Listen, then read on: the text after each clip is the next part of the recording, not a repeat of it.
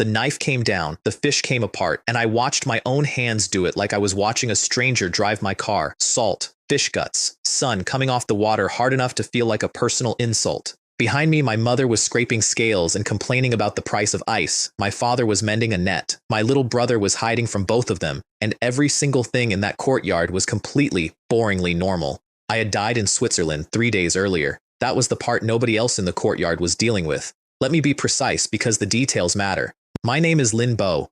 I was 16 years old. I lived in a fishing village on the Kowloon side, and the year was 1978.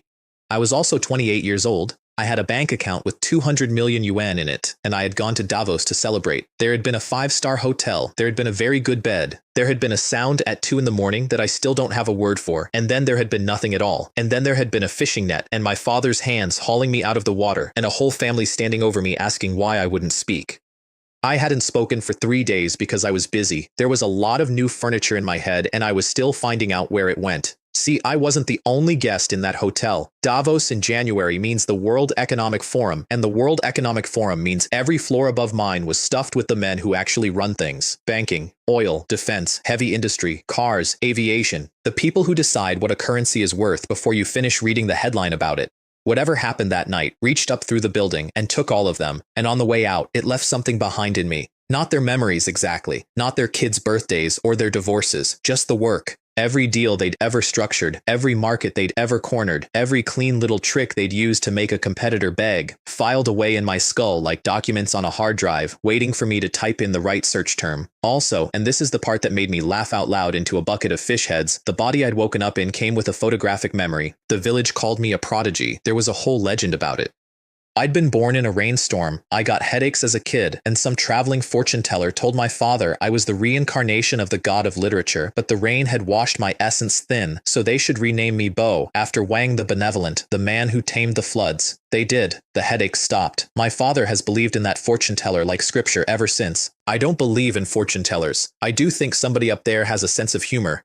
So there I was, 16, holding a fish knife, with the collected operational knowledge of the Fortune Global 500 rattling around behind my eyes and one very clear thought forming out of the noise. If I ended up a nobody twice, that wouldn't be bad luck. That would be an insult. The gate banged open around 6 that evening, and a voice came through it that could strip paint. "Ah Bo, open up, it's your grandfather." That was Lin Chang, 17, built like somebody had assembled him out of spare doors and physically incapable of arriving anywhere quietly. He came in with a sack of shellfish over one shoulder and a crate of beer under his other arm, and behind him came Lin Hua, my cousin, 18, walking the way you walk when you've just found out you passed something. Lin Chang's life had been a long argument with the universe. His father drowned off the same water my father fished. His mother, Chen Wei, raised him alone until her body quit on her a year ago, and after that a boy who could barely read walked away from school and went to find the only people in Kowloon who pay a 17-year-old cash the same week he asks for it. The triads took one look at his shoulders and said yes. Lin Hua had gone the other direction. Uniform, exam, passed it that morning. I looked at the two of them shoving each other through my gate, one who just joined the police force, one who just joined the people the police force exists to arrest, and I had a very clear vision of what these two were going to be to each other in 10 years. Then I decided that was a problem for a rich man, and I'd deal with it when I was one. We took the food up the hill behind the village and built a fire out of driftwood, and my brother's shellfish went on it in a way that would have gotten us all arrested by a chef. Lin Chang knocked his bottle against Lin Hua's hard enough to chip both. "Congratulations, Brother Hua. From now on, I'm calling you Inspector Xia. You call me that in front of my sergeant and I'll book you myself. Good brothers for life." The bottles came together again. Below us, the whole harbor was laid out. Victoria Harbor going gold, the ferries crawling across it, the cranes at the docks working late, and the whole spine of buildings on the island lit up like somebody had spilled a jewelry box. Lin Chang pointed with his beer at the biggest one on our side of the water. "Hey, what do you think the harbor looks like from the top floor of the peninsula?" Lin Hua snorted. "Wouldn't know. They only let tycoons up there." I looked at the Peninsula Hotel for a while. "Whether it looks good or not," I said, "we'll find out once we're up there." And here's the thing about those two. Neither of them laughed. Neither of them said anything about being a fisherman's kid, or a triad kid, or a rookie constable. They just nodded, because in 16 years, I had never once said a thing I didn't do. I stood up and drank the rest of my beer, looking down at a city that had absolutely no idea I existed. If a man can't live like a king, then he should at least die like one. In this life, I'm going to be a tycoon. Then I threw the bottle off the hill, which in hindsight was littering, but it felt correct at the time. Dinner at home was the hard part. My mother spent most of it being politely jealous of my Aunt Manhwa, whose son had just become a police officer, which is the Cantonese mother's version of a nuclear strike. My father put down his chopsticks and said, "Our ABO will do better." He said it with total confidence. That's what got me. They were both barely past 40. My father's hair was already gray at the temples, and his face had the specific weathered look that a man gets when the sea has been taking swings at him since he was 12. My mother's hands were cracked from salt water. They had been saving for my university tuition since I was 1 year old. And I had already decided to drop out. I sat there with a mouthful of rice going cold and thought about my other parents, the ones a lifetime away, who had also worked themselves gray so their oldest son could get out. I got out. I made 200 million, and the first thing I did with it was book a hotel room in the Alps. "Don't spend so much time with Lin Chang," my mother was saying. "That boy has taken a wrong turn."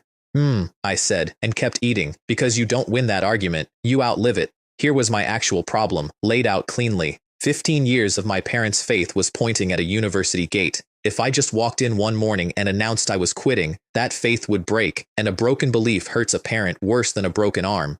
So I couldn't argue with them. I had to produce something loud enough that dropping out looked less like failure and more like a promotion. I had 50-odd days until the new term, a month until Lunar New Year, so I went through my own inventory, and it was a humbling exercise. Stocks, forex, futures. I knew exactly what was coming and exactly how to ride it, and every single one of those doors required capital I did not have. Fishing. Family's savings could buy me one very small mistake. Corporate management. I had the working brain of men who ran companies bigger than most countries, and no resume, no age, no credential, and nobody on this earth who was going to hand a 16-year-old a division to run. Marketing, consulting, advisory, all of it needed someone at the top to let me in the door, and nobody at the top knew my name. I was sitting on a mountain of gold with no shovel. Then my eyes drifted over to the nightstand, where my brother had left a battered copy of a Shen Li novel with the cover half off, and something in the filing cabinet went click. Because among all those chief executives in that hotel, there had been one man who wasn't a chief executive at all. 15 years writing serialized fiction on the internet, top of his platform, a brain full of story structure, and more importantly, a brain full of every great book that hadn't been written yet. I sat up so fast I nearly took the lamp with me. Hong Kong in 1978 was a city that ate martial arts novels for breakfast, and the shelf was emptier than anybody realized. Shen Li had stopped writing, Xiao Feng was sick, He Ping was winding down. Wang Hao was busy with his constables, and Liu Bo, the man who would eventually rearrange the entire genre, was not going to write a single word of fiction until 1989. 11 years of the best material in the field, just lying there in the road. I pulled his catalog out of my memory and went shopping. The Twin Dragons of the Tang Dynasty, 3.8 million words. Overturning Clouds and Rain, 2 million. A Step into the Past, 1.6 million. I took the short one. I wasn't being lazy. I was being 16 years old with 50 days and a wrist made of meat. That night I found paper, sat down, and wrote for 3 hours straight. 10,000 words. 55 words a minute, longhand, until my fingers curled up like a dead spider. Then I worked out the schedule. 3 volumes, 60,000 words each, 4 days, 13 to 15 hours a day. I have made a lot of money since then. Nothing has ever hurt as much as that first week. 4 days later, I had 190,000 words in a stack, and I went shopping for a buyer. Hong Kong had the highest newspaper density on the planet at the time. 3 names mattered. Oriental Daily, owned by the Ma clan, 170,000 copies a day, built for the working man, with the worst reputation in the industry, which is exactly why they paid the best rates, because writers with options went somewhere else. Sing Tao Daily, run by Chen Mei, the newspaper queen, 160,000 copies, with distribution running all through Southeast Asia. Ming Pao, Shen Li's own paper, 130,000, all the prestige in the world and rates that would make you cry. I wanted money and reach, so I put on my cleanest shirt and I walked into Oriental Daily. The girl at the front desk looked me up and down and smiled at her colleague. "Look at that. Now the children are bringing in manuscripts." I said thank you and asked for the submissions room because I had a schedule. The submissions room was a man in his 40s behind a wall of paper. He didn't look up. He didn't ask my name. He pointed at a spot on the desk with 2 fingers, the way you'd point a dog at a bowl. "Leave it there. Wait for news." I put down 4 days of my life and left. I found out afterward what happened next, because eventually I owned enough of this city to find out most things. He flipped it open somewhere in the middle, read 1 paragraph, and laughed. Gao Jian travels back to the Qin dynasty? This kid hasn't even grown body hair and he's writing about the Qin. Garbage. Then he tossed it on the reject pile and went back to whatever was actually holding his attention that day. I gave it 5 days. I wrote another 230,000 words while I waited, because sitting still has never once made me money. Then I went back. Same room. Same man. Same lack of eye contact. He waved his hand toward the corner without stopping what he was doing. Didn't make it. Take it yourself. My manuscript was on the floor. 420,000 words of it, creased where somebody's shoe had been. I picked it up, page by page, and stacked it, and straightened the edges. Then I stood there and looked at him for about 3 seconds without saying anything at all, and then I walked out. Apparently that landed harder than shouting would have, because I'm told he snapped at a colleague about it for the rest of the afternoon. No talent and no manners either. His name was Joe Fan. Write it down. I did. There was also a young editor in that room who watched the whole thing and said nothing, and who mentioned to somebody later that a modern man in the Qin dynasty actually sounded pretty interesting, and it was a shame the kid took it back. He and I were going to have a much better conversation in about 4 months. Walking home, I did the math out loud, because that's when I stopped being a writer. A first-time author gets $10 to $20 per 1,000 words. 400,000 words, generously, is 8,000 Hong Kong dollars. That's a nice bicycle. That is not a life. The value wasn't in the words. The value was in the printing press and the distribution and the name on the masthead, and every dollar of it went to the man who owned those. Fine. Then I'd own those. Which meant I needed capital. Immediately. And the stock market needed capital I didn't have yet, which meant I needed the ugly kind of money first. So I went back into the filing cabinet and I searched for something I'd been carefully not looking at, because one of the guests in that Davos hotel had not been a CEO of anything. He had been the most gifted gambler I have ever had inside my own head. I bought a set of dice and a deck of cards from an old man at a corner shop. He tried to talk me out of it while he was taking my money. Don't play, boy. Gambling eats families. It's not for me, I said, which was technically true and completely a lie. Then I went out to a patch of waste ground behind the village where nobody goes, and I stood there for 4 hours in the dust. By the end of it, I could throw any combination I wanted. 3 1s, 3 6s, a straight, 1 2 3 on request. I could shuffle a deck and deal myself 3 aces without looking at my hands. I sat down in the dirt and laughed until I had to lie back and stare at the sky. The gambling den was in an abandoned factory, and the gate was open just enough to be an invitation. 2 men were watching the entrance. One of them put a hand on my chest. Kid, this isn't a playground. I pulled out a fistful of small notes and jingled it at him. Every $100-and-something I had in the world. He moved his hand. Inside it was less like a casino and more like a wet market with worse lighting. 100-odd people crammed around tables, shouting, sweating, slapping money down, and around the outside, walking slow, big men whose entire job was to keep track of anybody who was winning. That's the part people get wrong about beating a house like that. Winning is easy, leaving is the hard part. So I set myself one rule before I put down a single dollar. Stay calm, don't get greedy, don't crack the wall. Pull out 1 brick at a time and let it fall down on its own schedule. I didn't need to see the dice. For the man in my head, listening to them was beginner's work. The tumble tells you the faces, the landing tells you the rest. $50 on big. 5, 5, 4, 14. Then I did the part that actually mattered. I lost. Deliberately, unpredictably, at intervals that felt human. I never had more than $500 visible in my hand at any point. The rest went into an inside pocket in small folded batches while I was scratching my neck. And I performed. Won a hand, nodded like a man whose day had improved slightly. Lost a hand, groaned, called the dice a name, put my head in my hands. I should have gotten an award for it. By sunrise, I was up 14,360 Hong Kong dollars. On my way out, I made a show of turning my pockets inside out at the door. Damn it, now I don't even have lunch money. I came back that afternoon and took 16,000 more. 2 days after that, I stopped counting in thousands and started counting in tens of thousands. A factory worker in Hong Kong in 1978 made a few $100s a month. I walked out of that building with over 120,000, and I walked out on purpose, on my own legs, while I still could, because on the last afternoon, there were 2 extra men on the floor, and the dealer at my table had started looking at my hands instead of the dice. Another day, and there'd have been a conversation in a back room. And I couldn't just move to a different den, because every gambling house in Kowloon belonged to somebody with a dragon on his back, and those people share information the way fishermen share weather. I had the money. My family was still in the village. I stopped. That night, my brother Lin Tao caught me hunched over the manuscript at 2 in the morning. I let him read it. Then I made him promise not to tell our parents. He thought he was keeping a secret about a novel. What he was actually holding was my alibi, Because in a city where Shen Li had built an entire newspaper worth tens of millions of dollars out of nothing but stories, a boy who writes can explain almost any amount of money and almost any decision to walk away from school. I sat there after he went to bed and looked at $120,000 spread out on my desk. It was enough to buy a small newspaper. It was nowhere near enough for what I actually had planned, which meant the next stop was the Hong Kong Stock Exchange, and I had 4 days to be ready. The Hong Kong Stock Exchange in 1978 was 4 separate exchanges, a great deal of shouting, and a room full of men who each believed he was the smartest person in Asia. I walked into the investment department at HSBC and put in a short position on a company called Blue Water Commerce, $600,000 of it, which was my $120,000 with 5 times leverage stapled to the back. Nobody stopped me. That is the beautiful thing about a bank. A bank does not care how old your face is. It cares how old your money is, and my money was extremely fresh. Meanwhile, over at the Kowloon exchange, a man was having a bad morning.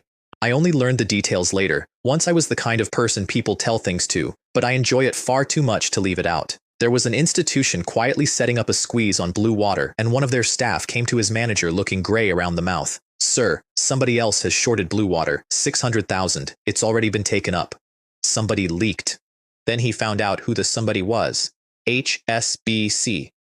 I have never met that man, and I would very much like to buy him lunch because his next 30 seconds were the most useful thing anyone did for me all week. He decided that if HSBC was coming to the table, HSBC would eat the entire meal and leave him the plate. So he picked up a telephone. "Mr. Zhang, release it at noon, not tomorrow, today." At lunchtime, the television ran a glowing piece about Jusheng Commercial, the leader of the sector. The market did what markets do. Everybody piled onto the strong horse, and the weakest company in the industry, which was Blue Water, went down like it had eaten something disagreeable. 3 straight days of falling. And every single morning, some grubby little tabloid ran a fresh piece of bad news about them, planted by the very institutions doing the shorting. I closed out on the 3rd day. 120,000 had become 520,000. The market said there was more coming. The man in my head said hold. I took the money anyway because I had a clock running, and the extra profit was worth less to me than the extra days. That is the part almost nobody understands about money. Everyone tries to squeeze out the last drop. The last drop costs you time, and time is the one thing on this earth you cannot short. I also wrote 60,000 more words that week, at night, which brought the manuscript to 480,000, and I stopped looking for a publisher. Money is not everything, but with money you can arrange most things, and one of the things you can arrange is never having to ask a man like Joe Fan for permission again. I was going to buy a newspaper. Here is how you shop for one. You do not look for a good newspaper. A good newspaper costs exactly what it is worth. You look for a dying one with expensive bones. I found the Hong Kong Island Daily, founded in 1936, 2 years older than Tsingtao, #1 in the entire city from 1946 to 1950.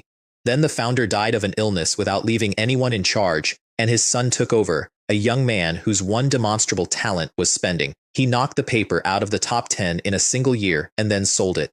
Owner number 2 dragged it back to 9th or 10th and gave up.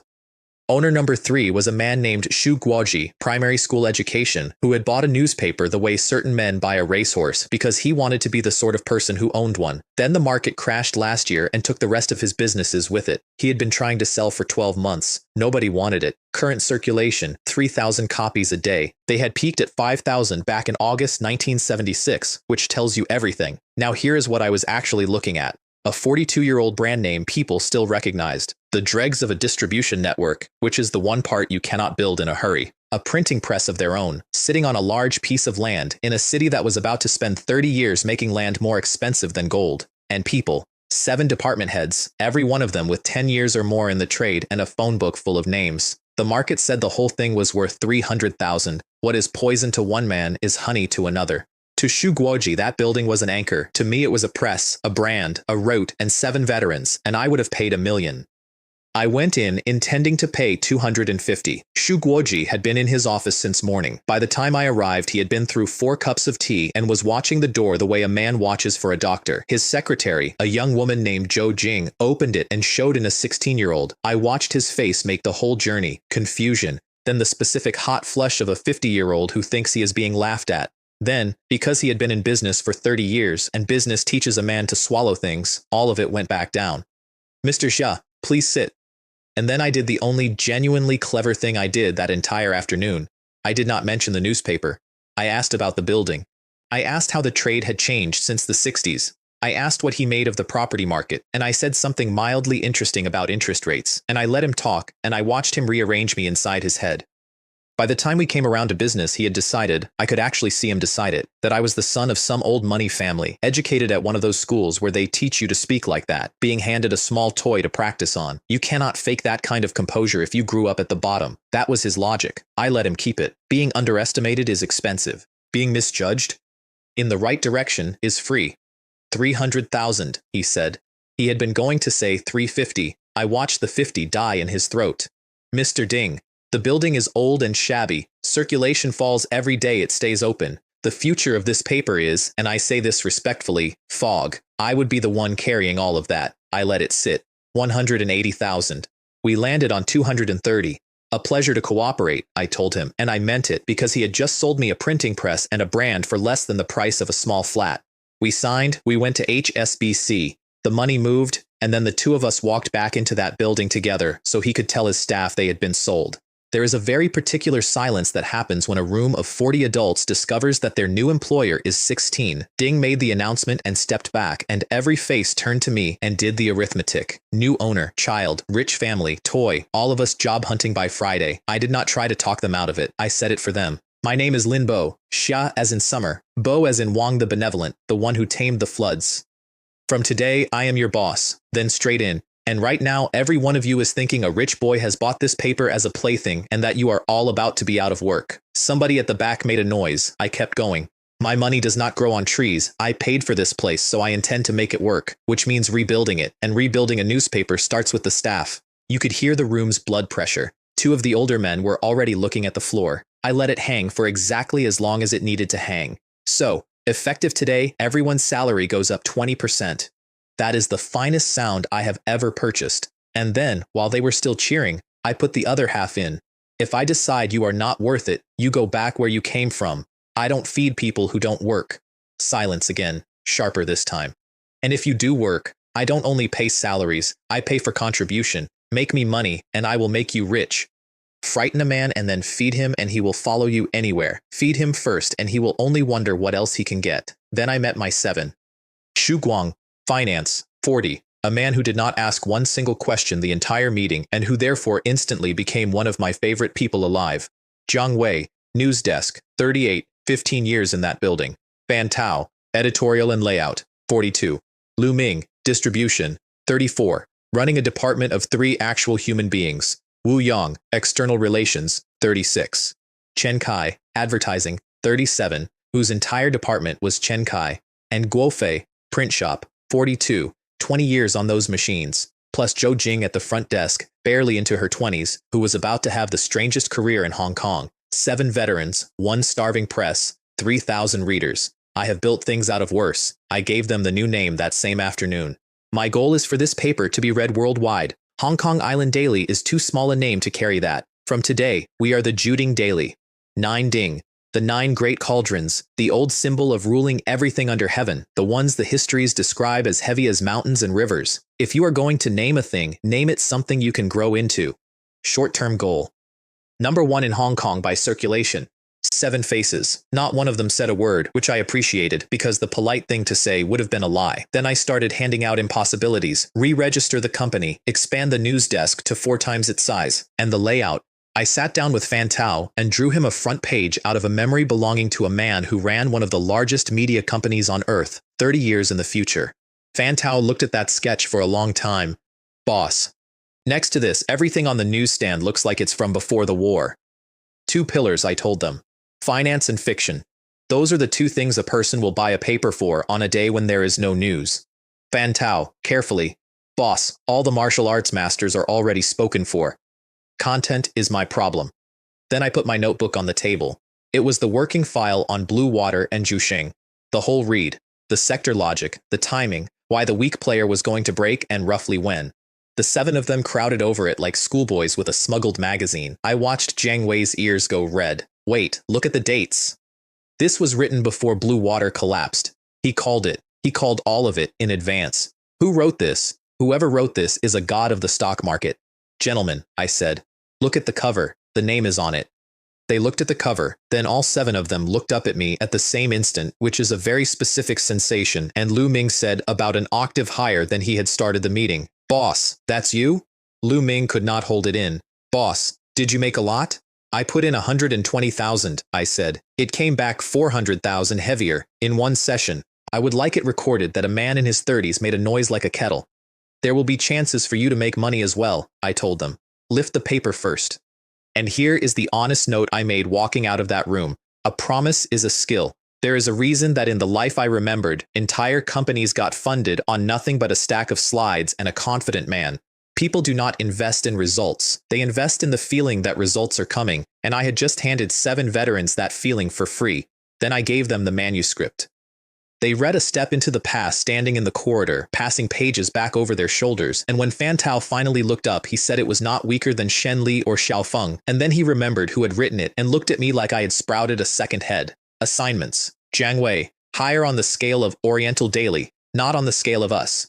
Guo Fei, tell me your press can guarantee 200,000 copies a day. Guo Fei did not even blink. Capacities 250,000. I've kept those machines alive for 20 years, boss. 20 years of a man maintaining machines that nobody was using. That is the sort of thing you get for $230,000. Tomorrow, I said, we print the last issue of the Hong Kong Island Daily. Front page is the name change. Then everybody left and I sat alone in that office rubbing my temples for 10 minutes because the filing cabinet in my head was still larger than the room I was keeping it in, and some days it hurt to open a drawer. The farewell issue ran under a headline I wrote myself. 42 years of trials and tribulations. Grateful for your companionship. The rest of the trade read it the way you read an obituary. Rise from the ashes or go bankrupt, they said. Either one will be entertaining. Meanwhile, I was going through every public filing in the city looking for a first shot, and I found it in a set of accounts belonging to a company called Ming Heng Industrial. Their books were cooked, not clumsily. Clumsy gets caught. Cooked by somebody competent in a way an ordinary reader would never see.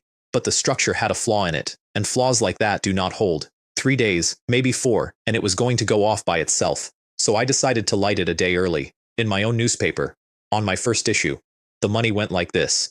520,000 minus 230 for the paper, minus 20 in expenses. 270 left. 50 stayed in a drawer because a man with no reserve is a man taking orders. 220 into the market. At 5 times leverage. $1.1 million short on Ming Heng Industrial. And one more piece of arithmetic, the kind that only matters if you wrote the thing yourself. A serialized column eats 20,000 words a day. 480,000 words sounds enormous until you divide it. 24 days. I was going to be writing this novel for a very long time. Next morning, I bought the competition at a newsstand, the way I did every morning, and Oriental Daily had put me on the front page. Hong Kong Island Daily, bought by a teenager as a toy? The piece was almost affectionate about it. The buyer is only 16 years old. Wherever the money came from, we remain deeply pessimistic. Bankruptcy is, in our view, predictable. I stood in the street and read it twice, and I would love to tell you I was furious. I was delighted. They had put their face out where I could reach it. It would have been rude not to swing. Back at the office, the news was worse and considerably less funny. Jiang Wei's hiring drive had produced nothing. Not one applicant. Nobody joins a dead paper, and now the largest paper in the city had told the entire trade in print that we were dead. He was braced for shouting. "Keep going," I said. "In a couple of days it gets easier." Then I gave the order. "Guo Fei, tomorrow we print 100,000 copies." We printed 3,000. To his enormous credit, Guo Fei swallowed whatever he had been about to say, nodded once, and went to warm up his machines. Lu Ming went white to the lips. "Boss, I have 3 people. On the best day of my life, I can distribute 5,000. "You're not distributing them," I said. "You're giving them away." And before anyone could recover, one more thing. Chen Kai, cancel all advertising, break the existing contracts, and pay the compensation out of my money. My advertising manager looked at me the way you look at a man who has just asked you to set fire to your own department, which for the next 9 days I had. People had tried giving newspapers away in Hong Kong before. It had never worked. It had never worked because the man doing it always gave the paper to the reader. The reader is not the problem. The reader has no shelf. So I gave it to the newsstands. Free. Every copy, for 7 days, delivered to their door at no cost, and they sold it at the normal price and kept every single cent. Sit with that for a second, the way a newsstand owner sat with it. Every other paper on his rack earned him a few cents a copy. Mine earned him the whole thing, which meant that within about 4 hours, without me spending $1 on persuasion, every stand in Kowloon had personally decided that the Juding Daily belonged front and center, at eye level, and that every human being who walked past deserved to hear about it. I didn't need a sales force. I rented 1,000 of them and paid them in other people's money. The second half was aimed, 2 men at each of the 4 exchanges, from opening bell, handing copies to anyone in a suit. Not because I loved stockbrokers, because a stockbroker who reads a finance page that is right about something will remember it for the rest of his career, and because those men talk to each other all day for a living. Then the crowds, but away from the newsstands. I did not want my free copies competing with my newsstands. That's how you kill your own distribution in a week. I laid it out to the department heads as a question, because a man who works out your plan himself defends it better than a man you hand it to. Who is the single most valuable reader we could put this paper in front of? Jiang Wei got there first and spent the rest of the meeting visibly inflating. Out in the street, a 20-year-old named Wang Peng, 3 years at that paper, supporting 2 younger siblings on it, pulled up at a stand with 100 copies. Free, 7 days, sell them at the normal price, keep the money, ring us, and we'll bring more. The old man at the stand looked at him the way you look at a stranger offering you a car. The first thing that happened was that the newsstand owner started reading it, which was not in my plan at all. He flipped through, muttering that the layout was strange but somehow easy on the eye, and then he hit the fiction page. He was a martial arts man. He had been starving for years, ever since the masters all went quiet, and here was a title he had never heard of, A Step into the Past. He got to the bottom of the column and turned the page, and there wasn't one, because it was a newspaper, and he made a sound. For the next hour, he sold cigarettes badly. He pushed change at people without looking up. A customer asked him a question twice and got answered on the 3rd try. 20 feet away, a young office worker bought a copy out of pure curiosity, opened it while walking, and stopped dead in the middle of a Kowloon pavement with traffic going around him. He stood there for a while. Then he said, out loud, to nobody, "I'm late," and ran. The stand owner finished the day's 20,000 words, got angry that there wasn't more, and did the arithmetic that I had been praying somebody would do. This is not weaker than Shen Li. This is not weaker than Xiao Feng. Whoever this writer is, somebody bigger is going to buy him within the month, and when they do, this paper becomes the next Ming Pao, and I want to be standing in the right place when it happens. He moved my paper to the best spot on the rack and started shouting at the street. Handsome, take a Juding Daily. The novel's as good as Shen Li. If you don't like it, you can come back and hit me. 100 copies were gone before lunch. He rang the office himself. Send 300. Meanwhile, at the Kowloon exchange, my 2 men were handing out copies folded open to the finance page, and a 40-year-old investment manager named Yang Jian took one out of politeness. Yang Jian ran money for Hengfa Securities, a firm with a bit over 100 million in capital. A month earlier, he had pushed hard, over objections, to put several million into Ming Heng Industrial. He'd been right. He was $1 million up. His director had promised him a slice at year-end. He had not slept properly in 2 days from happiness, and this morning he was going to put in 2 million more. He looked at my headline. Ming Heng Industrial, management falsified the accounts. The company is already losing money. I am told the color went out of his face in stages. 5 minutes to the bell. Yang Jian looked up from the page and saw my 2 men still working the doors, still handing out copies, and understood the actual shape of the problem. Every additional sheet of paper leaving their hands was one more person in that building who knew. He ran. His trader was already in position and cheerful about it. Boss, we're all set. We buy at the open. Don't buy, sell, everything.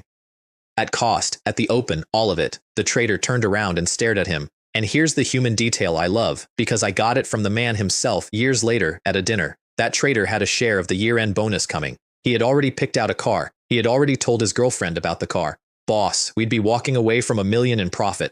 Do you understand human speech? Sell. The bell went. For about 60 seconds, nobody touched it.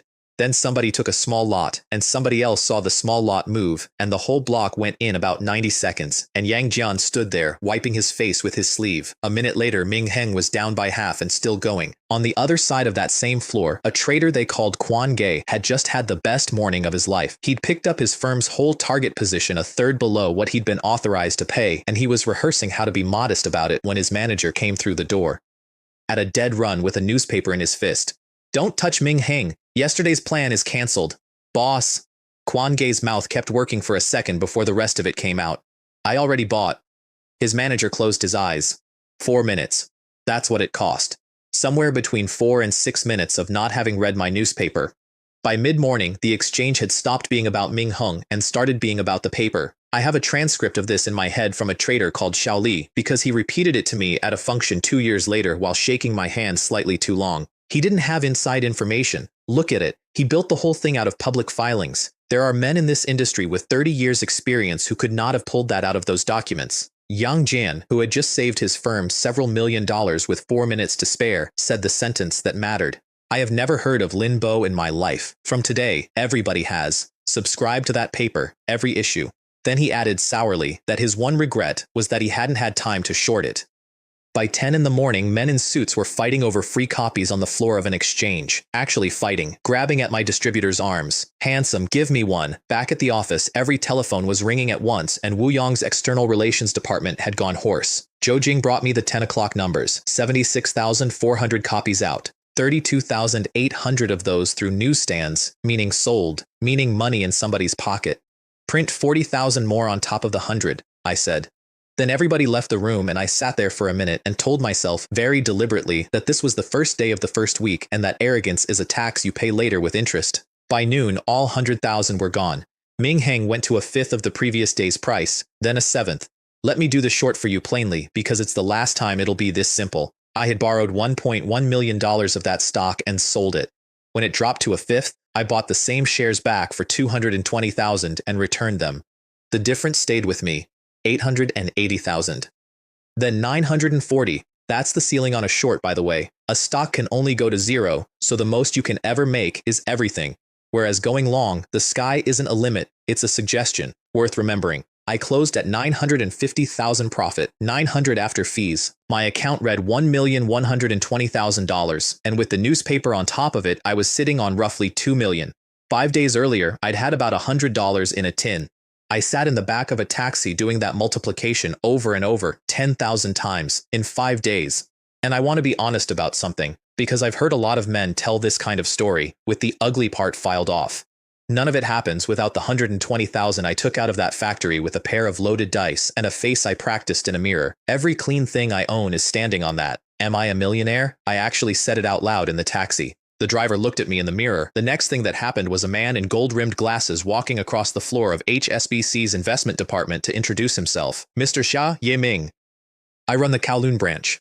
28 years old, general manager of HSBC Securities Kowloon, and I knew more about him than his own mother did because one of the men in that Davos hotel had been a friend of his at Wells Fargo and had talked about him at dinners for 30 years. Columbia, double masters, finance and business administration, Wall Street. In 1985, he was going to read the Plaza Accord correctly, while most of Asia read it wrong and make himself very rich. He would end up running HSBC's Asian operation with hundreds of billions under his hand. He would also be dead at 45 in a car on a wet road. I looked at this cheerful, careful young man shaking my hand, and I filed that away too because you can only carry so many things at once, and I already knew I was going to try. I wanted him for the boring reason first. HSBC in 1978 was not a bank, it was the artery. If you had HSBC's arm across your shoulders in this city, doors opened before you touched them. We talked for 20 minutes and he did something no banker in Hong Kong should have done for a 16-year-old with one good week. He raised my leverage from 5 times to 10.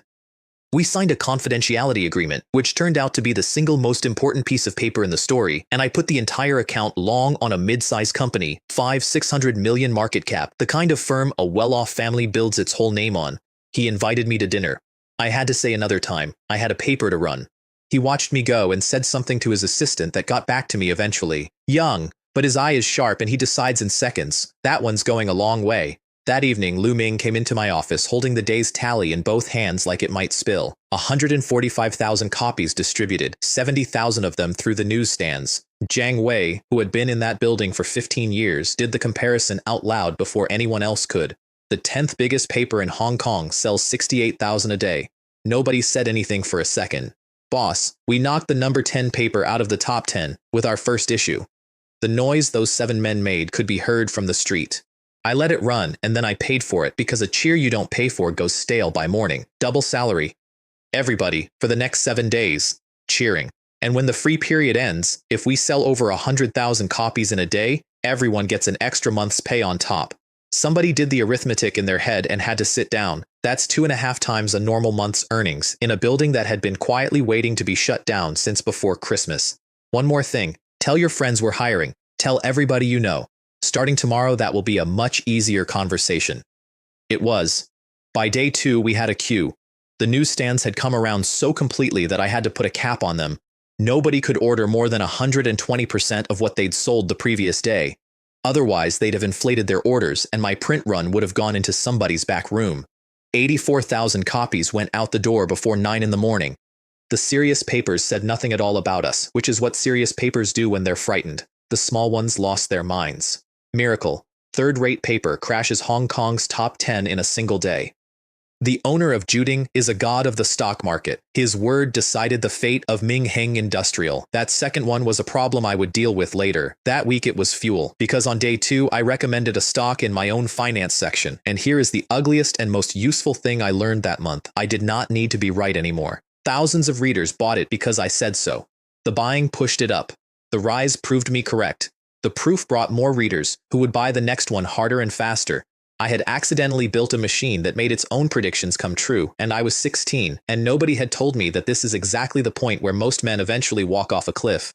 Meanwhile, my own long position, at 10 times leverage, turned 1.12 million into a paper profit of 1.68 in a single session. Day 2. 200,000 copies distributed. 120,000 sold. Fourth in Hong Kong. Ahead of everyone except Oriental Daily at 170. Sing Tao at 160, and Ming Pao at 130. Day 3. 240,000 out, 160,000 sold. Level with Sing Tao. And since 2 of those 3 were bleeding readers in my direction by then, the truthful answer was that we might already have been first. 9 days earlier, I had owned 3,000 readers and a farewell headline. I would have paid real money to be a fly on the wall in Zhao Guang's office that week. As it turned out, I didn't have to pay anything, because within a few months, half the people in that room worked for somebody who worked for me. Zhao Guang ran the second generation of the Ma clan, one of the 4 triad families in Hong Kong, and he owned Oriental Daily. He had the numbers in front of him, and they were going the wrong way. 170,000, then 163, then 158. He put his hand flat on the desk hard enough to jump the teacups. How did Juding come up this fast? His news chief, a careful man named Li Nan, had prepared 4 reasons, which is 3 more than most people manage. 1. The marketing.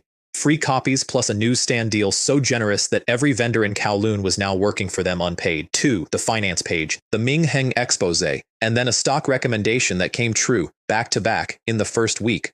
3. The novel, which he described as the best thing running in any paper in the city. 4. The layout, which he said made everything else on the rack look old. Zhao Guang listened to all of it and reached the conclusion any man in his position reaches.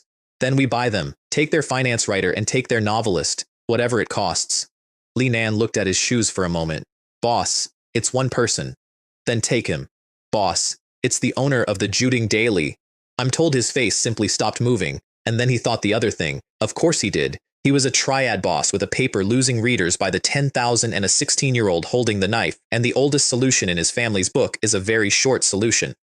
He thought about it, and he put it down, for reasons that had nothing to do with mercy. Since 1974, the Anti-Corruption Commission had rebuilt this city from the inside out, and the government had his family under a microscope. Kill a newspaper owner in 1978, and every editor in Hong Kong stands up at once, and once the whole press stands up, no amount of money puts them back down. You have 24 hours, he said. Tomorrow we decide. He didn't know what I knew, that before this year was over, 2 of the senior men in his family were going to be wanted by the government and running for a border. The strangest thing that happened that month happened at Ming Pao, and it happened because a man in his 50s couldn't stop reading a novel. Xu Dong, deputy editor-in-chief, had been at Shen Li's side since 1959. He brought the numbers in the way you bring bad news to a friend. Juding was 4th. The gap to Ming Pao was 10,000 copies. It would close in days. And then, because he was honest, he added the part that hurt. The finance writing was genuinely better than his own people's. And the novel was not weaker than the boss's work. Shen Li came in and read both issues. He was quiet for a long time on the fiction page, in the way that a professional goes quiet when he is being reminded of something. Who is this? A university professor? He's 16, and he owns the paper.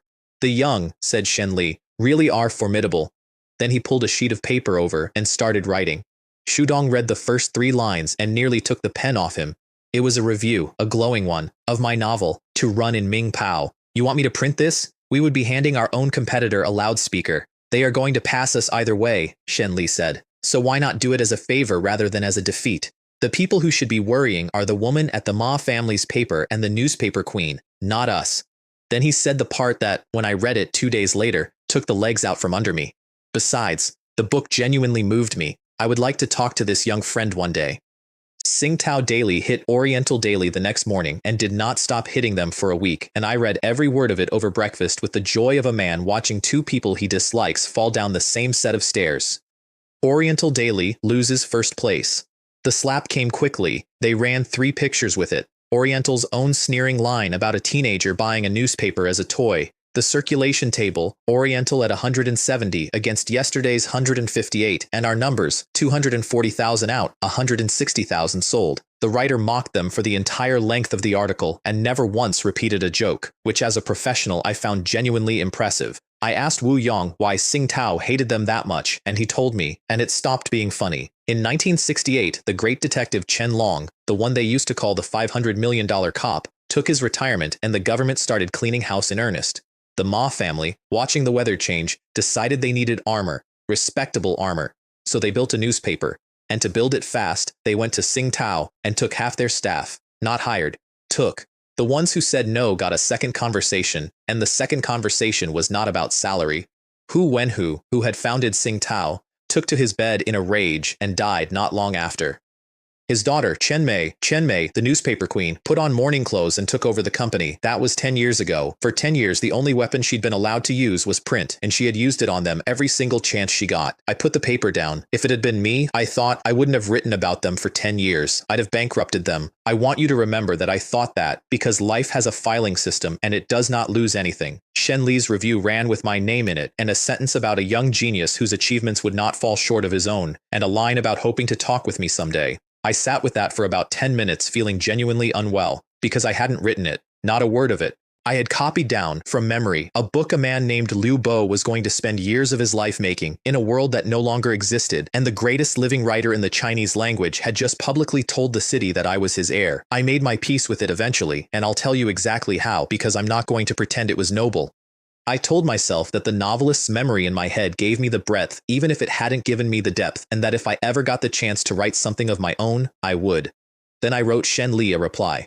Humble, grateful, promising not to disgrace the compliment. I put it in the paper where nobody could miss it, and then I decided it was time to tell my parents. I went to the bank and drew $20,000 in cash, not more. 20,000 was already an unimaginable number to 2 people who had spent their entire lives at the bottom of the ladder. Show them 2 million and I wouldn't be giving them joy. I'd be giving them a permanent low-grade terror. While I was doing that, a young editor at Oriental Daily named Gao Wen picked up Ming Pao and read Shen Li's review and recognized the title. He was the one who'd said the manuscript looked interesting. He was also the one who had spent 2 years being worked like an ox by Zhou Fan under the general heading of learning the trade. He read that review twice. Then he folded the paper under his arm and went to see the boss. I got this scene third hand and then confirmed it years later from a man who was standing outside the door, and it is one of my favorite pieces of theater in this entire story. Gao Wen stood in front of Zhao Guang and laid it out very carefully that a manuscript had come in months ago, that he personally had thought it was good and had wanted to raise it, but that Zhou Fan had already rejected it, that he had gone and checked because he wanted to be certain before he opened his mouth, and the owner of the Juding Daily and the author of A Step into the Past were the same person.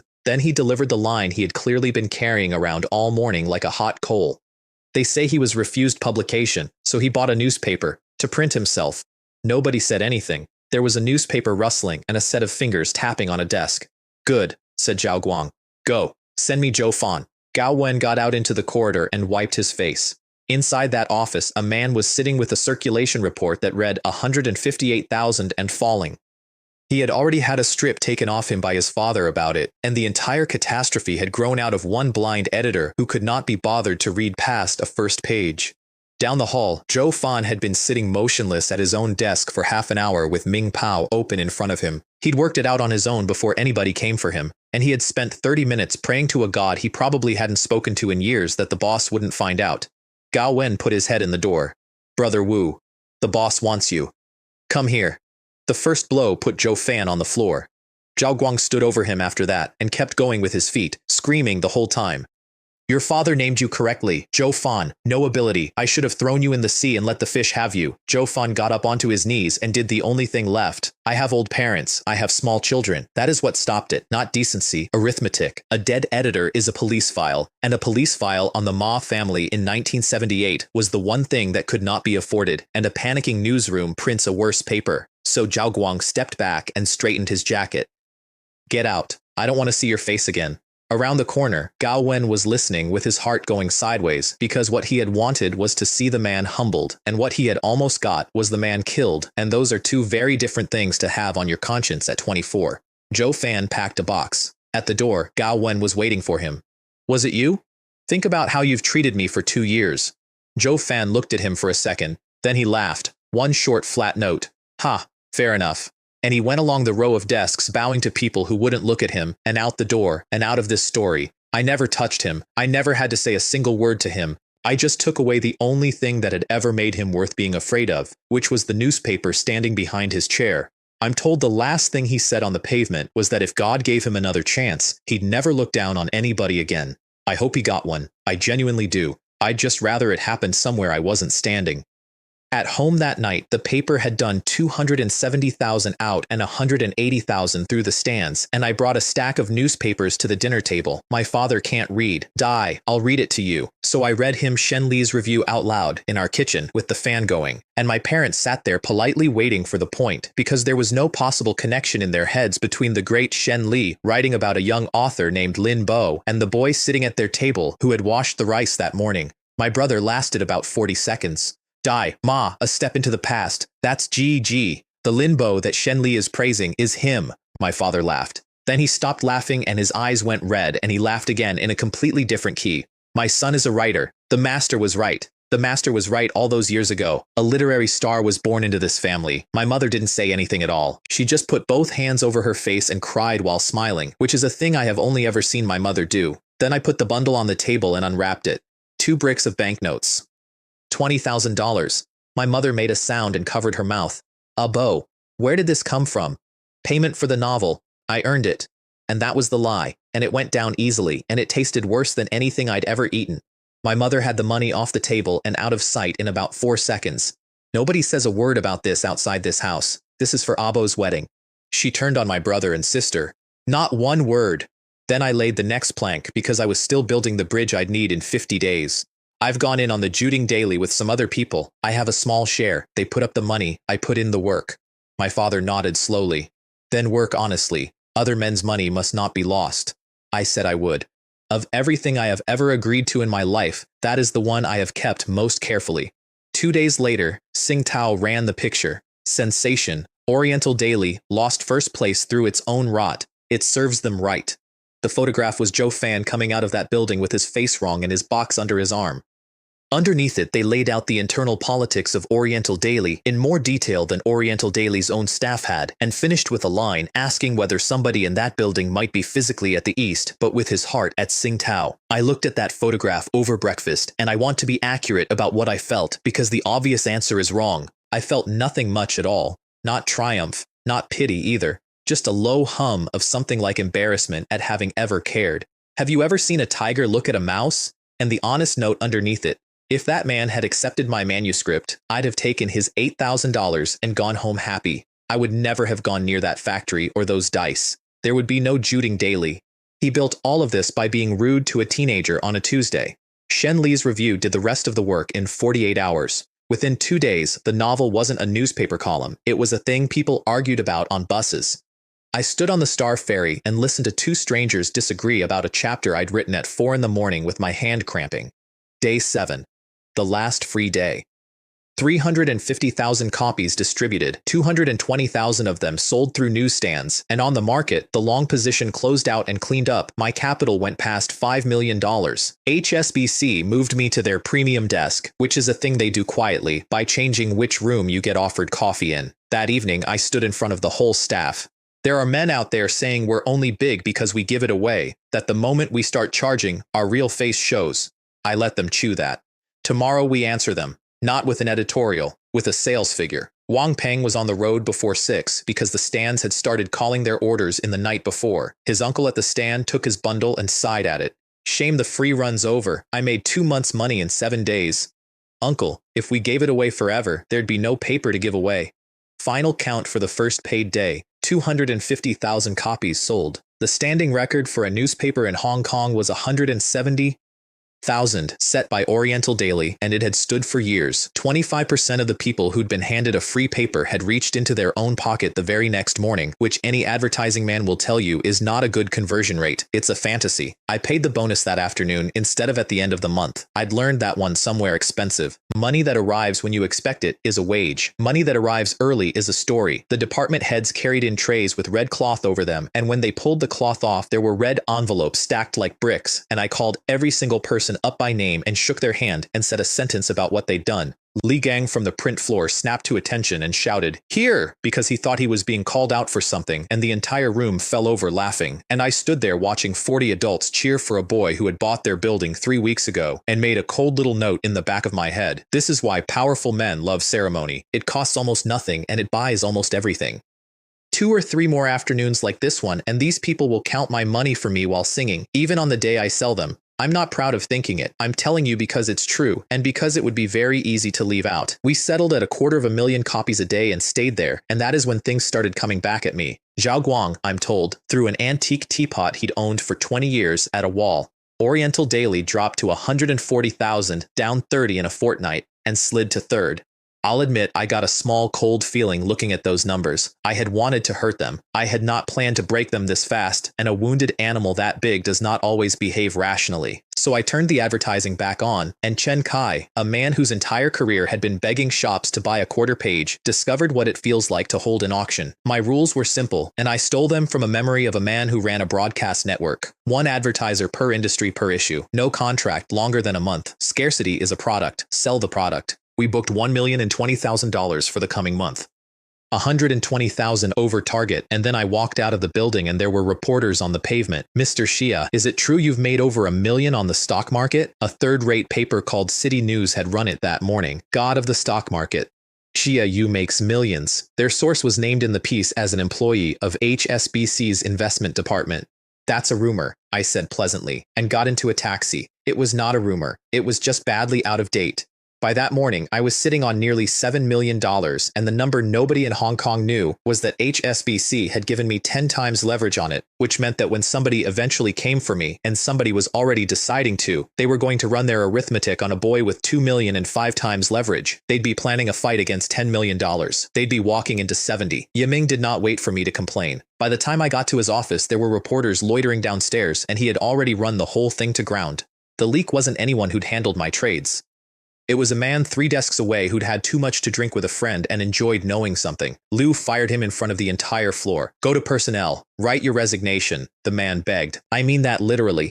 He begged, in a room full of colleagues, and Ye Ming stood there with his hands behind his back and did not bend a millimeter. Because bending once in a room like that means doing it all again in 6 weeks. I understood exactly what I was watching. I was a client with nearly $7 million and the most read newspaper in Hong Kong, and Ye Ming had done the sum on what that combination could do to a bank if it decided to be unpleasant. He rang his general manager and got the decision signed off before he swung. I made 3 notes of my own that afternoon. Stop publishing our circulation figures. We had become visible in a way that stopped being useful the moment the tabloids learned my name. Find a deputy. I was personally signing every requisition in that building, and my signature was the slowest thing in the company. And the third one I wrote down and underlined, sitting in the back of a taxi that smelled of somebody else's cigarettes.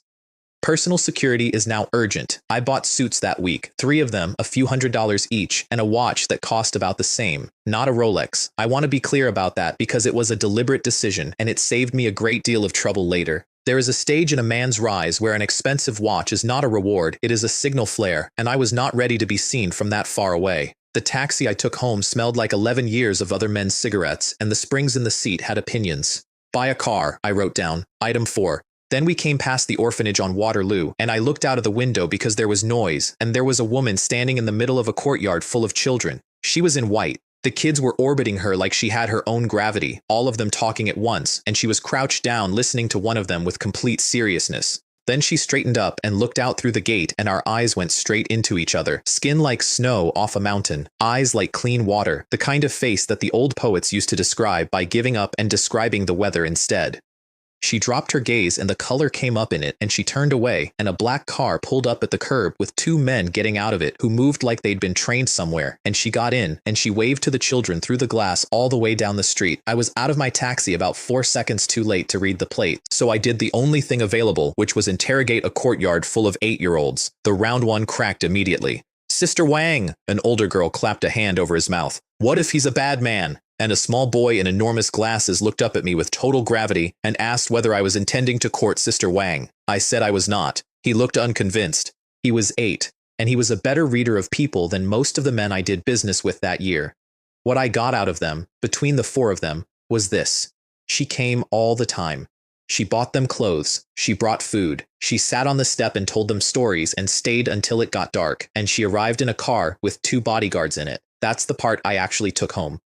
In 1978, Hong Kong, a young woman who travels with 2 professionals is not the daughter of a shopkeeper. That is a level of protection that comes from exactly one of 2 directions, and neither of them spends their afternoons on the floor of an orphanage. I sat in the back of the next taxi, turning it over and getting nowhere, and I caught myself reciting a line from an old poem out loud, the one about a startled swan, graceful as a swimming dragon. And I shut my own mouth mid-sentence. I don't believe in love at first sight. I believe in incomplete information, and I hate incomplete information, and I have never in my life been able to leave a locked door alone. Wang Lan. I filed the name. Ye Ming took me to dinner at the Kowloon Hotel, room 204, and neither of us drank, which meant we spent the evening toasting each other in orange juice like a pair of schoolboys. He led with the apology, plainly, without decorating it. He's gone. HSBC does not need staff who cannot respect a client's privacy. Then he put the compensation on the table. Every commission on every trade I had made in that period was waived, and the ones already taken were being refunded. Do the arithmetic on that. I had been running 7-figure positions with 10 times leverage. HSBC's brokerage had just worked for me, for weeks, for nothing, and handed back hundreds of thousands of dollars for the privilege. I did the expression you're supposed to do. Then I took it, because a man who refuses a payment refuses the relationship it comes with. And Ye Ming, to his enormous credit, did not pretend it was charity. I believe in your future, Mr. Xia. I intend to keep working with you for a long time. Over that period, I'll be the one who comes out ahead. I liked him a great deal from that moment on, not because he was generous, because he told me the price out loud. Then he asked me the real question, and I understood that everything up to then had been the menu. What do you make of the Hong Kong market? That is not small talk between a banker and a client. That is a man finding out whether he is having dinner with a lucky gambler or with something else. Dragons don't share caves with snakes, so I told him. I told him things nobody in Hong Kong could have told him in 1978. Hong Kong's future has no ceiling. This city becomes the financial center of the entire Asia Pacific. What Wall Street is to America and London is to Europe, and possibly not just for Asia. He put his glass down. I gave him 4 reasons. First, the clock. Hong Kong, London, and New York sit in the 3 time zones that close the ring. Money never has to sleep. Add to that a flight of under 4 hours to most of East Asia, and behind our backs a mainland with 1 billion people in it. And I have never once, in any history I have ever read, seen a country with 1 billion people stay poor forever. Second, the plumbing. The government has stopped licensing new exchanges. That is not a small administrative note. That is a signal that they intend to tighten and consolidate, and the 4 exchanges in this city will end up as one. There's law here protecting equities, bonds, derivatives. Transaction costs are low. Money goes where it is not robbed. Third, the neighbors. Look at Indonesia. Look at the Philippines, Thailand, Malaysia. Every wealthy overseas Chinese family in Southeast Asia is looking for somewhere quiet to stand, and there is exactly one quiet place on this map. Fourth, the decade itself, property, manufacturing, trade, all of it climbing at once, with the Hong Kong dollar pegged and predictable. Ye Ming was quiet for long enough that I began to wonder if I'd overdone it. Then he told me why he'd gone quiet, which was not the reason I expected. The merger of the 4 exchanges, he said. I know about that. I know about it because a senior man at HSBC mentioned it to me privately. It has not gone outside the bank. He looked at me. I couldn't have reasoned my way to it. You just did it in front of me over orange juice. After that, he stopped interviewing me and started emptying himself at me, which is a much better sign. He asked about currency. He asked about property cycles, about shipping, about what the Americans would do with interest rates. He asked things a general manager asks his own analysts, and I had an answer for all of it because the answers were sitting in a filing cabinet written by men who'd already watched it happen. By 9 at night we were still going, and the waiter had stopped coming in. I found out later what he'd concluded because he told me himself much later on a bad night when both of us were tired. If this one doesn't die on the way, he's going to end up at the top of Hong Kong. He is a super growth stock with legs. If you don't make friends with a man like that, who exactly are you saving your friendship for? He drove me home himself, and on the way he needled me about the taxis in that light way that friends do before they're quite friends yet. Every minute you lose costs you tens of thousands. Buy a car. I don't have a license. My friend Zhao Qiang runs the Longchang dealership on Bonham Road. He sells everything on the market and he knows everybody. He glanced sideways. The license won't be a problem. The one thing I hadn't thought about was where he was dropping me off. Yiming pulled up in front of a fisherman's house in a village on the Kowloon side. Corrugated roof, a concrete step, nets on the fence. He didn't say anything. He was too well brought up to say anything. But I watched him look at that house and then look at me, and I could read the sentence forming behind his glasses as clearly as if it had been printed. How does something like that come out of something like this? Inside, at 9:30, both my parents were sitting up. There were about 11 teacups on the table. The village had been through the house all evening. My father didn't ease into it. "Hey, Bo, did you make $1 million on the stock market?" My mother had her hands in her lap and was doing two things at once, hoping it was true and being frightened that it was. "Yes," I said. "It's true. And here's the thing nobody warns you about. They didn't celebrate. They sagged." My father sat back on the bench and looked at me for a while, and he wasn't looking at his son. He was looking at a stranger who had turned up wearing his son's face, and eventually he said the saddest sentence I have ever been paid. "I can't help you with anything anymore. Give a poor man $1,000 and you have made him happy. Give him $1 million and you have not given him joy. You have given him vertigo. Poverty isn't a lack of money. It's a lack of the ability to imagine money, and it takes longer to fix than the bank balance does. Keep it yourself," my father said. "We don't understand these things. Just stay whole," my mother said. That was all she wanted. Not the money, not the car. Stay whole. "Don't go out on the water for a while," I told them. "We don't need it." Neither of them answered that, and neither of them stopped going, not for months. The advertising number leaked, because numbers always do, and this one detonated. $1,020,000 in a single month. 12 million a year, if it held. The trade did the comparison for me, loudly.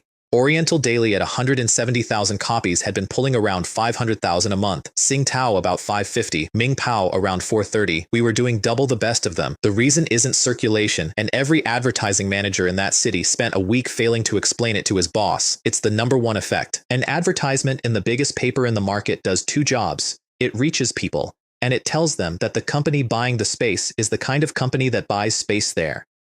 You are not renting eyeballs, you are renting somebody else's status, and the scandal about the god of the stock market, which I tried to kill, did the opposite of dying. Circulation went from 250 to 270,000. In an office on the other side of Kowloon, Zhao Guang was reading a different report. Oriental Daily, 120,000. Below Ming Pao, from first in Hong Kong to fourth in under a month. He hit the desk again. And this time the thought underneath was not about wounded pride, and that made it much more dangerous. His family had built that newspaper to be armor. It was the respectable face they showed the government, and it was the lever they used on people who needed leaning on. A newspaper in fourth place is not armor. A newspaper in fourth place is a liability with a printing bill. Sit still and wait to die, he thought, and the family loses its grip on the people who matter. They held a third meeting about me. I find that flattering in hindsight. Li Nan had spent 2 days working out where the damage was actually coming from, and he'd got it right. It's the finance page, nothing else. Then he laid out the mechanism, and he laid it out better than I could have. Our analysts take 3 or 4 days per piece, and their calls don't come true. His do. And it has gone past reading now. It's superstition. Investors are buying anything the Juding Daily names, I mean anything, including rubbish, without thinking about it. Because the ones who stop to think arrive late. That's the sentence that killed me. He was right, and being right is what gave him the idea. Which tells us the only way to break him, make one of his recommendations wrong, not just wrong, expensive. Let a few thousand small investors lose real money following the god of the stock market, and the myth dies overnight, and the readers he stole tear that paper apart for us. Zhao Guang took it from there and improved it, which I have to give him. Don't attack a new recommendation, he said. If Juding names a stock tomorrow, the crowd floods in behind it, and no one alive can hold that door shut. Attack one he has already named. One that has already gone up. Let the believers be sitting on a profit and then take it away from them. For that he needed a professional, somebody with real capital, real market skill, and a personal reason to hate my newspaper. He didn't have to look far. 2 weeks earlier, my very first issue had gutted a company called Ming Heng Industrial. Ming Heng belonged to the Wu family. The Wu family owned a securities house, and both families sat in the same Kaohsiung Chamber of Commerce. Guo Jiming was the head of that family, and he was a considerably more serious man than Zhao Guang. The Wus had come out of Shantou in 1921 with nothing, and in 2 generations they had built 3 pillars: Mingheng Industrial, listed; Mingheng Real Estate, listed, and holding more assets than anything else they owned; and Tianwu Securities, which was Guo Jiming's own creation, private, and the thing that had made him head of the family rather than his older relatives. 200 million and change, all in. The bottom edge of Hong Kong's first 100. There is a piece of history in that meeting worth keeping. The Ma clan had been the guard dog. For years, the respectable Kaohsiung money kept them for the work that couldn't have a name on it, and paid them, and did not invite them to dinner. The dog had grown. Now the rich families had to be polite to it, and everybody in that room could feel how much both sides hated the arrangement. Zhao Guang opened with a provocation, some line about how the Wu family must be feeling after Ming hung. Guo Jiming didn't move a muscle. If you have no specifics, this conversation is finished. So Zhao Guang put the bait on the table. Dafa Real Estate, founded by a man named Jiang Fu in 1965, 52 years old, made his first money in port trading. Listed 3 years ago at 20 million, sagged to 10 and change. 2 weeks ago it was worth about 30, today it was worth 60 million. Because the Juding Daily had recommended it. Solid land bank in good locations, the piece said. Market has this one badly underpriced. And then Zhao Guang said the sentence that made Guo Jiming lean forward, and it had nothing to do with me. Dafa doesn't belong to anybody, not to a Kaohsiung family, not to a Shanghai family, not to the British. Nobody comes for you afterward. Guo Jiming had the whole thing assembled inside 10 seconds, crashed Dafa, and the god of the stock market gets publicly, expensively wrong, and the newspaper that gutted his company loses its readers, and while the price is on the floor, Mingheng Real Estate quietly buys the wreck and gets a land bank in good locations for 1/3 of what it's worth. 1 arrow, several birds, and no family in Hong Kong withstanding to object. Then they hit the part I enjoy most, which is the part where 2 men who despise each other have to hold hands. Guo Jiming had a problem. The family's free cash was around 10 million. Tianwu was managing 50 million in funds, but funds are other people's money and all of it was already in the market. Zhao Guang helpfully suggested shorting, borrowing the shares from the institutions rather than putting up cash, cheaper, and the return is better. He didn't mention that it makes permanent enemies of the institutions you borrowed from, and that the bulls in a rising market are very strong. Guo Jiming noticed the omission and let it pass. Then put in 10 million of your own, Guo Jiming said. Minimum. And Zhao Guang discovered that he did not have $10 million available because his father held the family's purse and would want to know what it was for. And then his face changed because he thought of something. The government had spent 4 years closing off every channel his family had ever used to wash money. There was a mountain of cash sitting in rooms in Kowloon that was worth exactly nothing until somebody clean touched it. Mr. Wu, I can find the money, but you'd be doing me a service. Guo Jiming went very still. You want me to launder for you? They argued about the rate for a while. Ma opened at 30%, Wu took 40, and then put down a condition with both hands. 10 million. Once. There will not be a second time. They shook on it, and both of them went home and washed their hands, and the operation was set for Monday morning. And here is the beautiful thing, the thing I still smile about. Their entire plan was built on a number. They had me at 2 million with 5 times leverage because 5 times is what a bank gives a wealthy retail client, and because 2 million was what the tabloids had printed, $10 million of firepower. That's what they prepared to fight. I had nearly 7 million and Ye Ming had given me 10. 70. Before Monday, I did 2 things that had nothing to do with the market. HSBC Securities ran a formal denial in the Hong Kong Economic Journal, the Commercial Daily and Tsingtao. The employee has been dismissed. The report was false. They pointedly did not run it in the Juding Daily, which was Ye Ming being elegant. The public read it and concluded the rumor was rubbish. The public was, as usual, confidently wrong. And I bought my parents a house. A short lesson in Hong Kong geography because it explains this city better than any political history.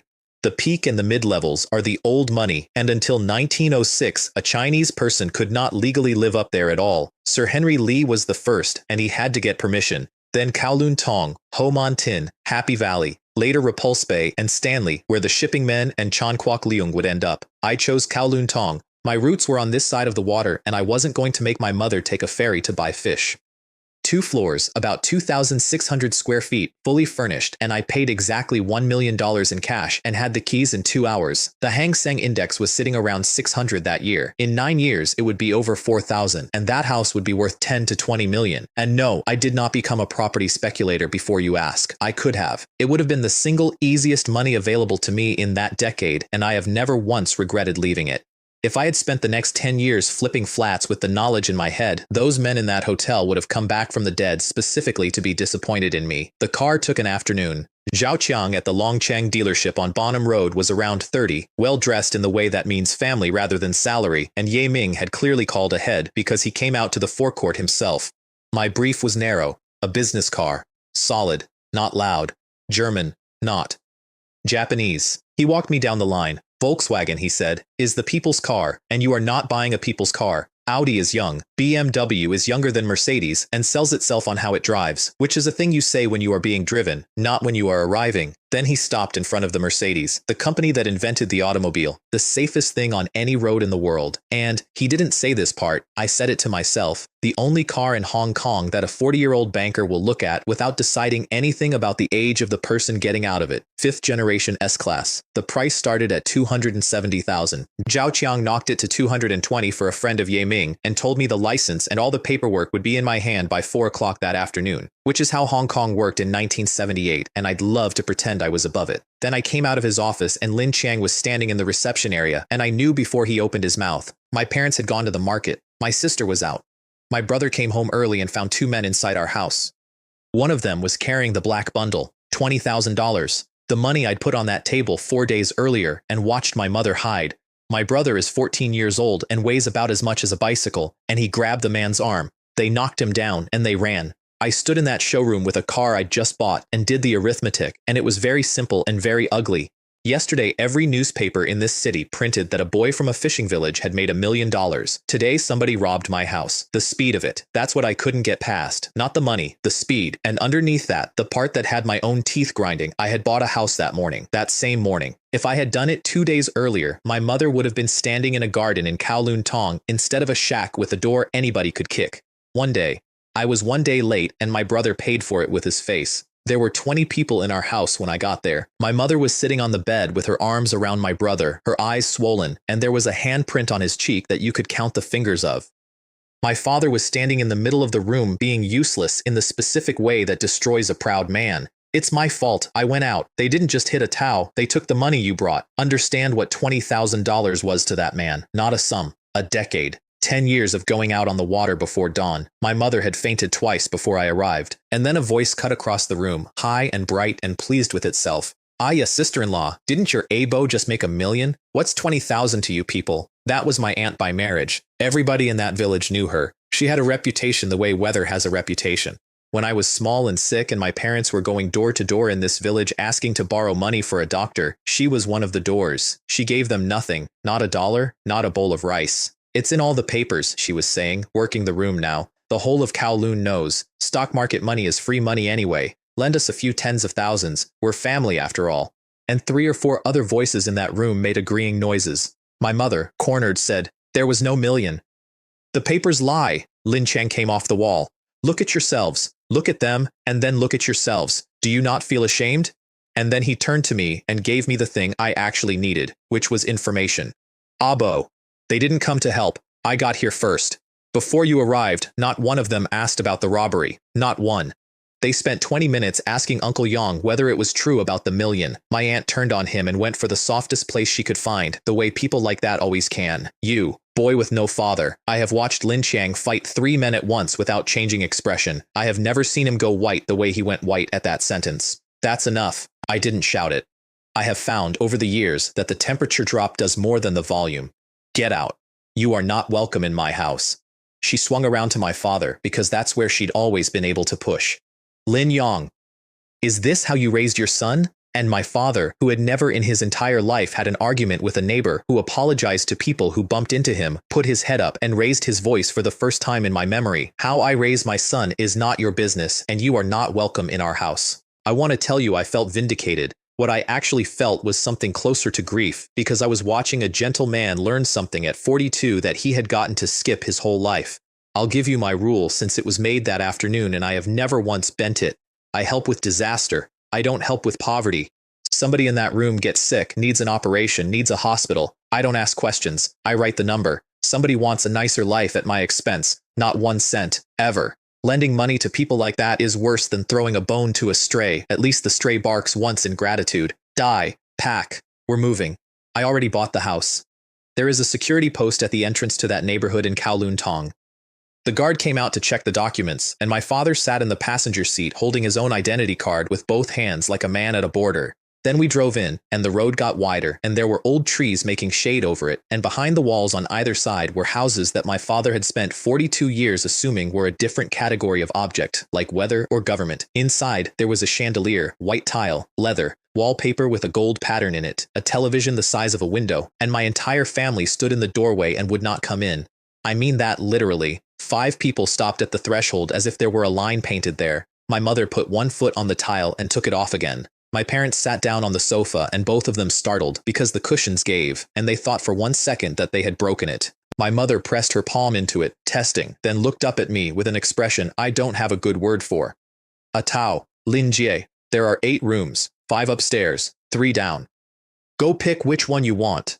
The scream those 2 let out and the sound of 2 children going up a staircase at the same time is one of about 4 things I would buy back at any price. Lin Hua stood in the hall turning around slowly. How much was this?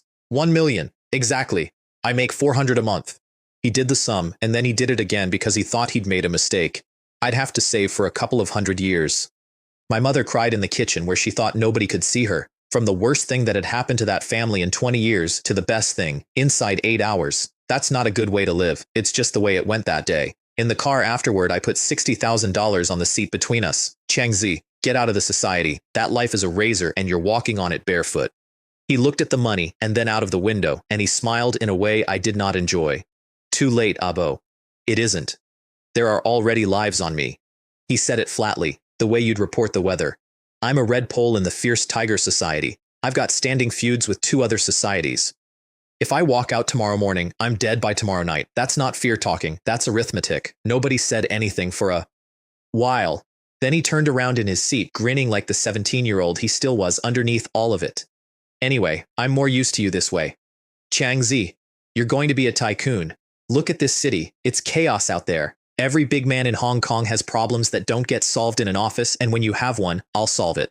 And Lin Hua from the back seat immediately. What tycoon doesn't have a hand in white and a hand in black? Give me a few years. When I make chief inspector, we'll see who comes near you. Then they did the thing that finished the argument, and they did it together, and I've always suspected they'd worked it out beforehand. Besides, neither of us is ever getting to the top floor of the peninsula on our own. I opened my mouth to say that I could take both of them there next Saturday, actually, and then I closed it again, because I finally understood that the hotel had stopped being a hotel a while ago. It was just the polite way those 2 had of saying they weren't going anywhere. 3 fists in the middle of the car. Fine, Chief Inspector Zia, Godfather Sia, from today, Tycoon Sia is relying on both of you. Don't worry, mister. Xia. Then we did the money, because sentiment without logistics is just noise. 20,000 to Lin Chiang for his men and his mother's medicine, and 20,000 more every month after that. 20,000 to Lin Hua, because promotions in the Hong Kong police in 1978 had a price list and I saw no reason to pretend otherwise, and 1 more 20,000 to Lin Chiang. That's a bounty, on the 2 who came into my house. How much do you want done? Find them, I said. And then make sure that every man in Kowloon who reads a newspaper understands exactly what it costs to come through my door. While that was running, I was hiring a deputy, and the resumes were depressing. Then the last one in the stack stopped me. Jiang Ming, 30 years old. Oxford, journalism and finance. 5 years at the Financial Times in London. Reporter, then editor, then deputy head of a desk. Back in Hong Kong for 1 month. I asked him why he'd left, and the answer was the reason I hired him before he finished it. His wife was pregnant and could not stand the London winters. A man who moves continents for his wife's lungs is a man who will not sell you out for a raise.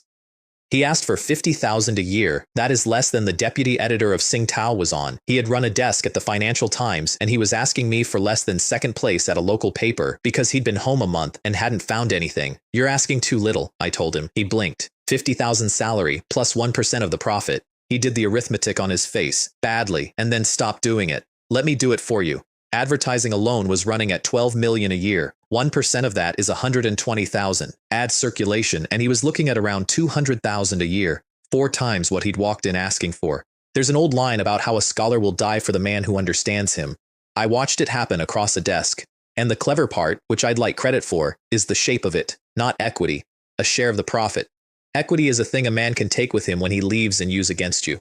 Profit share is a thing he gets for exactly as long as he stays.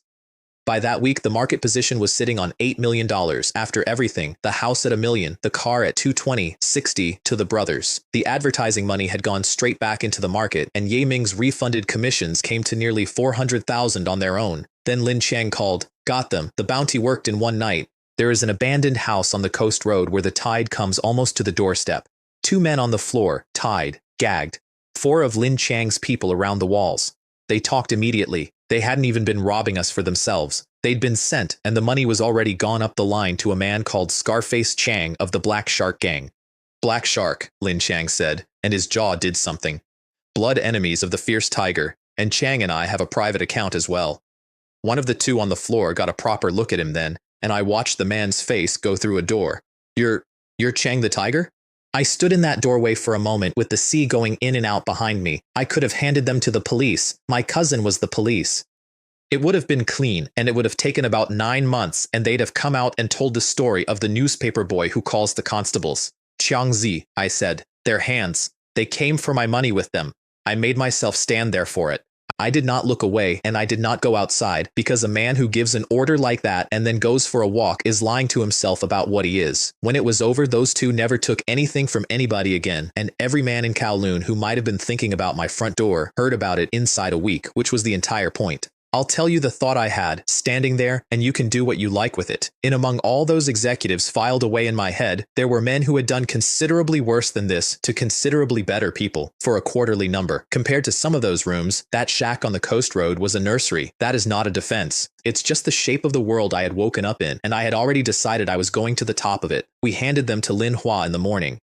I got the best man I have ever employed out of the sea about a week later, at 1 in the morning, on the coast road. The headlights picked up a man running, soaked to the skin, with a child on his back, and maybe 5 men behind him with things in their hands. Don't stop, Lin Chang said. Black boats land along here all the time. Smuggled labor. It's between them. Then the running man shouted, and he shouted in Mandarin. Stop! Please, save my son! I hit the brakes. He got the boy into the back seat, and then he turned around and walked into 5 armed men, and it took him under 4 seconds. I have seen a lot of violence since. I have never seen anything as economical as that. It wasn't fighting. It was more like a man closing a series of doors. Then he got into the car and thanked me with a completely normal, exhausted, grateful smile, as if he'd asked me for directions. At the hospital, the boy had water in his lungs and was unconscious from exhaustion, and this man went down on his knees on the tiles twice before I could get him up. His name was He Jin. He had been a soldier on the mainland, long postings, rarely home. His wife got sick and didn't write to him about it because she didn't want him distracted, and by the time the letter came, she was already dying, and he did not get there in time. That left him and the boy, Haley, about 10 years old. And then, right after the funeral, the boy got ill. They treated him at home, and it didn't work. Somebody told him the hospitals in Hong Kong were better. So a man who had given his entire adult life to an army resigned from it, found somebody who moved people, and paid. The somebody who moved people was a black boat, and the cargo was not being taken to Hong Kong to find work. They were being taken to be sold. He went over the side with his son on his back and swam. Lin Chang leaned over to me while the man was talking to a nurse.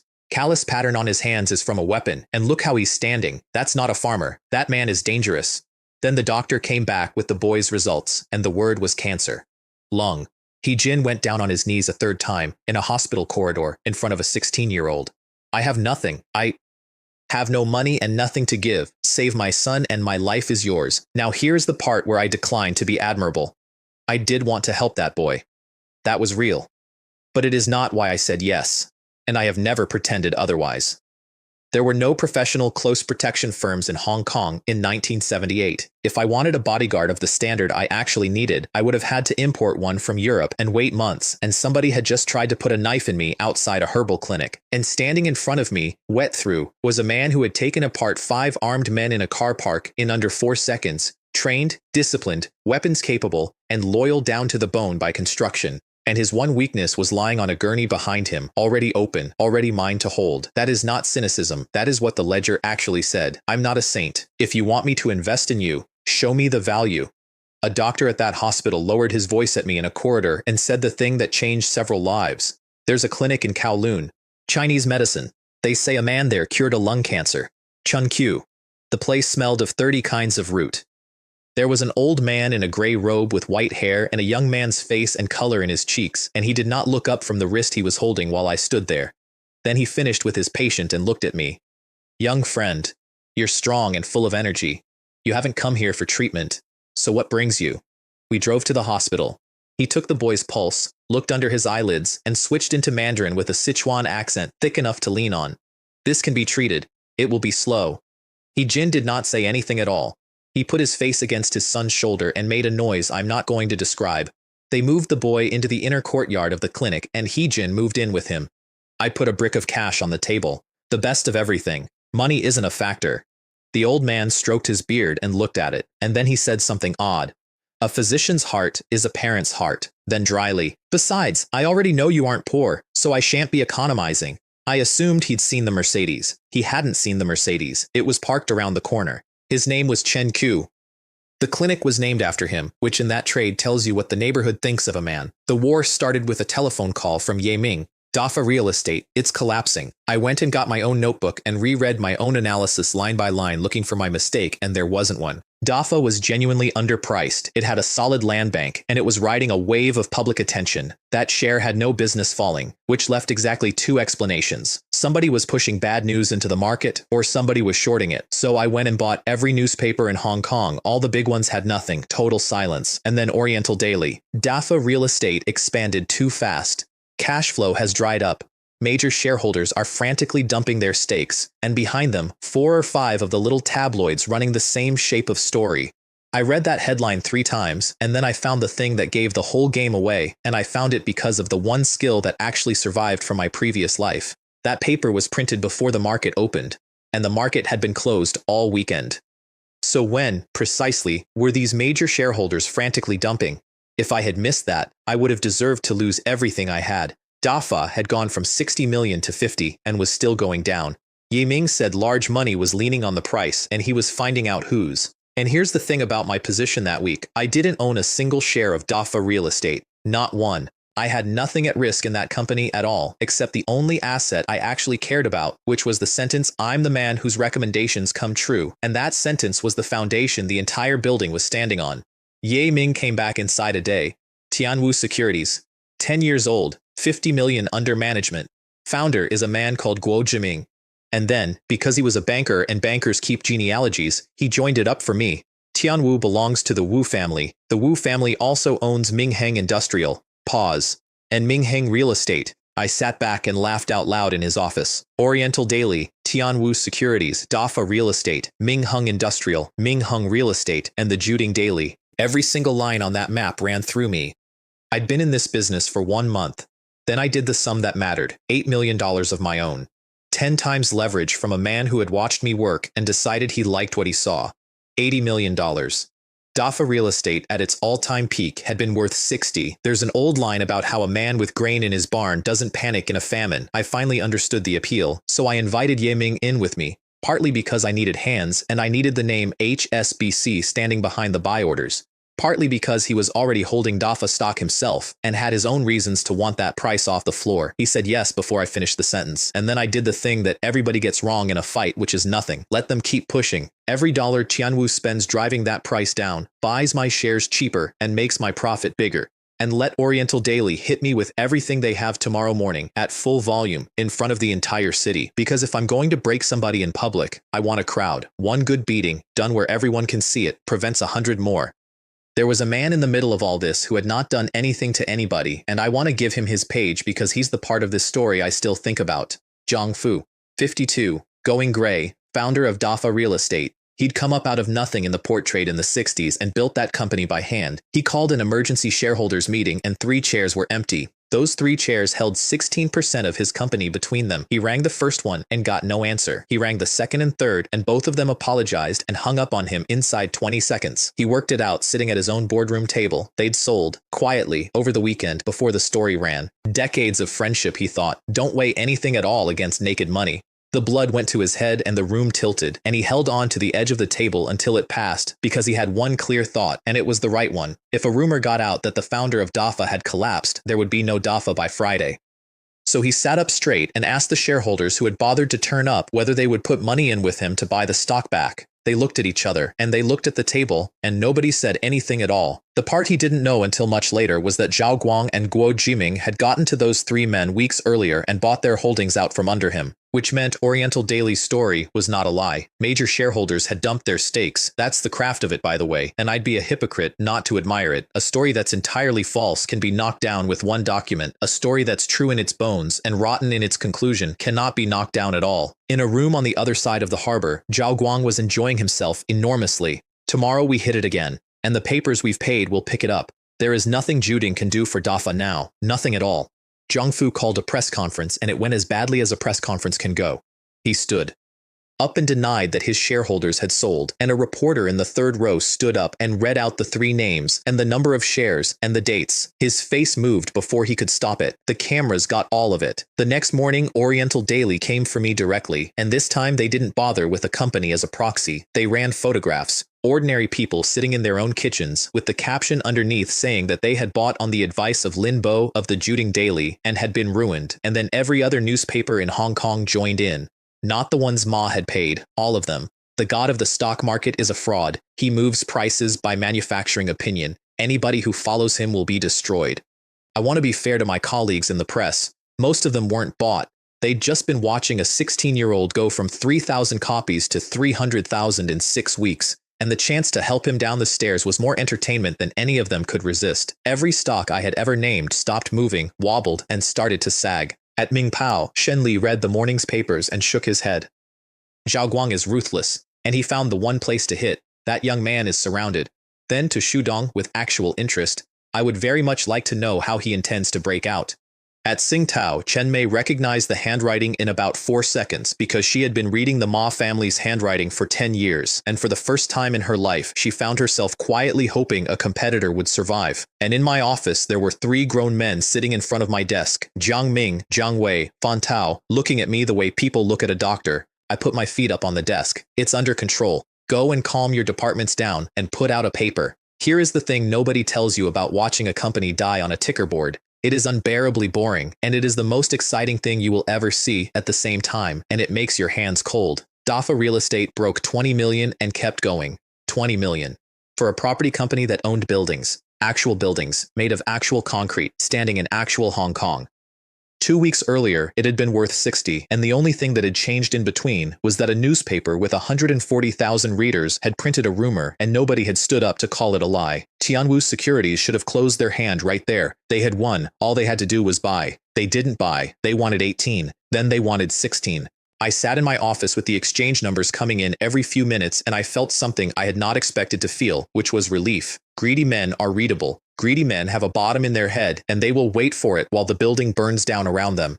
Around 15 million, I said. That's where we go in. Meanwhile, across the harbor, Guo Jiming was doing something genuinely clever, and I want to give him credit. Because a villain you don't respect is a villain who teaches you nothing. He wasn't just shorting DAFA. He was closing every door in the building first. He had quietly bought out several of the smaller shareholders. He had gone through his connections and had Jiang Fu's bank credit frozen, not refused, frozen, which is the polite banking word for buried. And he knew, because someone had told him, that Jiang Fu had exactly $2 million left in the world. His plan was patient, and it was cruel. Let the old man throw those $2 million into the fire, let him watch them burn, then buy his 30% off him at whatever price a broken man agrees to. An aide came in and told him DAFA had called a second press conference and was claiming tens of millions available for a buyback. Guo Jiming laughed. I have this from a man who was in the room. That is a bluff for fools. Let's see how long the money lasts. It was going to last exactly as long as I wanted it to. I picked up the phone to Ye Ming, and he picked up on the first ring, which told me he had been sitting there with his hand on it. Start buying. We came in from two sides at once, and Guo Jiming never saw either of us. Zhang Fu, at the same hour, was standing in front of a live microphone, swearing on his family name that his cash flow was fine. And here is the miserable part. It was true. He had put his money into land the week before. Real land, good land, money that was coming back in a matter of days. Guo Jiming had not attacked him at a random moment. He had attacked him in the one window of the year when a solvent man looks exactly like a bankrupt one. His own advisor was begging him not to spend the last 2 million. Someone is already pushing the price up. I don't know who it is, but whoever they are doing your work for you. Keep your ammunition. Zhang Fu didn't listen. He had been fighting for 40 years and he had forgotten how to do anything else. Down on the floor, the price stopped falling. That's all. It just stopped. And the volume went vertical. Now, the institutions that had lent Tianwu the stock to short with, they had been sitting there for 2 weeks feeling clever about the fees. When the volume spiked, they finally understood what had actually been done to them, and they did not say anything, and they did not do anything. They just waited. The way you wait when the man who cheated you has walked out onto thin ice by himself. The report started arriving on Guo Jiming's desk. The other side has bought 2 million. They have 2 million total. That's the end of them. Push harder. 2.2. 2.5. 3 million. I would pay real money for a photograph of his face at 3 million. He made a phone call. Whoever was on the other end confirmed what he already knew. Zhang Fu had 2 million, no more, and nobody had wired him a cent. Guo Jiming put the phone down and said the sentence that ended his career. Then somebody else is in. And he couldn't stop. That's the trap, and he had built it himself. He had more than 10 million committed. If he won, he took DAFA for a little over 20 and cleared 6 or 7 on the short on top. If he lost all of it and then had to pay out on the short bets as well. He said it out loud to his own people, which I thought was oddly honest of him. Heaven on one side, hell on the other. The small institutions started testing him. 300,000 here, 300,000 there, little pokes, the way you poke a dog to see if it's asleep or dead. Push, Guo Jiming said, and Tianwu slammed the price back down, and the small ones flinched and backed off. They flinched because they were spending their own money and they had no idea what was on the other side. I knew what was on the other side. I was the other side. They're running out, I said. Increase the buying and pull every sell order we have, all of them. Every single share I had was now unavailable at any price, and Zhang Fu, God help him, came in buying too, and the small institutions saw a bear that had stopped biting, and the whole floor worked it out in about the same 4 seconds. The reports on Guo Jiming's desk stopped being reports and started being a queue of men. Boss, my account is empty, everything's sold. Mine too, mine too. He was whispering by then. A man who had run a securities house for 11 years, standing in his own office whispering at a board. Fall, fall, fall. Tianwu's remaining orders were eaten in under a second. Behind them came a wall of buying that had been queued up and holding since the opening bell. The price went up. No! He went sideways into his desk and 2 of his people caught him under the arms. Zhao Guang, who owned the newspaper that had started the whole thing, had gone the color of a wet napkin and hadn't moved. Then a runner came through the door without knocking, which nobody at Tianwu had ever done, and said the 6 words. Boss, the money is from HSBC. Guo Jiming's mouth moved before any sound came out of it. How can it be HSBC? The runner had the rest and gave him the rest because he was young and frightened and had not yet learned to feed bad news to a man in slices. It's 2 groups. One is being run by the owner of the Juding Daily. The other is being run personally by Ye Ming, the general manager of HSBC Securities, Kowloon. Zhao Guang came back to life for exactly 1 sentence. Impossible. How can HSBC be on his side? I have thought about that moment a lot. A month earlier, he had looked at me and seen a kitten. He had decided the kitten needed drowning, and he had gone to the trouble of finding a partner and a plan and $10 million to do it with. And what he had actually done, with all that effort, was carry the meat over himself and put it down in front of a tiger. Guo Jiming turned around slowly, and his eyes were terrible, and he said the thing that people say at the end. Zhao Guang. You set me up. I lost the same 10 million you did, Ma was shouting now. I put Oriental Daily itself on the table. Why would I set you up? Neither of them had an answer, so they stood there in the wreckage of their own idea and said nothing at all while the price climbed. Through the wall, you could hear the exchange floor, not cheering, cursing. Hundreds of small shareholders who had sold DAFA at the bottom because a newspaper told them to, working out in real time who had told them to. One voice came through clearer than the rest, and I heard it myself, because by then, I was standing at the back of that floor with my hands in my pockets like a tourist. You ruined me! If I ever buy your paper again, I'm a son of a dog. You build a reputation over 30 years. You lose it in a single morning, and the funny thing is, you're usually in the room when it happens and you don't hear a sound. Let me give you the arithmetic, because this is the part where my life changed size. I ended up with 30% of DAFA real estate for a bit over $5 million. I want to be clear about how absurd that is. Yiming had raised my leverage to 10 times. I had $8 million of my own sitting in that account, which meant I had been walking around with $80 million of firepower in my pocket. I never used it. Not $1 of the $8 million was touched. The whole war was fought and won with the change. I had brought a cannon to kill a mosquito, and then I hadn't even needed the cannon. When DAFA came back to $60 million, and it would, because there was nothing wrong with it, there had never been anything wrong with it, my 30% would be worth $13 million of profit out of 5 for about 9 days of paying attention. Ye Ming took 25% for around 4.2. Between us, 55. Jiang Fu still had his 30. Less than 15% was loose in the market. He put his thumb up at me across the desk, and he was grinning like a man who has just been beaten at his own game and is enjoying it more than he expected. I ran an HSBC team on this. Same information, same hours. I still ended up with less than you. Then he got practical, which is what I liked about him. 55% of a company cannot simply be sold. Dump that in one go, and you crater the price and take the loss yourself. We would hold, push the price up gently over the next few days, and walk out in stages. Only HSBC could do that quietly, which was the entire reason I'd wanted HSBC's arm across my shoulders in the first place. That night, I sat down at my desk with a stack of paper and did not go to bed, because I have never once been the kind of man who repays an injury with kindness. That is a beautiful idea, and it belongs to people who have not been in a fight.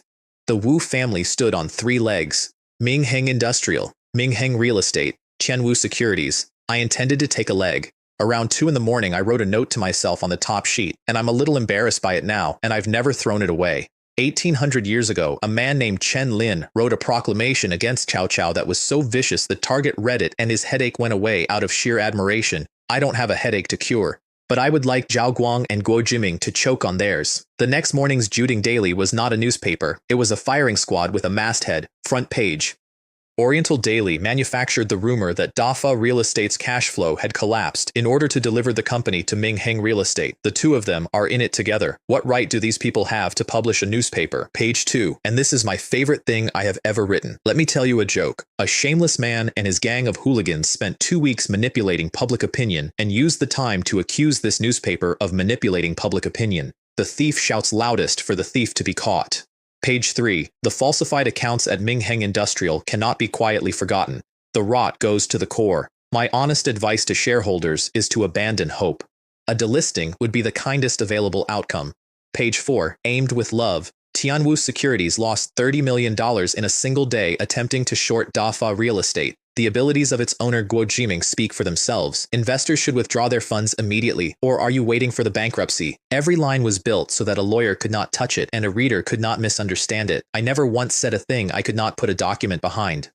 I simply arranged the documents in an order that walked the reader to the conclusion and let him arrive there thinking he'd got there on his own. And at the bottom of the finance page, I recommended DAFA Real Estate, again, warmly, which was not charity. I owned 30% of it, and I needed the price up before I could leave. Shen Li read it that morning and said something that I framed in my head and have never taken down. He untied a knot I thought could not be untied. The battlefield was the stock exchange, and the siege that lifted was on his newspaper. Heroes do come out of the young.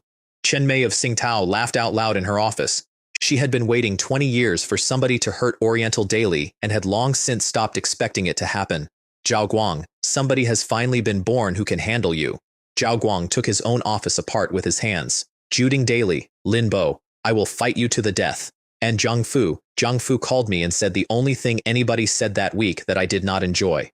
My company rose because of Juding, and it fell because of Juding. I fought my whole life. A boy has now saved me twice. A pause. My company was somebody else's battlefield. That's funny, isn't it? I said something reassuring. He hung up. He was not wrong, and we both knew it, and there was nothing in the world I could have said that would have made him wrong. Juding sold 300,000 copies that day, a Hong Kong record. Oriental Daily went from 140,000 to 100, and the fall was still accelerating. That was the week the Ma family sat down together for the first time. Zhao Long, the father, Zhao Hui and Wang Li, the brothers, and Zhao Hong, the head of the clan, who did not work in newspapers and never had.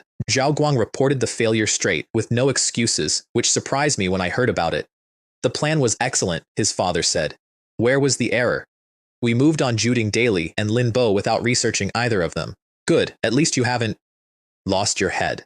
Then Zhao Hong spoke, and everything in my life for the next several months came out of the next 4 sentences. Oriental Daily is our umbrella. In 1 month it has lost 70,000 in circulation and all of its credibility. And a newspaper is the face of the Ma family. Nobody is permitted to touch our face. Somebody started to answer him. I don't have time to play with this boy. I will simply kill him. And Zhao Guang, his own nephew, a man who ran a media company and wore good suits and had a wife and children, said immediately and eagerly, Uncle, someone else's hands or ours? Find out what stands behind him first. If it can be someone else's hands, better. They divided the family's work up like a household chore rota. The father and the uncle would handle a shipment that had been sitting still too long and had customers becoming impatient. Chung Kun would handle me. By the next morning he had a file, my cousin in the police, my friend in the triads, the general manager of HSBC Securities Kowloon, a running feud with the Black Shark Gang, 2 of whose men had been crippled and jailed because of me. Then he leaned on a man inside HSBC, leaned in the specific way the Ma family leaned on people, and got the numbers. 8 million in the account, 10 times leverage, 30% of DAFA, 10 million in profit at the low end, and half of it his own family's money, walking away in a boy's pocket. His face, I'm told, went gray. He gave the job to the Black Shark Gang. But there was one line in that file that he kept coming back to, and he read it 3 times, and his eyebrows drew closer together with each name on it. The boy is connected to the Chunqiu Clinic. Chen Chu, Chen Yang, Li Wuming. I had a good morning that day, which is generally how these things start. I drove out to the clinic with 2 identity cards that my cousin Lin Hua had walked through the system for me. He Jin had been in Hong Kong for weeks as a man who did not officially exist, and his son with him, and now they existed, legally, on paper, with names. He Li had color in his face for the first time since I'd pulled him off that boat. Chen Chu said he'd start on the boy's lungs properly in a week. I was at the door and leaving when the old man stopped me. He had clearly been arguing with himself about it for some minutes, which for a man that composed is the equivalent of shouting. Xia Sheng, I don't know whether I should say this. He looked at my face the way other people look at a page. There is a dark aura over you. Am I in danger? I can't see it clearly. I can't. He never finished the sentence because 60 seconds later I was at my car and He Jin screamed my name from the other side of it. Xia Sheng, back. They came from 3 directions at once. Knives and lengths of pipe, more than a dozen of them, and the nearest one was 4 meters away and moving fast. I want to tell you I did something heroic. What I actually did was reach under the driver's seat and come out with a half-meter steel steering lock because I had bought it 2 weeks earlier for exactly this and had been quietly hoping to look stupid for owning it. The first knife came in. I moved off the line of it and hit the blade out of his hand, and the noise it made was enormous, metal on metal, right next to my ear. Then I ran, because running toward the biggest man on your side is not cowardice, it's arithmetic. He Jin met me halfway and put 3 of them on the ground before I got there. Bare hands, no weapon, no wind-up, nothing that looked like effort, but there were more than a dozen, and there was one of him, and 4 of them peeled off around the edge and came for me. I got both hands on the steering lock and accepted that this was going to be a fight I was in, rather than a fight I was watching. A hand landed on my shoulder. I'll deal with this. 68 years old, long gray robe, reading glasses still in his top pocket. Chen Chu stepped past me the way you step past a slow person on a staircase. The nearest thug actually laughed at him. Old man, get out of the... He got a punch off. Chen Chu caught it, turned inside it, took the man's leg out from under him, and put him in the air. I mean that literally. There was a moment where a fully grown man was above the ground, horizontal, with an expression of enormous surprise, and then he was 10 feet away and not getting up. 2 more came at him. He took their arms at the joints in a way I did not see and could not describe, and they sat down and stayed sat. He Jin finished the rest. He hit joints and pressure points and nothing else, and he did it with the total absence of drama that tells you a man has done this professionally, in a place where losing meant something worse than losing. It was over in under a minute. Nobody died. Every single one of them stayed down. Lin Chang's car came around the corner about 90 seconds too late with 4 of his men in it, and he got out white to the lips. Black Shark. I've had eyes on them for days. I worked out what they were setting up and I still got here late. I sent him away before the police arrived because my best friend explaining his presence at an assault scene to my cousin's colleagues was a comedy I did not need that afternoon. Chen Yang came out of the clinic and stood looking at the 12 men decorating his father's forecourt. I'm sorry, I said. This came for me. It didn't come for the clinic. Chen Chu was looking at my face again. The black has thinned. You came through untouched. Then, sharper. But who have you angered? Whoever it was, do not go anywhere alone. That is not advice. And He Jin, who had not said a word since it ended, stood up in the middle of the courtyard. Xia Sheng. If you'll have me, I go where you go from today. While I am alive, nobody touches a hair on your head. I hesitated, not because I didn't want him, because he had a sick child in that building, and I was not going to be the reason a boy lost his father twice. Chen Chu answered before I could get the objection out. The child is under my protection. Nothing reaches him here. So I put my hand out. Brother I'm relying on you. Here's the part I only found out about years later, and it is the reason I have never once been able to treat that old man as ordinary. After my car pulled away, Chen Yang turned to his father and asked the question he had been holding in his mouth for an hour. You haven't read a face in more than 20 years. Why him? Chen Chu looked north, at nothing, in the direction he looked every day of his life. In all of Hong Kong I have seen Chan Kwok Leung, I have seen Yung Chi Kin, I have seen a great many men, not one of their faces compares to his. He said the next part quietly. His face keeps changing. I cannot read him to the end. I only know his fate runs extraordinarily high. In 60-odd years, I have never seen the like. And then, quieter still, to himself, I saw hope in him. Teacher. Chen Yang knew exactly what his father meant, because there was only ever one obsession in that house, and his father was 68 years old. Then I'll do it, he said. I'll finish what he wants finished.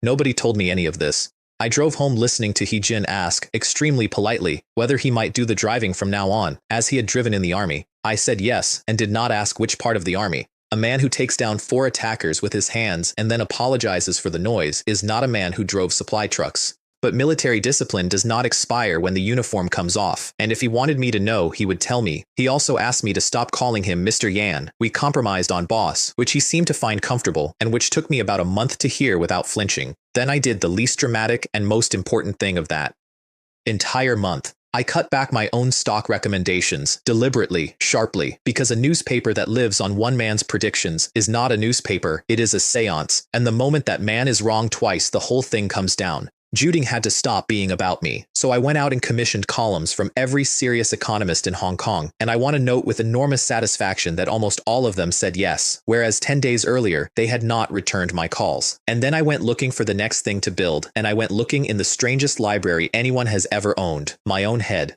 The man who had sat across from me in that hotel in Davos ran Time Warner, Time, Fortune, Sports Illustrated, Life, CNN, HBO, DC Comics, Warner Brothers, something over 15% of the entire American media market, all under one roof, and I had listened to him describe how it was assembled for 6 hours because I had nothing better to do that evening. I could not buy any of it, obviously. I had $5 million and a paper in Kowloon, so I would build one. Not a time. Time is broad and slow and takes a generation. Fortune, though. Fortune was economic, it was focused, and since 1954, it had been publishing something called the Global 500, and it sat in the top 4 financial magazines on Earth alongside Businessweek, Forbes, and The Economist. All 4 of them were in Europe and America. Not one of them had bothered with Asia. Nobody was writing seriously about the money in this half of the world in 1978 when this half of the world was about to become the only story anybody cared about. Virgin territory, and nobody was even looking at it. I checked the name economy. It was free. Of course it was free. Then I sat down and designed the weapon, and I'll be honest with you about what the weapon was, because people are romantic about magazines, and there is nothing romantic about this. Human beings are obsessed with other people's money. All of them, every single one, and they love gossip more than they love their own families. There was, at that time, no professional wealth ranking in Hong Kong. None. People argued about who was richest in this city, the way children argue about which animal would win a fight. So the first issue of Economy would carry 2 lists, 100 names each. The 100 richest people in Hong Kong, and the 100 largest companies by market value, with the private ones assessed and included because leaving them out is how you make a list that everybody ignores. I told Jiang Ming one thing about it and repeated it twice. There cannot be a single error, because a rich list that is right is a permanent institution, and a rich list that is wrong is a lawsuit and a joke, and there is no third outcome.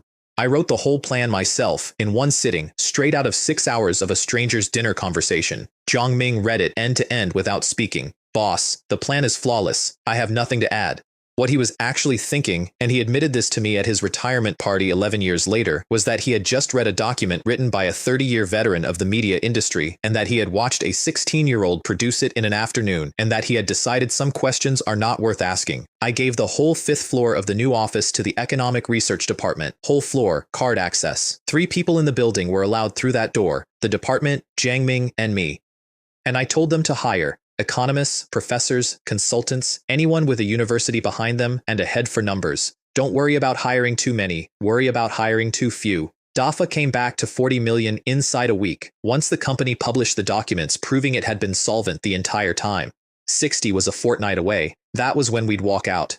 Yiming came by the office to tell me so in person, and then produced an envelope from his jacket with the air of a man who has been enjoying himself all morning. Saturday evening, HSBC Securities cocktail reception, the Peninsula Hotel. I looked at the card for slightly too long. Because about a month earlier, I had stood on a hillside above Kowloon with two of my friends, pointing at a building I had never been inside, saying things that were completely insane at the time. And the building I had pointed at was the Peninsula, and what I had said about it was that they only let tycoons up there. Something wrong? Said Yiming. No, I said. Nothing at all. The guest list was the largest clients of HSBC, the leadership of all four exchanges, and most of the richest men in Hong Kong.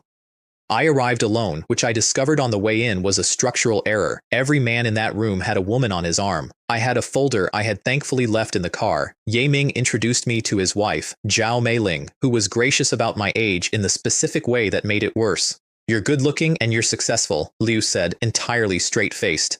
Why would you want any of the ordinary girls I could introduce you to? I told him I was extremely busy. What I noticed, though, standing there holding a drink I wasn't going to finish, was the room noticing him. The general manager of HSBC Securities Kowloon was standing in the middle of the most expensive floor in Hong Kong, talking to a teenager, and he was not doing it the way an adult talks to a teenager. He was doing it the way you talk to somebody whose telephone number you want to keep. And one by one, all around that room, men who had never heard my name started asking each other who I was. 3 men came in over the next hour, and I knew every one of their faces from a life I hadn't lived yet. Chan Kwok-lung first, because Chung Kong had listed with HSBC as underwriter, and a man does not skip that party. Then Chung Wai-kwong, then Yung Chi-kin, who spent most of the evening within arm's reach of the bank's own director and was clearly not there for the canapes. I did the arithmetic on Pow while I watched him. In about 2 years, that man was going to borrow more than 2 billion Hong Kong dollars from HSBC inside a single 24-hour period and use it to take Wharf away from the British in a straight fight. 2 billion. In a day. In 1980. He was standing 8 feet from me, laughing politely at something, and he had no idea yet. That's the thing about knowing what happens next. It isn't power, it's just an extremely lonely kind of comedy. The bank's director came round the room in due course, an Englishman called James Albright with the specific charm of a man who has said the same 9 sentences at 400 receptions, and Yiming introduced me to him as a major client. Not as a young man, not as a promising newcomer, a major client. James Albright shook my hand and looked at me for a fraction of a second longer than the script required, and moved on. Then an old man came over on his own. He was cheerful, unhurried, holding his glass like a garden tool, and the entire room bent very slightly toward him as he passed. Men who had not bowed to James Albright bowed to him. Will you have a drink with me? We drank. He was complimentary about the newspaper. He was complimentary about the DAFA business in the general way that told me he knew every detail of it. And then, still smiling, he put the knife on the table between us so gently that I almost missed it. Youth and drive. It is a good thing, and it is a bad thing. He tapped the rim of his glass. The important thing is to find the measure. I believe in you. Keep it up. He turned to go, and I still had no idea who he was, so I asked. My surname is Zhou, Qian Guoliang. I am the 5th in my family. He smiled with real warmth, which somehow made it worse. People call me 5th granduncle, and he walked away. I stood there holding my drink and took the sentence apart the way you take apart a letter from a lawyer. Drive meant too sharp. Find the measure meant know when to advance and know when to step back. That was not encouragement from a nice old man at a party. That was a warning delivered in front of 200 witnesses by somebody who wanted it on the record that he had given it. I found Yiming by a window and asked him who Qian Guoliang was, and I watched the entire evening go out of his face. He is from the Zhou family of Kowloon. Old clan, deep roots, finance, property, trading. Considerably stronger than the Wu family. The Wu family isn't in the same conversation. He put his glass down. But that is not why he spoke to you. He spoke to you because he is the director and chairman of the Kowloon Stock Exchange. He built it. I understood it all in about a second and a half, and I felt genuinely, properly stupid for the first time since I'd woken up in that courtyard. The exchanges in Hong Kong in 1978 were not public institutions. They were private businesses. Somebody owned them. And I had spent 9 days using a newspaper to move prices on a floor that belonged to a man I had never met, had never gone to see, and had never thought about once. I had walked into someone's house, rearranged the furniture, and never said good evening. He makes his money on another man's ground, I said, mostly to myself, and I never asked the owner. Step back, Liu said. Manipulating opinion is not a crime, and half this room does it. Just do it more quietly and keep your distance from the price, and you will build your own brokerage or your own fund eventually. Do it sooner. Then your recommendations become published research from a licensed house, and nobody can touch you for it. Then he said the sentence I've repeated to about 40 people since. When you are strong enough, you will be the rule. Right now, you are under someone else's roof. I went home with 2 decisions locked. 1. Economy launches immediately, not when it's perfect. The newspaper has to stop being an extension of my mouth. 2. I need my own brokerage, and I need it before somebody decides to teach me the measure in a way I'll remember.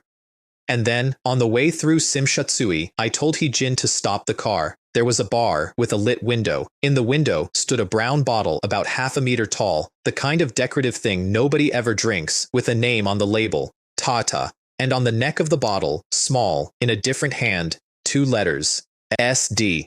I sat and looked at it for 30 seconds without saying anything, and Hee-jin did not ask me why, because he never asked me why about anything. Drive on. Tata, Scotch, SD, Shadow. I did not need it yet, but I wrote down the street. Sunday was Lin Chang's birthday, and he turned down a restaurant, because Lin Chang is the only person I have ever met who became a triad boss and got worse at spending money. He picked a street kitchen with 4 tables and a canvas roof. His argument was that the owner's ancestors had cooked for the imperial household, which I doubted, and that the food was better than anything in Simshatsui, which turned out to be completely true. It was also on Fierce Tiger Society ground, with his own men at 2 of the other tables, which is the sort of thing you notice and then stop noticing. We were 3 courses in and arguing about whether Lin Hua's new police haircut made him look like a man of authority or a boiled egg when 2 foreigners walked past and stopped at the stall next door for cigarettes. One of them pulled out his money. Something came out with it and hit the pavement, and he had it back in his pocket in under a second. I got about 1.5 seconds of the cover. I turned back to my bowl and laughed at whatever Lin Hua had just said, and I did not look up again, and I memorized the direction they walked and the hotel they walked into. Then I leaned in and said it quietly. Those are Interpol. Lin Hua stopped eating. Because here is the thing my cousin knew, being a policeman, and I knew, being a man with a stolen future in his head. Interpol does not do politics. Interpol does not do local matters. Interpol does terrorism, organized crime, weapons, human trafficking and laundering. 2 of them, in Kowloon, buying cigarettes on a Sunday. That means something big is running in Hong Kong, Lin Hua said. He had gone slightly gray. And it explains this week. The station has been strange for days. Nobody's saying anything and everybody's tense. I filed it and went back to my food, and that is the last completely good moment I remember for about 3 weeks. The food really was excellent. I remembered there were 2 bottles of decent wine in the boot of the car, and I sent Hee-jin to get them. I want you to notice what I just did there. I sent my bodyguard personally on an errand at a table on open ground in a week when a triad family had my photograph. He was gone maybe 40 seconds. A man came past behind me with his hands in his pockets and one pocket the wrong shape. Lin Chang's eyes went to him. Just eyes.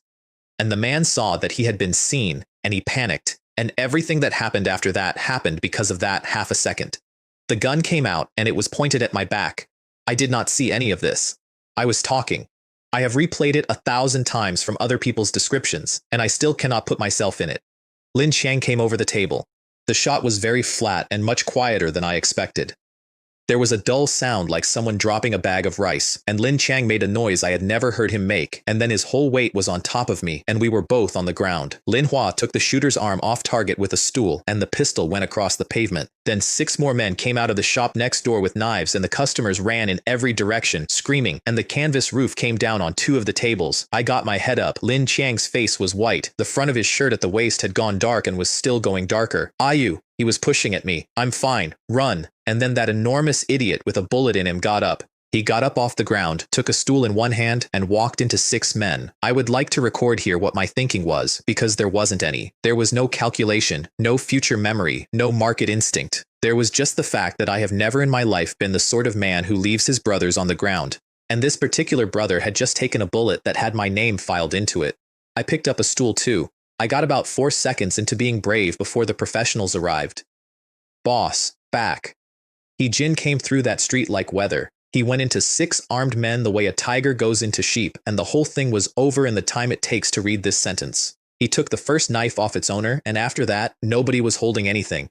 Fierce tiger men were coming from 3 directions by then. Somebody was shouting for an ambulance. Lin Chang went down. He'd been running on nothing but will, and the will ran out, and I got under him before he hit the pavement. Then Jin picked the pistol up off the road. I watched a man I had eaten breakfast with that morning become somebody else entirely. He did not aim the way people aim in films. He did not say anything. He fired several times, and the street emptied of everyone who was still able to leave it, and it was finished. He left the shooter alive, deliberately. He did something fast and economical that meant the man was not going anywhere ever again on his own. Put him out with the butt of the pistol and loaded him into the boot of my car. He will be useful, was all he said. Hospital, Lin Hua said. Now. No. Everything in me wanted to say yes. A hospital is a public building with a reception desk and visiting hours and a list of who's in which bed. If they wanted him dead, they'll finish it in a corridor. I already had Lin Chang's arm over my shoulder. The Chunqiu Clinic. Drive. The fierce tiger men stayed behind to clean the street. I have never asked what that involved. Chen Chu took the bullet out at his own kitchen table with the lights on and his sleeves rolled up and did not once look like a man in a hurry. He is lucky. It went into the muscle at the waist. Nothing important is damaged and nothing is broken. He is a strong young man and you got him here quickly. He wiped his hands. He will wake tonight or in the morning. Chen Yang waited until the door was shut and then turned to He Jin with a coldness I had not thought he had in him. With your skills, how did you allow this? He Jin said nothing at all. His hands were closed so tight the knuckles had gone pale. Later, in the corridor, he gave me the only explanation he ever gave me for anything. Weak men explain. Then he made one phone call, put men around the clinic, nobody unknown gets close, and sat down on the floor beside the door with his back against the wall and stayed there all night. I hit the wall. I did it hard enough that it hurt for 2 days and I recommend it to nobody. Don't eat yourself, Lin Hua said. The only thing that matters now is making somebody pay for Chang Zi. I looked at him and I said the thing I have kept, word for word and honored word for word. I swear to you I will not rest. When I find him, his entire family will pay for it. The man in the boot did not want to talk, brother. He had his own methods and I did not watch and I did not ask. It took under an hour. He was Ma family. The order to kill me had come directly from Zhao Guang. Where is he now? At sea, said He Jin and went to wash his hands. Lin Hua had gone the color of the wall. Ayu, listen to me properly. The Ma clan is one of the 4 underground families in Hong Kong. Both of the men at the top of it started out in powder. They are not a rich family with some rough friends. They are the other thing, he swallowed. Against them, we are nothing. We're not even a name. Boss. He Jin from the doorway, perfectly calm. Let me go. I'll walk into the wolf's den on my own. No. I meant it, and I said it fast, because I could hear that he would have done it, and I was not going to trade one brother for another in the same week. So I walked around that room for about an hour while everybody else slept badly, and somewhere in the second hour I found it because I knew something about the Ma family that they did not know about themselves yet. Right around this point in the history I remembered, the Ma clan hit a wall. Something came apart. Zhao Hong and Zhao Long, the head of the clan and Cheng Kun's father, the 2 men at the very top, fled to Taiwan and never came back, and Interpol had just walked past me buying cigarettes. The timing was not a coincidence. The timing was an open door. I stood in a dark clinic in Kowloon with my best friend unconscious in the next room, and I thought about a brown bottle in a lit window. Tata. SD Shadow. I called Ye Ming at his house at 1 in the morning and asked him for something no reasonable person asks a banker for at 1 in the morning. An anonymous card. Bearer. 1 million Hong Kong dollars on it. Tonight. There was a pause of exactly 2 seconds. Where do you want to collect it? He got people out of bed. He had it in half an hour. And when he handed it over at the side entrance of the bank, he took 1 look at my face and 1 look at the man standing behind me watching both ends of the street, and he did not ask a single question about any of it. What's happened? What can I do? Thank you. I'll handle this one myself. I want to say something about him here. Everyone I met in that first month wanted something from me, and most of them were right to. Ye Ming was the only one who repeatedly gave me things at 1 in the morning without invoicing me for them, and I have never forgotten it, and it is the reason for a great many things that happened later. Then I went to the bar with the bottle in the window. I changed my face on the way in. By the time I came through the door, I was a rich boy, out late looking for expensive entertainment, which is a role I could play at 16 with almost no effort, because it was the only thing anybody expected of a boy in a car like mine. 2 foreign women behind the bar, nobody else near. The exchange has 3 steps, and if you get any of them wrong, you are simply a customer, and you will never be anything else. Whiskey. 1 word, not a sentence, not a please, not a brand. 1 word, and then silence. What kind? Scotland whiskey is the most delicious. Word for word, not the best, not the finest. That exact clumsy sentence, which is clumsy on purpose because a man reciting a password sounds slightly wrong, and that is the point. Then she smiled and reached for a bottle and started pouring, and this is the part that catches people because it looks like it worked and it is actually the test. You have about 3 seconds. I'll take a blend. 80% single malt. Her smile changed. It stopped being a bar smile. I put a folded $100 note on the counter. Inside it was a card with $1 million on it and a note with 3 things written on it. Then she poured a full glass and set it in front of me, and I drank the entire thing, standing there, without stopping. You have to. To those people, scotch is not a drink. It is the water of life, and it is a matter of family pride, and leaving it is an insult that costs you the relationship. Perfect, I said, and smiled at her, and walked out at a completely normal speed. In the car, I folded in half. Boss, said He-jin. Who, I said into my own knees, makes these rules? The 3 things on the note were simple. 1. Open the Ma clan up. All of it, top to bottom. 2. Every movement of that family in the past 7 days, with particular attention to Zhao Hong and Zhao Long. Watched around the clock. Anything significant reaches me immediately. 3. Why is Interpol in Hong Kong, and does it touch the Ma family? Now. SD.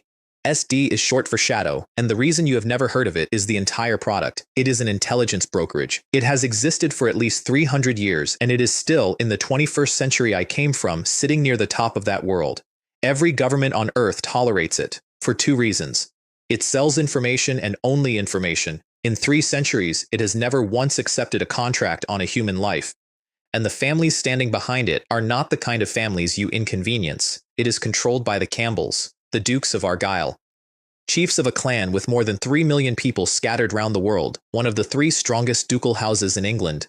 In my time, their assets were not less than $80 billion. Even sitting there in 1978, it was $30 billion, and they were shareholders in HSBC Holdings and the Royal Bank of Scotland through a hedge of quiet companies that would take a good accountant a year to walk through. Their slogan is the only openly arrogant thing about them, and it is not a boast, it is a description. Wherever the glory of the British Empire shines, there will be their shadow. Hong Kong is British, which means SD has been in Hong Kong since the colony was a set of huts and a flag, which means SD has been in Hong Kong considerably longer than the Ma family has existed. I sat in the back of the car and I thought about that street sweeper who has cleaned the courtyard of the Ma family mansion for 30 years, the one nobody in that house has looked directly at since 1951. It is entirely possible he files a report. Ordinary people see about 4% of what is out there. 6 companies own 90% of American media. We know precisely what we are permitted to know, and the comfortable thing about my situation was that I had spent 1 previous lifetime being permitted, and I was not going back. Lin Chang woke around midnight. Chen Chu got ginseng broth into him, told him he was a strong ox and an idiot in the same sentence, and put him back to sleep. At 6 in the morning, I came out into the courtyard and found the old man practicing Tai Chi, slowly, in the gray light, in his long robe. And I recognized the movements, because I had watched him use 2 of them on a man twice his size and half his age 4 days earlier. Shasheng, your body is far weaker than your brother's. He did not stop moving. Would you like to learn from me? In the life I came from, everything with that name attached to it was a man in silk pajamas on the internet claiming he could knock people over without touching them. I had laughed at all of it. I had also just watched a 68-year-old put a career criminal into the air. Yes, I learned it badly and seriously for an hour and finished it feeling like somebody had opened a window in my chest. That is a mediocre result, Chen Qiu said pleasantly. The form on its own is exercise. The real thing only exists in combination with the breathing method. I lit up like a slot machine. He put a hand up before I said anything. There is no magic. Nothing from a Shen Li novel is real, and if I hear you have gone looking for it, I will be disappointed in you. He considered. Perhaps 10 more years of life, and those years without illness. If you want it, I'll teach you next time. I looked over and He-jin had stopped moving entirely. He explained it to me that evening, once and never again. His own family has a breathing tradition. It is the reason he fights the way he fights. And that kind of thing is not given to outsiders, not to friends, not to distant cousins, not for money, not ever. And a man neither of us had known for a month had just offered it to me across a courtyard before breakfast, for nothing, at 6 in the morning. Boss, he said. There is something worth thinking about there. In the morning, Lin Chang ate porridge for 10 minutes and had to stop, which for that man is the most frightening thing I have ever seen. We did not tell him about the Ma family. Lin Hua wanted to. I said no. Knowing would not put a single thing in his hands, and it would keep him from healing, and he would try to get up, and he would tear the wound open, because that is exactly what he would do. Lin Hua took leave and moved into the clinic to sit with him. I handed the company to Jiang Ming for a few days with one instruction: the clinic's number, use it for anything at all. I gave Ye Ming the same number and one order: sell the entire DAFA position, move the money to my account, take the million out of it. My back was covered, which meant I could turn round. They came for me the next afternoon at a crossroads in Mongkok, and they very nearly got me.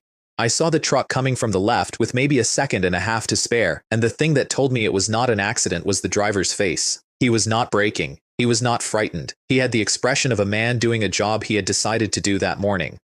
The junction was full of cars, there was nowhere to go, and everybody around us worked that out at the same moment and started doing the useless things people do. He Jin had seen it before I had. He accelerated, straight at the car in front, which swerved onto the pavement with its driver screaming, and then we were heading for a flower bed at a speed that made no sense, until the truck adjusted its wheel to follow us. He had made it commit. Then, at the last possible instant, he threw the wheel over, came off the accelerator, and stood on the brake. The whole car came round sideways. Tires screaming, the world rotating through the windscreen, my shoulder in the door. The truck went past close enough that I could have touched the paint and hit the traffic behind us. Several cars wrecked, one went over onto its roof. The junction was a mess for 6 hours, and there were people hurt, and I am not going to pretend otherwise. I sat there with my seatbelt locked across my chest and wiped my forehead, and my hand came away wet. My back was soaked through. If we had not gone sideways, the truck would have come in exactly where I was sitting, not near it, in it. "Boss," said He Jin, checking the mirrors. "Which way home?" "Not the usual one. Because you do not get one attempt in an afternoon from a family like that. You get one on the way out and one on the way back, and the second one is always parked on the road they know you take." Lin Hua walked round the car at the clinic and found the scrapes down the side and looked at me. "A truck," I said. "The Ma family." He started swearing and I let him finish, because the thing I was actually frightened of was not the truck. If they cannot reach me, they go around me. And around me is a fishing family in Kowloon with a courtyard and no gate, a father who mends nets, a mother who argues with the Iceman, a brother of 14 and a sister of 12. I couldn't even go home. Going home would be carrying it there myself. And you could not buy protection in Hong Kong in 1978. There were no security firms. There was no number to ring. There were exactly 2 categories of people in that city who could keep somebody alive, and both of them were called triads. He Jin solved it in one sentence, the way he solved most things. Ask Dr. Li, particularly the son. He kept his eyes on the road. "Chen Yang made a phone call the night your brother was shot. There have been men around this clinic ever since who are not patients. He has his own strength," I asked. Chen Chu did not even pause to consider it. "Not a problem. Wu Yang, find several of the students. Reliable ones, ones who can fight. They will guard Xiaosheng's family." 4 young men arrived that afternoon. Quiet, wide across the back, extremely polite to my mother, and one of them was carrying my sister's school bag by the end of the week, and I sat in that clinic and thought the ugly thought because I would rather think it than be surprised by it later. There is no such thing as kindness without a reason. That old man is not helping me because I have a nice face.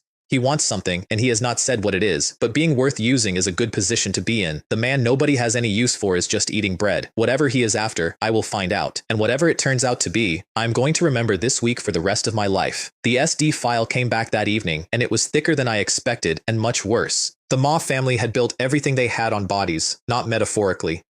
Over 3 decades, in the plain accounting of it, not fewer than 100 people had died directly at their hands. That number does not include what their powder had done to the city, which is a number nobody can calculate, and everybody in Kowloon could name 3 examples of. Lin Hua read it standing up and went red to the ears. "A family like this should not exist in this world. They should be wiped off the face of it," said He Jin, who did not usually offer opinions. On my second question, the answer was short, and it made my hands go still. The clan was preparing a deal, a big one. And Zhao Hong and Zhao Long were running it personally, which is not something men at that level do unless the number is enormous. On my third question, the answer was 1 paragraph, and it was the best paragraph I have ever bought. Interpol was in Hong Kong on a cross-border case. The Ma family was the key link in it. The team leader on the ground was a man named David, and the objective was to take the Ma brothers at the handover, in possession, with the goods on the ground. Everybody in that room was delighted. I was the only one who wasn't, and I couldn't tell them why, because I knew how this ended. I had read about it in a life that hadn't happened yet. The Interpol operation was going to fail. Zhao Hong and Zhao Long were going to get on a boat and turn up in Taiwan, and in a few years the clan would be back on its feet, and Zhao Guang's son would marry a girl I was extremely fond of and live a long and comfortable life. Something was wrong with the plan. There was a hole in it somewhere, which meant that for the first time since I'd come back, knowing the future was not enough. I was going to have to find the hole myself. The telephone went at 2 in the morning, and it was Zhang Ming, and his voice was wrong. The print works was on fire. The only reason we still had a print works was the circulation. 300,000 copies does not fit into a day shift, so there were men in that building at 2 in the morning, and they smelled it early and put it out themselves. More than 100,000 finished papers burned. Nobody was hurt, not one person. Boss, the run for tomorrow. Damn the run. Are your people all right? He said they were. Then that's the whole of it. I made myself slow down. One thing. Call the police. Make a formal report. Get a case number. Get them into the building. He thought I was being naive. I was not being naive. A company that has filed a police report is a company the police have a file on and a reason to drive past. I wanted my name in a folder in a station that week.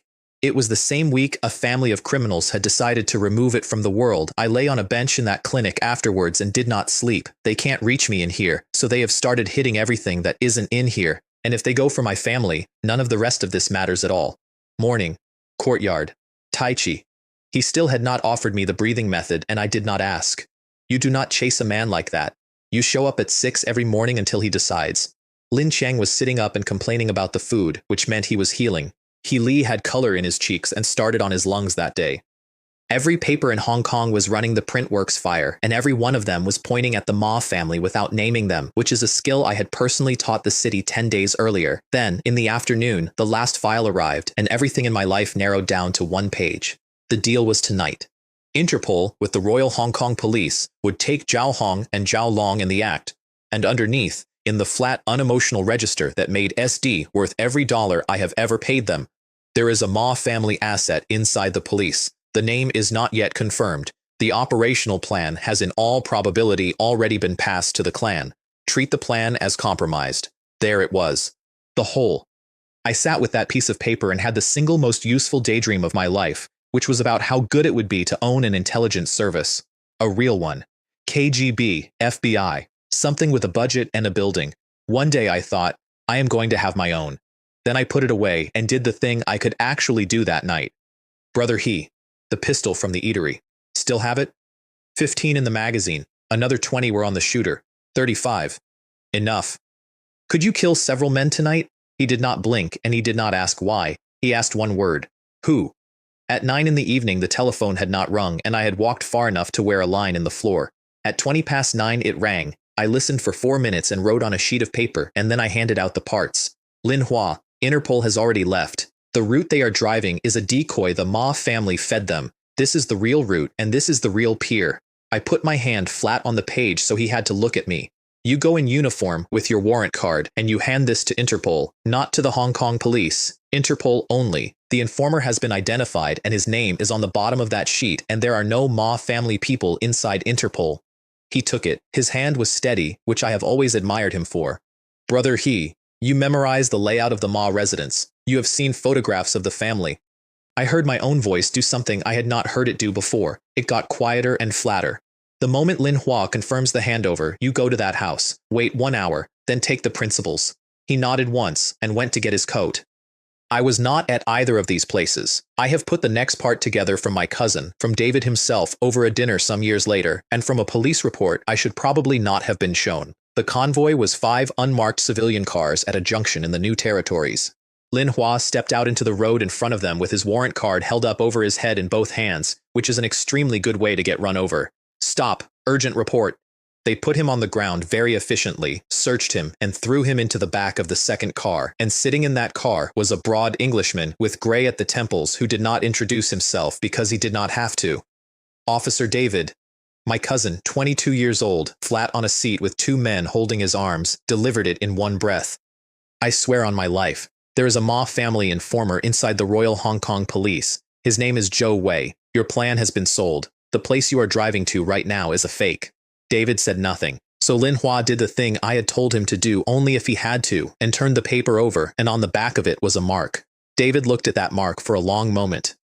He knew it. Of course he knew it. Anybody who has worked at that level for 15 years knows that mark and knows what the work behind it is worth and knows what it costs. and therefore knows something important about whoever has just spent it. And there was a second proof sitting right in front of him that was even harder to argue with. A stranger in a Hong Kong police uniform had just recited his operational plan to him on a public road. Either the man was a colleague or the plan was in the street. Change of plan.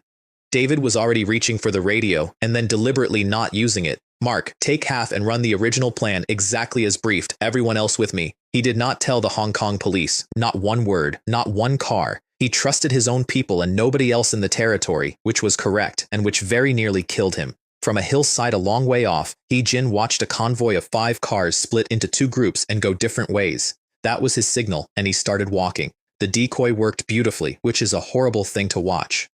Mark met the Hong Kong contingent under the command of a man called Xu Haoran, who ran the operations section and was not stupid. Mark played his part, and on the way past, dropped one line as though it were nothing at all. You might check a man of your own, name of Zhou Wei. Xu Haoran heard a lie in the shape of the whole conversation and could not prove any of it, so he did what a professional does and executed the plan he had. At the pier, cars arrived. Men got out. And there were no Ma brothers, and there was no buyer, and after 11 minutes of nothing at all, Zhao understood exactly what had happened to him, and gave the order anyway.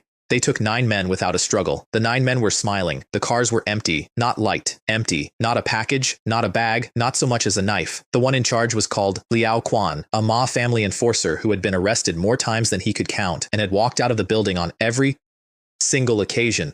Mr. Zhao, we came out for some air. He spread his hands. Are you arresting law-abiding citizens now?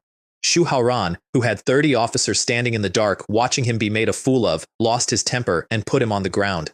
Liao Quan licked his lip and looked up at him entirely unbothered. What you plant, you harvest. My turn comes round eventually. He smiled. Leave yourself a road out. Where are Zhao Hong and Zhao Long? No idea. Zhao left him in the dirt, walked straight to Mark and stopped 6 inches from his face. Take me to David, now. 11 miles away, at a pier nobody was watching, Zhao Hong was shaking hands with a heavy-set man off a Taiwanese boat. Boss Chen. I did not expect both of you to come.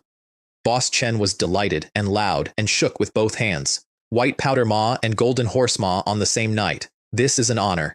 20 crates, 50 pounds in each, a ton of it on a concrete pier in the dark going north to be sold to people whose names nobody would ever write down. Their man opened a crate and tested it. The Ma family men opened the cases and counted. Everybody was very relaxed. It was going extremely well. David was lying on his stomach 200 meters away with a pair of binoculars and a decision that had about 4 seconds left on it. He had confirmed the goods. He had confirmed both brothers. He had 11 people, and there were more than 40 men on that pier. Waiting for reinforcements meant losing the ton, the brothers in the case. So he did the thing that has his name on it in the training material now. He hit first, and he hit in a way designed to make 2 groups of armed criminals believe they had been sold to each other. The first shot dropped one of the Ma family's men on the buyer's side of the pier. Boss Chen's reaction took under a second. Mei Ziru, you set us up. And he opened fire on the Ma family and started backing toward his boat, and the 2 men counting the money went down before anybody had worked out what was actually happening. Zhao Hong got it faster than anyone had a right to. Boss W, stop, it's the police. And then it stopped being a robbery and became a war, with 40 armed men on one side and 11 on the other. Zhao Long was hit in the arm early. He went white and kept giving orders, and the orders were good. Brother, listen to the shooting. There aren't many of them. Push. David lost 2 people in the next 4 minutes. He said their names out loud when they went down, which I have thought about a great deal. Eric, Paul, and then he told the rest of them the only thing there was to tell. Trust Mark. He was 50 seconds from being right or dead when the noise arrived. Engines. A great many of them coming fast from the land side. Zhao Hong heard it and knew immediately. Police reinforcements. Break out. Ma Chiru.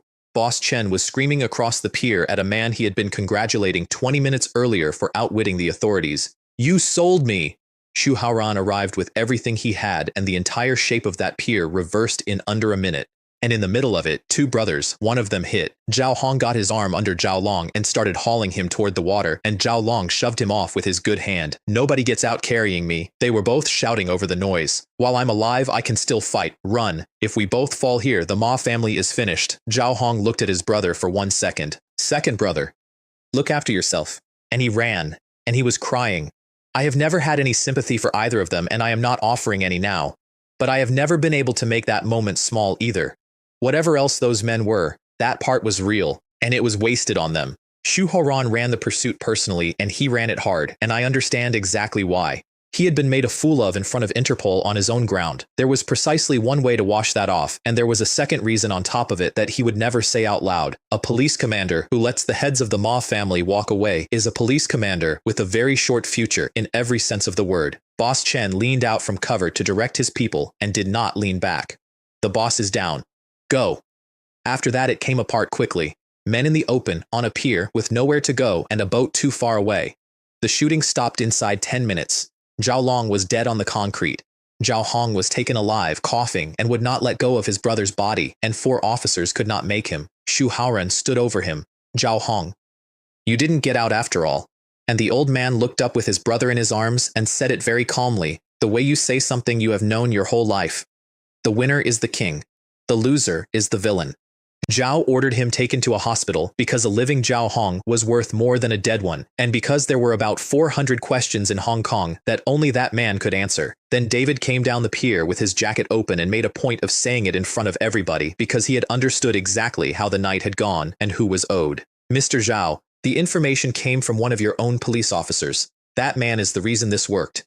Everybody turned and looked at the front seat of the second car, where a 22-year-old constable who had passed his examination 4 months earlier was sitting very upright and trying not to be visibly terrified. At the same hour, on the other side of the harbor, He Jin was lying in the dark outside a wall. The Ma residence was properly guarded. Fixed posts, roving pairs, lights. He waited the way a snake waits, which is to say completely, for 50 minutes.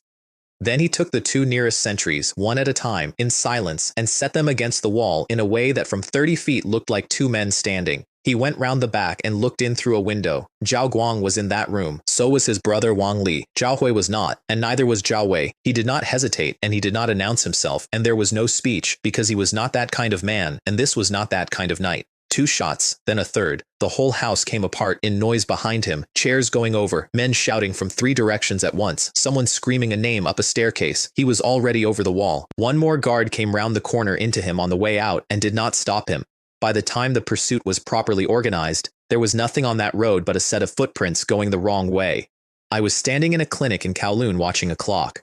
At 2:20 he came through the door, and he was not out of breath, and I have never got used to that. Zhao Guang and Wang Li are dead. Cheng Fa and Ting Chang were not in the house. He said the next part like a man reporting a failure.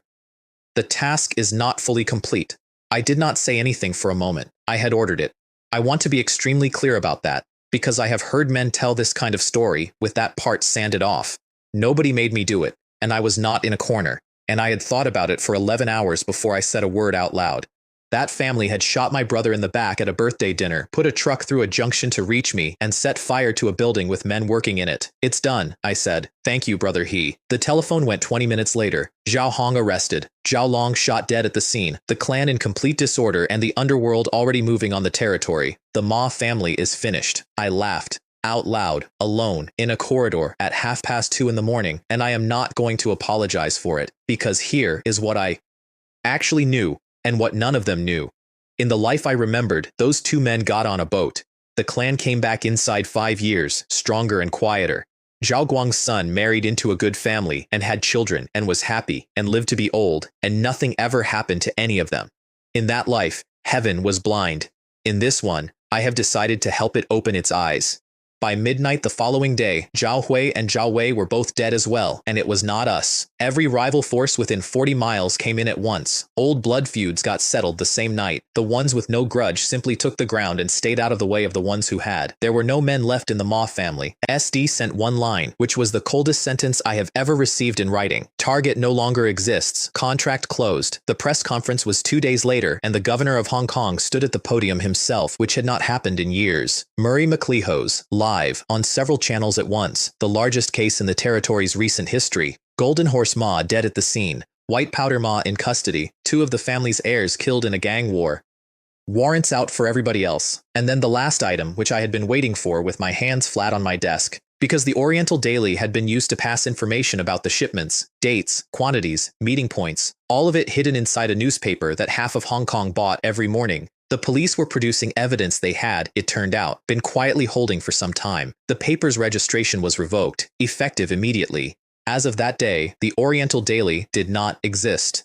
4 weeks earlier, it had been the #1 newspaper in Hong Kong. Chen Mei of Tsingtao laughed until she had to sit down and, according to a man who was in the room, said one word: karma. Every triad in the territory went quiet and cancelled everything they had planned for the month because Interpol was still in the city and nobody wanted to be the second name on that list. They did call me in. Of course they did. A boy with a newspaper had an extremely public feud with the family that had just been destroyed, and a competent police force asks about that. I cooperated fully. I answered everything.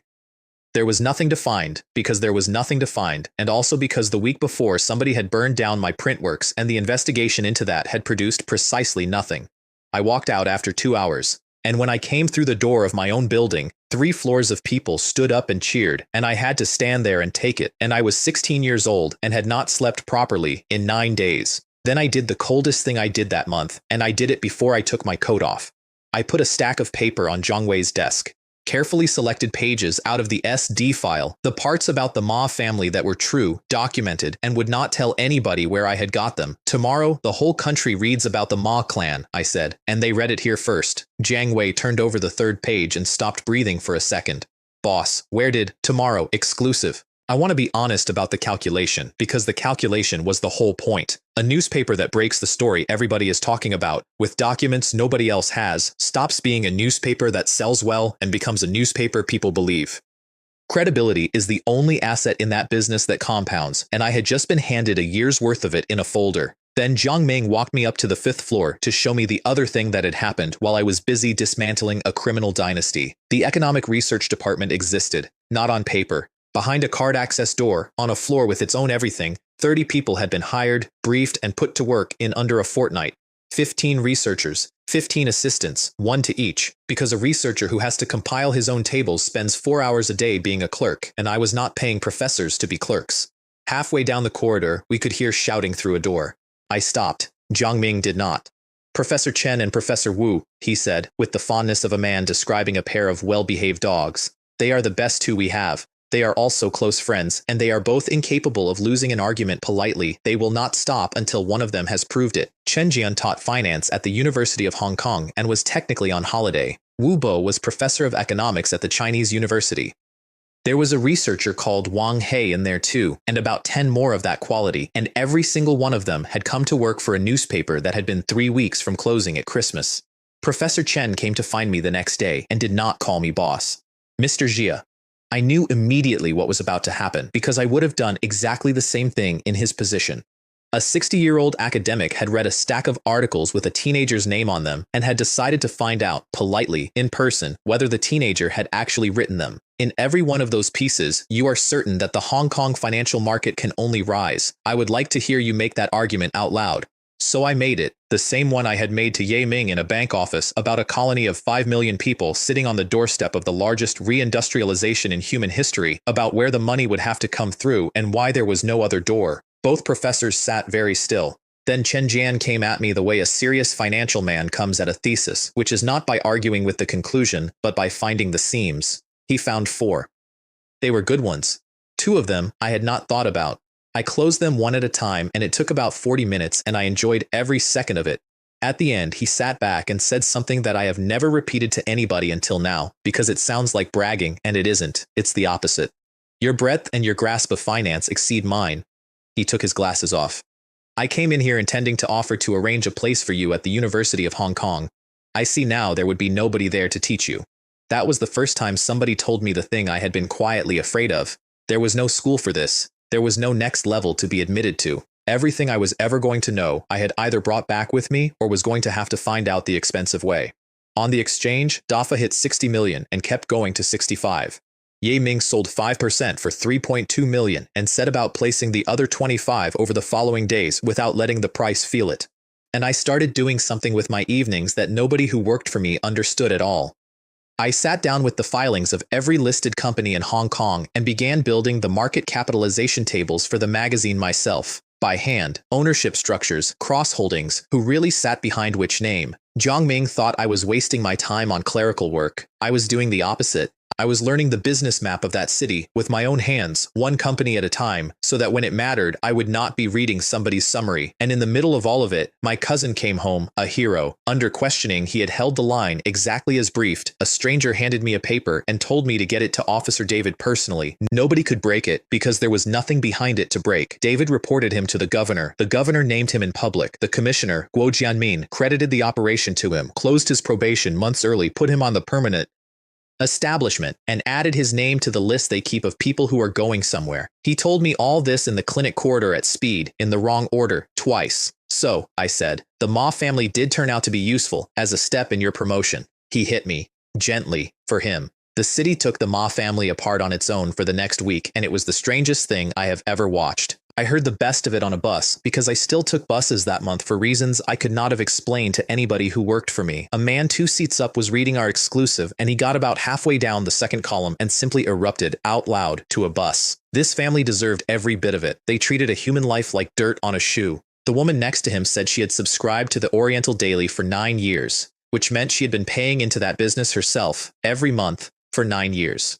She announced that she was going to Wong Tai Sin at the weekend to burn incense and get the bad luck off her, and a young man at the back, without looking up, delivered the line of the week. They burned down Juding's print works because Juding was outselling them. Who else in this city does that? Every grudge those people had been carrying against the triads for 20 years, every shopkeeper's protection payment, every cousin who got involved and didn't come back, all of it found a single address that week and went there. There were people outside the police headquarters and outside the government offices with handwritten signs demanding that Zhao Hong be executed immediately. I sat on that bus with my collar up and could not keep my face straight. Jiang Ming brought me the circulation report and did not decorate it, which is why he ran my company for 11 years. Stable at 300,000 a day. Today will be 330, he put it down. Boss, that is the end of the road. I asked him to say the rest of it. There are 5 million people in Hong Kong. 1 million of them are children. A very large share of the rest live at or under the line and do not buy newspapers at all, including, forgive me, people like your own parents until last month. He shrugged. Everybody in this territory who buys a newspaper now buys ours. 300,000 is not a target. It is a ceiling. 4,600 people per square kilometer on a territory of 1,100 square kilometers, and we had already taken all of them. So we looked outward and the map was extremely simple. Southeast Asia, 4 to 500 million people. Taiwan, about 20 million. The island nation to the north, over 100 million. Taiwan came off the list in 1 minute. Hard press control, complicated men in the middle of it, and the small matter that the Oriental Daily had been the pro-Taiwan paper in Hong Kong and we had just presided over its execution. Whoever had been standing behind it had our name on a list somewhere. The islands came off the list for later because the culture is different enough that you do not walk in with a Hong Kong product and expect to be understood. Southeast Asia it was. And the play there was the Chinese communities, because in every single country in that region, the money at the top has a great deal of Chinese in it, and those people were reading month-old papers from home when they could get them at all. Then Jiang Ming said the thing that made me hire him all over again in my head. We should not go looking for outlets. We should follow Tsingtao Daily, find their distribution network in the region and walk down it behind them. I put my pen down. Because it is twice as good as it sounds. First, they have spent 15 years cultivating that ground and paying for the education of every newsagent on it. Second, and this is the part I loved, it hands our salesman his entire pitch before he opens his mouth. You already sell Tsingtao. Tsingtao sells half of what we sell in Hong Kong. Here are both numbers. Would you like to argue with them, or would you like a delivery on Tuesday? There was one real problem, and it was mine. My stock columns are worthless in Kuala Lumpur. Nobody in Manila cares which Hong Kong property firm is undervalued. The only thing in that paper that travels is the novel, and the novel was already past 500,000 words, and no new reader on earth picks up a story at word 500,000 and enjoys himself. I sat with that for about 10 minutes and then laughed because the answer was sitting in every bookshop I had ever walked past. Publish the book. 2 volumes out of the first 600,000 words.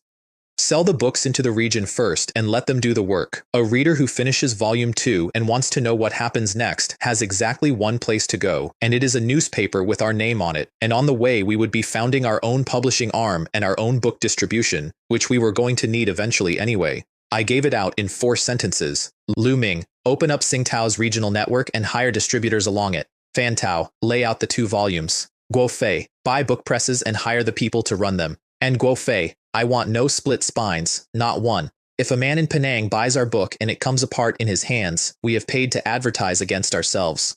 The security department came out of the print works fire, and it gave me the strangest recruitment day of my life.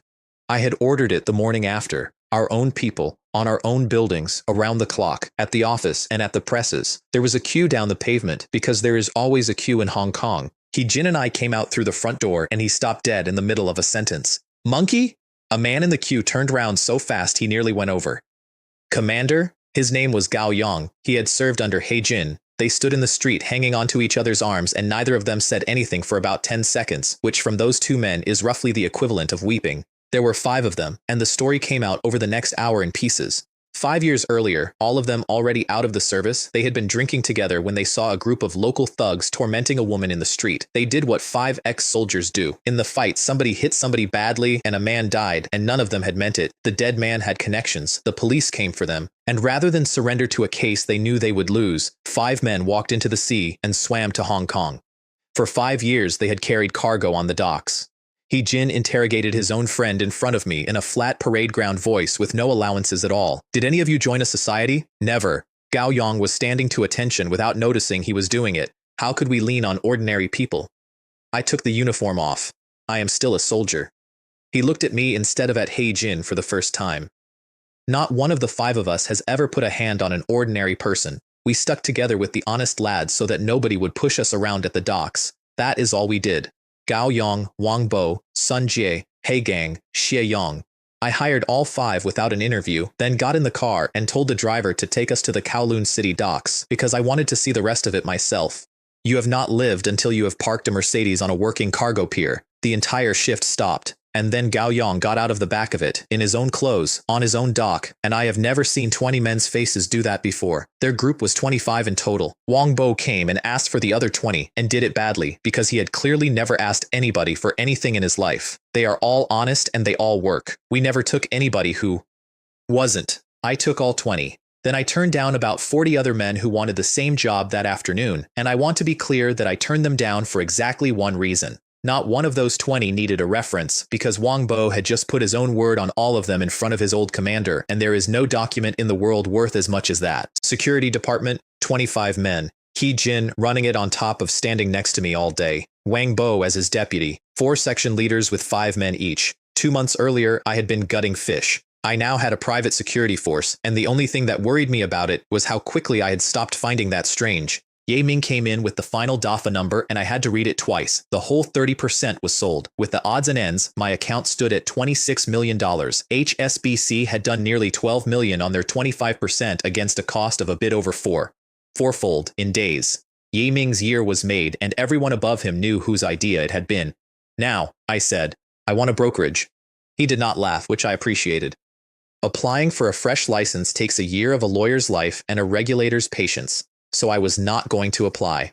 I don't need a good company. I need a company with a complete set of licenses and a pulse. We found it in an afternoon. Liu He Securities. Founded in 1970 by a man named Lin Song. At its peak, it had 30 million under management. The crash of 1976 took its legs off and it had under 5 million left and was a few bad months from closing the doors. But it had everything. Underwriting and sponsorship, brokerage, proprietary trading, investment advice, financial advisory, asset management, margin, every license the territory issued, sitting inside a company that could not pay its own rent. The story of how it got there is one I have thought about more than once, being somebody's son myself. Lin Song had a boy late in life. His wife died having him. He raised the child alone and gave him everything, and produced exactly what that produces. Lin Han, a young man with enormous ambition and no ability whatsoever. The son took the wheel, went into aggressive expansion on heavy leverage, and drove straight into 1976. The father took to his bed with rage and died last year, and on his deathbed he asked the head of his investment department to look after the boy. That man was Jiang Tao. Lin Song had found him the week he left university and built him over 15 years. Ming had personally tried to poach him for HSBC and been turned down flat. I gave my word that I would not leave while Lin Han is at Liu He. The entire company was standing up because one man had made a promise to a dead man. Then Ming did something quietly ruthless that I still admire. HSBC Securities owned 20% of Liuhe. From years back when Lin Song had been one of their own and had talked them into it, Liu sold me that 20% for $500,000, which took away the only real card Liuhe had left. Because up to that morning, the pitch to any buyer was that HSBC stands behind this company. By lunchtime, HSBC had sold out to a stranger, and the price of everything else in the building fell through the floor. Lin Han came into the meeting intending to hold me up. Ye Ming told him about the 20% in the first minute in a pleasant voice. As a piece of news he assumed the young man had already had. I got 80% for $2 million, the whole company valued at $2.5. I now owned a securities house with every license the Hong Kong regulator issued, and I was 16 and had been thrown out of a school corridor by a teacher 9 weeks earlier for not owning a textbook. Jiang Tao read the name on the transfer agreement and looked up. Boss, you're the one from the Juding Daily? Yes. He sat back. He had followed every hour of the Dafa War, the way a man in that industry follows the one fight that matters. Tianwu Securities was thriving, and they were put on the floor in 9 days.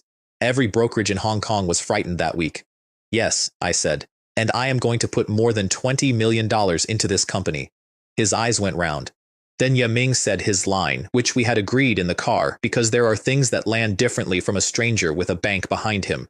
Don't look at how young he is more capable than I am. He let that sit. In that war with Tianwu, he ran it. HSBC helped. Jiang Tao took a long breath in through his nose. He had spent the previous 6 months quietly preparing to keep an old promise until the company died and then retire. He stayed. I gave him 3 instructions, and the third one is the reason I still have any of it. 1. Stop all trading. The company is under restructuring. Return the $5 million of outside client money, all of it, to the clients. Today's conditions are not suitable, and we will begin again properly. 2. Re-register the company. It is now Juding Securities Limited. 3. And this one took an hour to explain, and he never once asked why. Show 20% publicly. Hide the other 80. Register holding companies, layer them, cross them over each other, and make the structure as difficult to walk as you can build it. By the end of the following month, there were 120 offshore shells with cross-ownership between them, and there were exactly 2 people alive who could draw the diagram.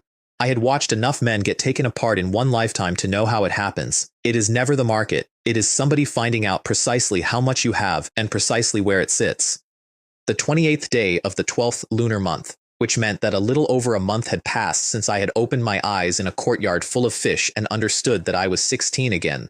Lin Chiang refused to spend New Year with us because his mother was on her own, and there was no version of that man who would do anything else. He was walking by then, slowly, with a hand on the furniture, and complaining about it constantly. He Jin came, with his son. He Li had put on weight, could be out of the clinic for a day or 2 at a time, and had spent the afternoon being taught a card game by my sister, badly, and with cheating. The table was full. My mother had cooked for about 4 more people than were present, which is her way of saying she is happy. I stood up with my glass. Dad, Mum, the year's ending, good health, and everything good.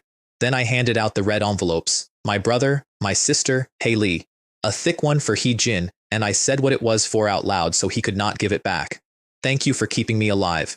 And then 2 envelopes to my parents, which is not how any of this works. The Lai Si goes downward. It goes from the earning generation to the children. Everybody at that table knew it, and nobody had ever seen it go the other way in that house. My father laughed so hard he had to put his chopsticks down. The boy's grown up. He said it as a joke. My mother did not laugh, and she did not open hers, and she put it in her pocket and kept her hand on it for the rest of the evening. Later, on the step, I said the other thing I had been carrying around for a week. Brother He, ask Dr. Li whether He Li is well enough to study. If he is, I'll find him a good school. I watched his face and kept going before he could argue. The boy has already lost 2 years. He cannot afford to fall further behind, and I am not having a child in this house grow up thinking he was rescued instead of raised. The fireworks started at 11. My brother and sister had spent their entire lives standing in the doorway watching other people's fireworks over the harbor. That year their brother had bought a mountain of them, and my father lit the first one and then spent the next hour pretending he had not enjoyed it. I stood at the edge of the courtyard and looked at 4 faces lit up green and gold and thought a thought with no irony in it at all, which for me is rare. This, a family, all of them healthy, all of them here. This is the actual thing. Everything else I have built in 5 weeks exists to protect this, and if I ever get that the wrong way round, somebody should take the company off me. After the holiday, I handed out Li C to every person on the payroll. The custom in Hong Kong is $10 or $20, 50 at the outside. It has nothing to do with the money. It is the smile and the two hands and the fact that the boss knows your name, and I made a point of knowing every one of them. Then the reports came in and the year properly started. 50,000 copies of each volume printed already. The new equipment arriving, and once it was running, we would produce 50,000 books a day. Booksellers' advance orders, 42,000 sets in Hong Kong, 13,000 in Taiwan, 26,000 across Southeast Asia, 81,000 sets before the first delivery van moved. Taiwan would take the books and would not take the newspaper, which was expected. In Southeast Asia, we already had partners in 4 capital cities, and Lu Ming's people were walking down Tsingtao's network with a photocopy of our circulation figures. And on a street in Central, a brass plate went up with a gilded 3-legged ding on it. Juding Securities Limited, license transferred and registered, 120 offshore companies in place behind it. I gave Jiang Tao one more order that afternoon and he wrote it down without changing expression, which I had already come to rely on. Open 50 anonymous accounts. He got as far as the door. Boss, might I ask what we are going to do with 50 accounts? I thought about how to answer that. Because I had owned a brokerage for 11 days and I had already found the opportunity, and it was not a clever one, and it was not hidden. In the life I came from, it was the most famous thing that happened in this city in the next 4 years. Everybody knew it afterwards. Every business school on earth taught it. Chung Kong Industries, the Wharf. Nothing yet, I said. Get me the accounts. 2 days later, I put a sheet of paper in front of Jiang Tao and watched a grown man's face empty out. Let me give you the money first, because the money is the whole reason that piece of paper was terrifying. I had 26 million. Liu's had cost 2.5. That left 23.5 in the account.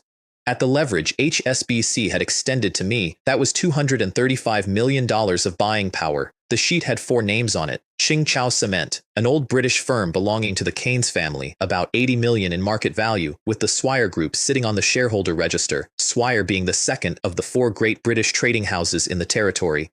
Chung Kong Industries, Chan Kwok Lung's company, listed since 1972, something like 600 million in assets. The Wharf, founded in 1886, one of the 2 wings of Jardine Matheson, the other being Hong Kong Land. It owned the docks and warehouses of Tsim Sha Tsui, large parts of the new territories, and a great deal of Hong Kong Island, plus hotels, office blocks, and the tram company, market value somewhere between 1.3 and 1.4 billion. Hutchison Whampoa, the third of the trading houses, over 6 billion in assets. Jiang Tao looked up from the page slowly, the way you look up from a doctor's letter. Boss, isn't this dangerous? Against companies of this size we have no chance at all. Who said anything about taking them over? I sat on the edge of his desk. I'm betting they go up. That's the entire plan. And there are things I know that you don't, and I'd like you to accept that I am not being reckless, because I'm going to ask you to accept it several more times this year. Then the order of operations, which mattered more than any of it, Qingchao Cement first, with no upper limit. Then the Wharf, 20% minimum, more if we can get it. Then Chung Kong, Hutchison last. And the one requirement I repeated 3 times and made everybody in the building sign a paper about. Nobody finds out. Not a whisper, not a hint, not a boast at a dinner. Slowly is fine. Invisible is mandatory.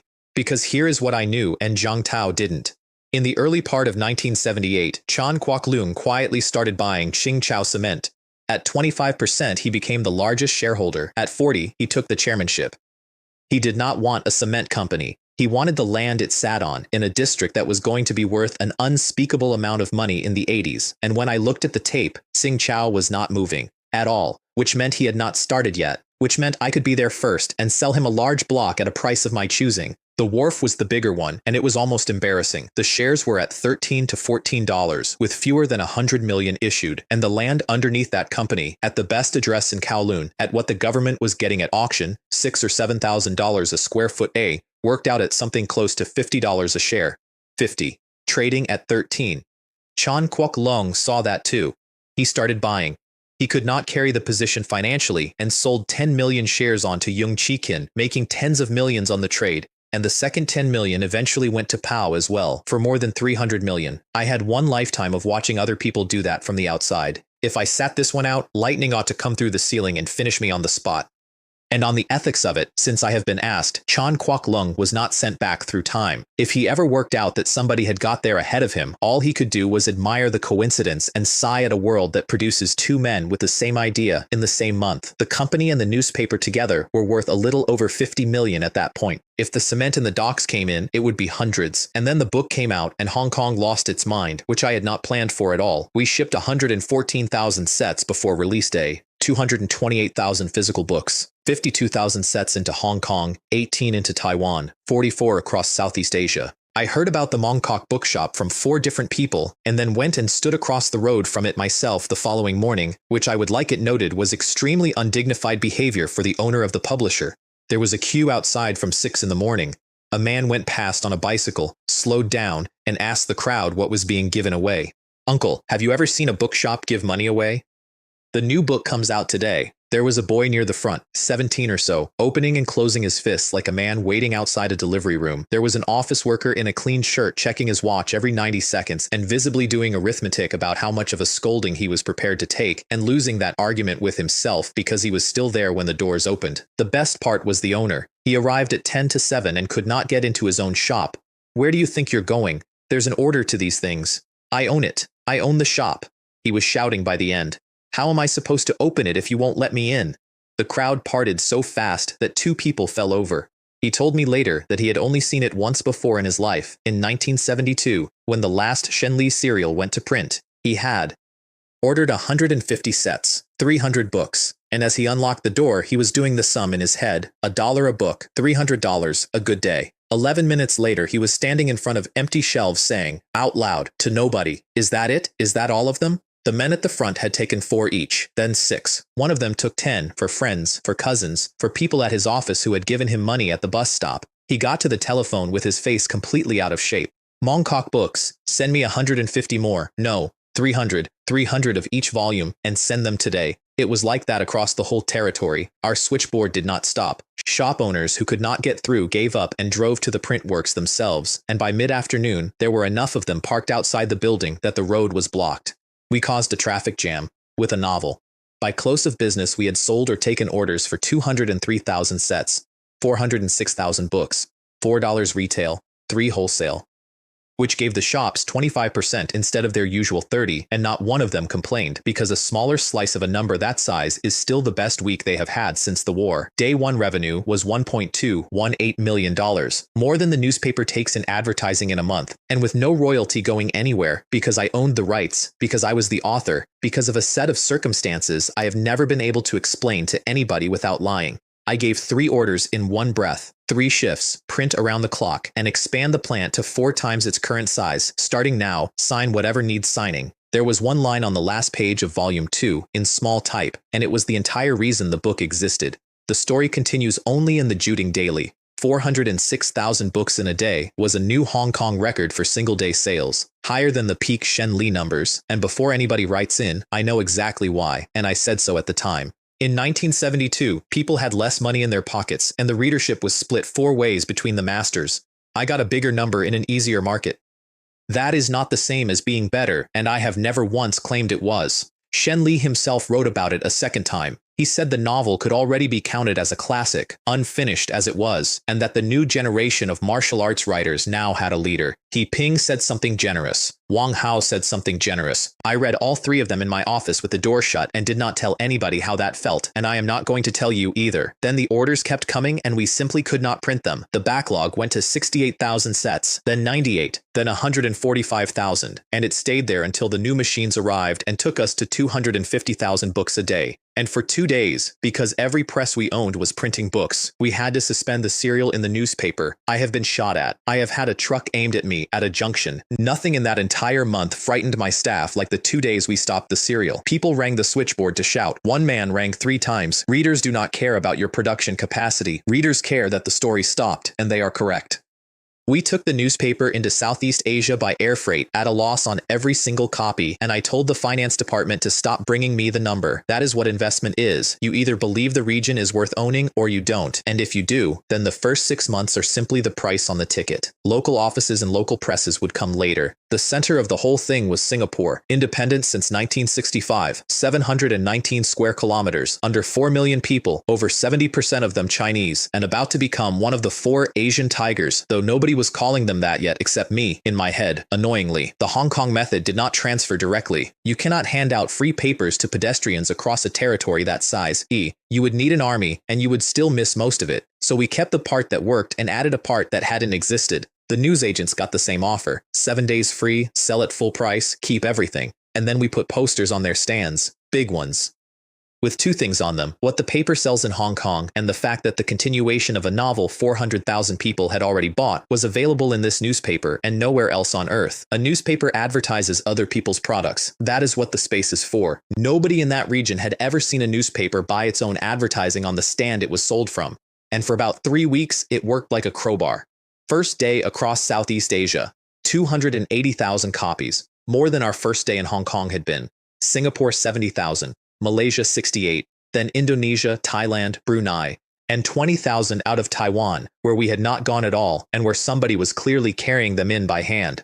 Hong Kong that day, 330,000, 630,000 copies in a single day, which was more than the entire circulation of the Tsingtao Daily, which up to that morning had been the largest Chinese-language newspaper in the world. The building went off like a firework, and I let it run for exactly 1 afternoon. Then I took Jiang Ming aside. Watch the atmosphere in this company. There is arrogance starting, and there is contempt for our competitors starting, and I have heard both this week from people who were unemployed at Christmas. He started to answer, and I kept going. A dike 1,000 miles long is destroyed by an anthole. I did not tell him the rest, which is that I had heard it 2 weeks earlier and had deliberately said nothing to see whether he would catch it himself. He hadn't. That was useful to know, and it was not his fault, and I never mentioned it. The Southeast Asian numbers went to 300,000, then 330. And the book gained another 40,000 a day on top because every new reader of the newspaper immediately went out and bought the first 2 volumes to find out what he had walked in on. I would like to record that at this point I was extremely tired. A newspaper in 7 markets, a publishing house, a magazine that had not launched, a securities company sitting on $235 million of exposure, and a bodyguard following me into rooms because a criminal family had recently tried to have me killed twice. Sima Yi worked himself to death, and everybody remembers it as a virtue. I do not have enough people. That was the actual bottleneck, and it stayed the bottleneck for years. Then 2 good things happened in the same week. Lin Tao started at Diocesan Boys' School, founded in 1869 by the Anglican Diocese on Argyle Street in Ho Man Tin, an address that has produced a startling proportion of the men who run that city. Shaolin Ji started at Diocesan Girls, which is even older. He Li went into the junior section on the same day, with his lungs improving weekly and a satchel he would not let anybody else carry. And that evening, at my own table, I finally had the conversation I had been putting off since the day I woke up. Dad, Mom, I'm not going back to school. I put it down flat and did not decorate it. I've already learned what I need. My mother's mouth opened. My father put his hand on her arm. And then this fisherman who cannot read a contract, who has never in his life been in a room with anybody who owned anything, said the thing that I have carried around ever since. Ayu, we're uneducated people. We don't understand any of what you do. He was not upset. That was the strange part. If you've decided, we're behind you. This family has fished for generations and lived at the very bottom of everything. You are the only one who can change what happens to us. So go and work and make it so your children have it easier than you did. Then he turned round in his chair, entirely without changing his tone, and pointed at my brother and sister. Your elder brother is the god of literature reborn, and he doesn't need school. Neither of you has his head. So you two will study, and study hard, so that one day you can be some use to him. My brother said, Dad, in the voice of a 14-year-old whose life has just been arranged. My sister laughed so hard she had to leave the table, and a month of quietly dreading that conversation went out of me all at once, and I sat there with my rice and did not trust my voice for a while. The magazine was finished except for one thing, and the one thing was the cover. A financial magazine is judged in half a second on a rack. Whoever is on the front is a statement about what league you believe you are in, and if you get it wrong, the entire product is a joke before anybody reads a word. Richard Thompson, I said, the director of HSBC. The professors looked at each other and nodded, and Professor Chen said, well, that settles that. Because of who the man was. He came to Hong Kong in 1948. Worked the Singapore and Japan branches, general manager from 1971, director of the bank from 1977. In 1979, he was going to sell the Hutchison Whampoa stake to Chan Kowloon. In 1980, he was going to put $2 billion into Yung Chi Kin's hands inside a day so that a Chinese shipowner could take the Wharf away from Jardine. In 1985, he would build the new headquarters for $5 billion and buy a controlling share of an American bank for $3.1 billion. They called him the King of the Taipans, and it was not flattery. The rise of very nearly every Chinese magnate in Hong Kong ran through that man's office at some point. I went to the interview myself. Jiang Ming should have gone. It is not the owner's job. I went for two reasons, because a man of that standing should be asked in person, and because the Wharf and Hutchison were sitting on a sheet of paper in my safe, and Richard Thompson was the hinge on both of them. There was a third reason, and it was the one that kept me awake. 50 anonymous accounts hide me from everybody in Hong Kong. They do not hide me from HSBC. I had $200 million of the bank's leverage under my hand, and a facility that size is not approved by a branch, or by a department, or by Ye Ming.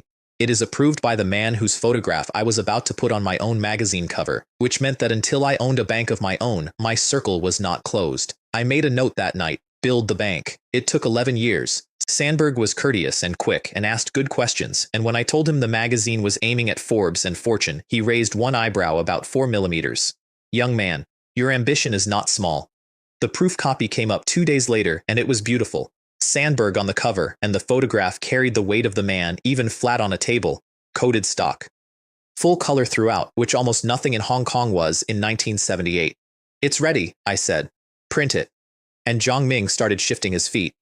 Boss, the novel is still selling. Every press we own is running books around the clock, and the new machines are already committed. He got it out. We have no capacity for the magazine. I did not have to think about it, which does not mean it didn't cost anything. The novel and the newspaper are the business. The magazine is the future of the business. When those two collide, you feed the one that pays the wages, and you do it fast before you have talked yourself into a compromise that damages both. The magazine waits. Then I went up to the 5th floor and told them myself. Jiang Ming offered to do it. I said no, and I want to explain why, because it is the single most useful management thing I learned that year. Those men were not working for me for money. 2 of them were professors on holiday from universities that paid them perfectly well. They were there because they had been promised the first serious financial magazine in Asia with their names in the front of it. When you delay something like that, you do not send a manager. You go and stand in the room and say it with your own mouth, and you take whatever comes back. Professor Chen's face did something, and then he put it away. It's nothing, he said. The novel matters more. It was not nothing, and both of us knew it, and I owed him from that afternoon onward. Then Zhang Tao rang me at home, and his voice was careful in a way it had not been before. Boss, somebody else is in Qingchao Cement. I sat down. They are doing exactly what we are doing. Concealed accumulation, even portions, nothing that would show. If we had not been watching the register ourselves, we would never have seen it. He paused. I did not make any inquiries. I did not want to spook them. Have we been spotted? I don't believe so. We were in earlier, and we went slowly. From where they are standing, our buying looks like ordinary noise. Chan Kowloon has started. Here is where we stood, across 50 anonymous accounts, on that evening. Qingchao Cement, 4.2 million shares, 4.2% of the company for $3.36 million at 80 cents a share against 100 million shares issued. The Wharf, 2.254 million shares, 2.3% for $30 million at $13.30 a share against 98 million issued. And the thing that made me put the phone down and stare at a wall for a while was this. In the Wharf, one of the largest and most valuable companies in the territory, sitting on land worth 4 times its share price, there were no institutions on the register at all. Not one. Retail investors, and Jardine, and nobody else. The most valuable thing in Hong Kong was lying in the road, and the entire professional investment community of that city was walking past it. Keep going on the cement, I said. If discovery becomes a risk, switch to the second plan and buy blocks off the institutions directly. They'll sell at a premium and say nothing. On the Wharf, add $1 million to every account and go at full speed. I hung up and said the last part to the ceiling. Just let Chan Kowloon look at the docs a little bit later than he did last time. A week later, the frenzy settled down to a mere 70,000 books a day. Total to date, over 800,000 sets, 1.6 million books. 380,000 of those in Southeast Asia, 320 in Hong Kong, 100,000 in Taiwan, $4.8 million of revenue at a gross profit of no less than 2.4. And the newspaper in Southeast Asia went 280,000, 300, 330, 350, 370, 380, 400,000. Tsingtao's record in the region was 360. We passed it by 40,000. Across all markets, 770,000 copies a day. The largest Chinese language newspaper in the world. I put the honest asterisk on it at the time, and I will put it on now. There is a paper on the mainland that makes every number I have just given you look like a parish newsletter, and we were not in that market. 9 weeks earlier, I had owned 3,000 readers and a farewell headline. Now, the magazine. I had a product nobody had asked for in a category that did not exist in Asia at $2.50, aimed at people who had never bought a magazine about themselves in their lives. So I did not advertise it. I asked the city 3 questions instead. 3 consecutive issues of the Juding Daily, best position on the front page. 1 sentence each in the largest type the page would carry, and no answer, no explanation, not even our own name attached to it. Day 1. Do you know which company in Hong Kong is the largest? Day 2. Do you know who is the richest Chinese man in Hong Kong? Day 3.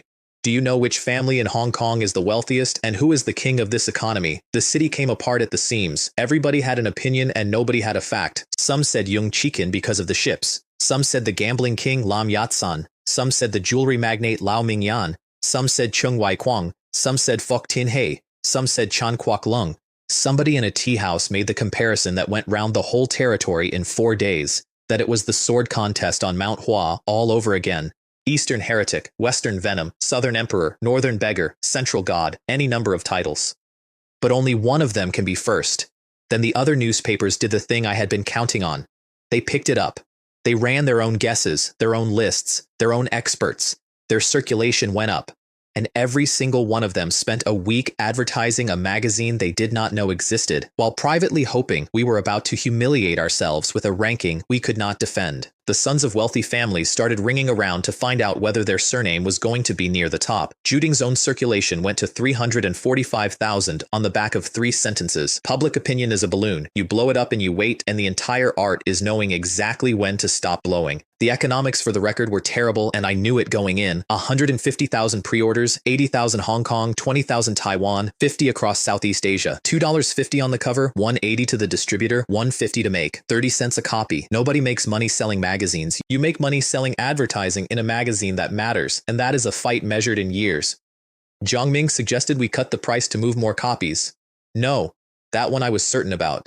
A cheap magazine for rich people is an insult to the rich people. The men we want reading this do not know what anything costs and would not notice 50 cents if we printed it on their hand. And to the professors, one instruction with no limit attached. Take as many free copies as you want. Give them to your friends, your colleagues, every academic you know, every man you have ever had an argument with. The more, the better. Because there was exactly one thing that had to happen in the first week, and it was not sales. Every serious person in Hong Kong had to see that list and be unable to find an error in it. The morning it went on sale, one of my delivery boys got mugged by a newsagent. Wang Peng pulled up at a stand with the usual bundles, and the old man waved the newspapers away without looking at them. Don't count those. The magazine. Give me the magazine. Hurry up. And took the stack out of his hands. At the same hour, a fleet of couriers was going round the territory delivering single copies by hand, personally, to the head office of every company in the top 100, with a line I had written myself and made them memorize. Congratulations, your company is in the list of the 100 largest. The owner asked that this be given to the director in person. Richard Thompson got his at 8:10 and did what every human being does, which is look at his own photograph for a while first. Very good, he said, to nobody. Then he read my piece on the long-term development of the Hong Kong economy, which was 1,000 words, and it took him over 10 minutes, and I know that because his secretary told the man who told me. The eye is genuinely sharp, he said afterwards. He has laid out the trajectory of this economy. That is real ability. Here is what was inside. The 100 largest companies in Hong Kong, 1978. HSBC first at 12.28 billion. Jardine Matheson second at 9.46. Swire third at 8.48. Hutchison Whampoa fourth at 6.24. Hong Kong Land fifth. Hang Seng Bank sixth. Worldwide shipping, Young Chikins 15th at 2.52 billion, the Wharf 28th at 1.31 billion, Hong Kong 30th at 1.27, and at number 100, a group nobody outside its own industry had ever heard of, at 220 million, which was the number that did more work than any other number in the magazine, because it told every businessman in Hong Kong exactly where the door was. Then, the rich list, the Keswick family first, at 6.4 billion, the Swires second at 5.6, the Cadogans of Hutchison fifth at 2.58, and at number 7, the first Chinese name on the page, Young Chikin, at 2.42 billion. Sandberg went through both lists twice and then said the thing that told me our man on the 5th floor had been right about everything. Impressive. And they know the measure. He tapped the page. This is built entirely on public information. They have not gone anywhere near what these families are actually holding. He knew, better than anybody alive, that half those numbers were low. He also knew what would have happened to a newspaper that printed the real ones. There are families in that city whose slightest movement rearranges the harbor, and they do not tolerate arithmetic done in public about assets they have spent 40 years moving into other people's names. We could have been accurate. We would have been erased by Friday. The best account of the whole thing I ever got came from a 25-year-old, Wang Li, University of Hong Kong, 1 year into a junior job at Henderson Land, which is Chung Wai-Kwong's company. He came in before everybody as a matter of habit and sorted the executive's post, which is the traditional job of the man who intends to be running the place in 15 years. He opened the Juding Daily expecting a 4th question and got an answer instead in the same enormous type. All the answers are in Economy magazine. He went through the entire company's subscription pile twice. No magazine. He was standing there holding somebody's mail, genuinely upset, when the door opened and one of my couriers walked in with a single copy and the memorized sentence. He found his own company on the list before he took his coat off. Number 23, Henderson Land, unlisted, founded 1973, director Chung Wai-Kwong. Assessed value $1.82 billion. He told me years later that his first thought, standing in an empty office at 7:30 in the morning, was that if you brought that in cash, it would fill the room he was standing in. Then he got to the rich list. God, the British are rich. Then he found Young Chi-kin at 7 and worked out that the richest Chinese man in Hong Kong was a ship owner. Then he went looking for his own boss. Number 25, 1.55 billion, with 6 Chinese names above him. He had spent a year assuming he worked for the richest man in Hong Kong. He put the magazine down and said, out loud, a frog at the bottom of a well. Then Chung Wai-Kwong himself walked in, because men like that also come in early, and read it standing up with his coat still on. He noticed the cover first, which is what I had counted on. Sandberg agreed to be interviewed and to be photographed for this. He said it half to himself. That alone puts this magazine somewhere. Then he found his own valuation and checked it against a figure only about 4 people in Hong Kong knew.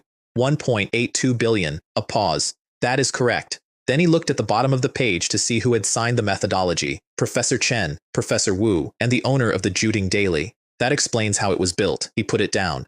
Public assets only, which makes it unassailable, and which was the wise thing to do. The owner is young. In business, he is not. And then he gave Wang Li the order that was being given in about 400 offices that same morning in the same words all over the territory. Subscribe. Every issue. 1 copy to every executive and 2 in every office. 56 copies. From 1 company. Before 9 in the morning. The comic ending to that story is my favorite thing in this entire episode. Wang Li finally had something to be superior about and went to find his colleague Wei Ji so that he could read the numbers out slowly and with feeling.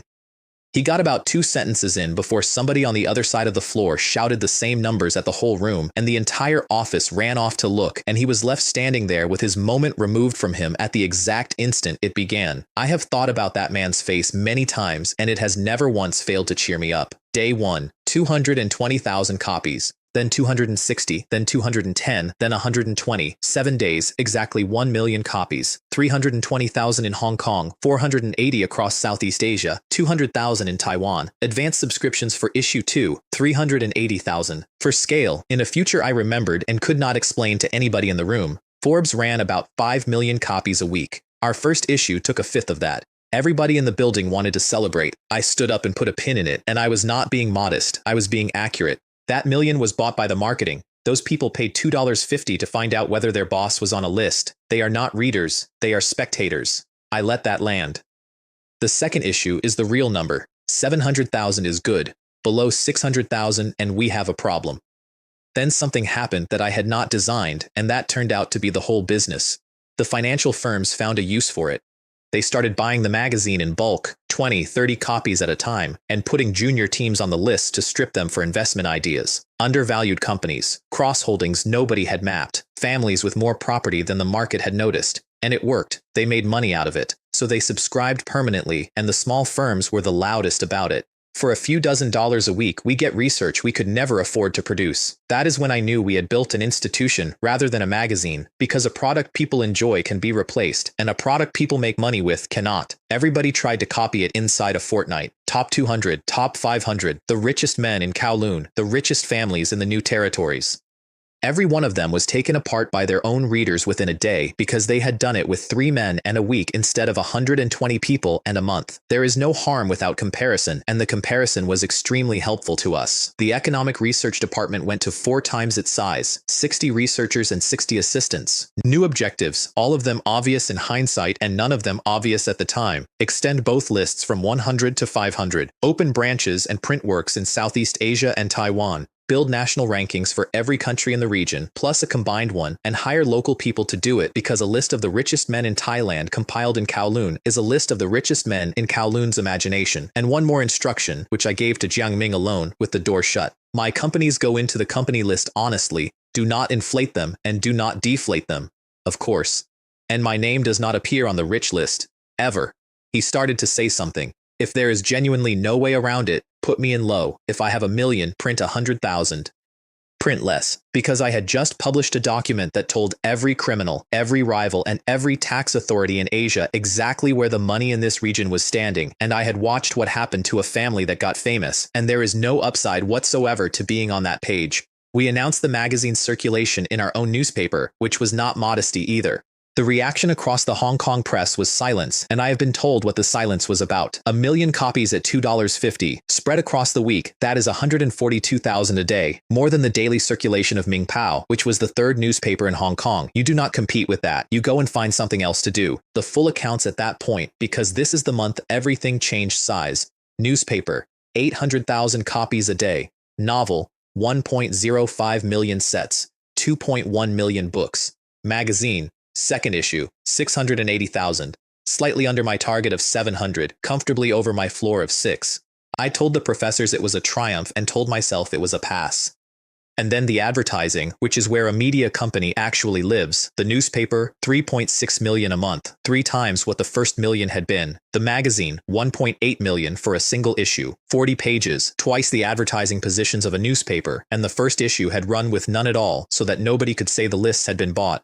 From issue 2, we auctioned the positions, and after that we simply published a rate card and stopped negotiating.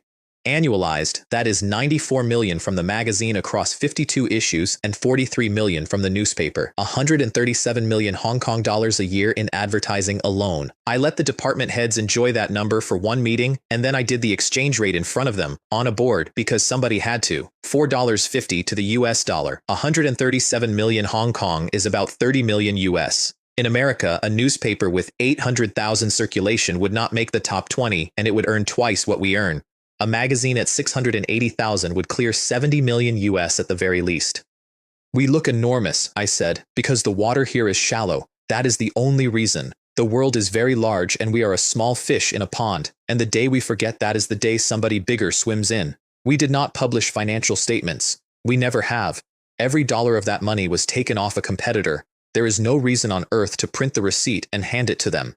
Now, the cement. Money position. The media company had 8.8 million in hand. 3.8 stayed for the regional branches. 5 million went across to Juding Securities. Yiming extended 50 million against it. $285 million under my hand, and I was still being asked for identification in bars. Jiang Tao confirmed what I had already assumed. The other buyer in Qingchao Cement was Chan Kwok Lung. Accelerate, I said, and stop waiting for the market to sell to us. Go to the minority holders directly. Where we stood, Qingchao, 18.6 million shares, 18.6% for $15.2 million. The Wharf, 9.21 million shares, 9.4% for 123 million at $13.50.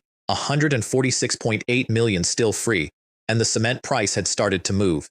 80 cents to 90 and climbing, which meant the Keynes family had noticed, which meant the clock had started.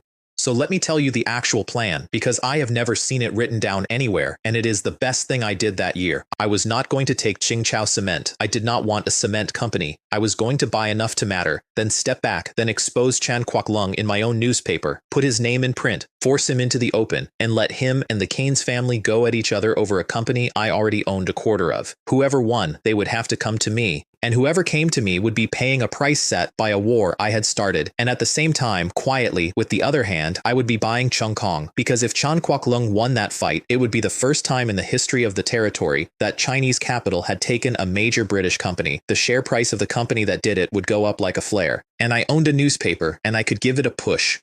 I wrote one line at the bottom of the plan, which Zhang Tao read and did not understand for about 6 months. Feed the war with war. This money does not sit still. 200 million of leverage accrues interest every single day, including the days you spend admiring your own cleverness. Chan Kwok-lung was not doing it under his own name either, which I should have expected from a man of that quality. Evergreen Fund Management, set up the previous year, on paper, unconnected to anything. Same owner. The reason for it was Hutchison Whampoa. In 1977, Hutchison had merged and come out the other side losing money while sitting on a mountain of superb assets, and Chan Kwok-lung had seen exactly what everybody eventually saw. But Cheung Kong was a tenth of Hutchison's size, and a company of that size cannot walk up to a company of that size. A fund can. A fund is a stranger.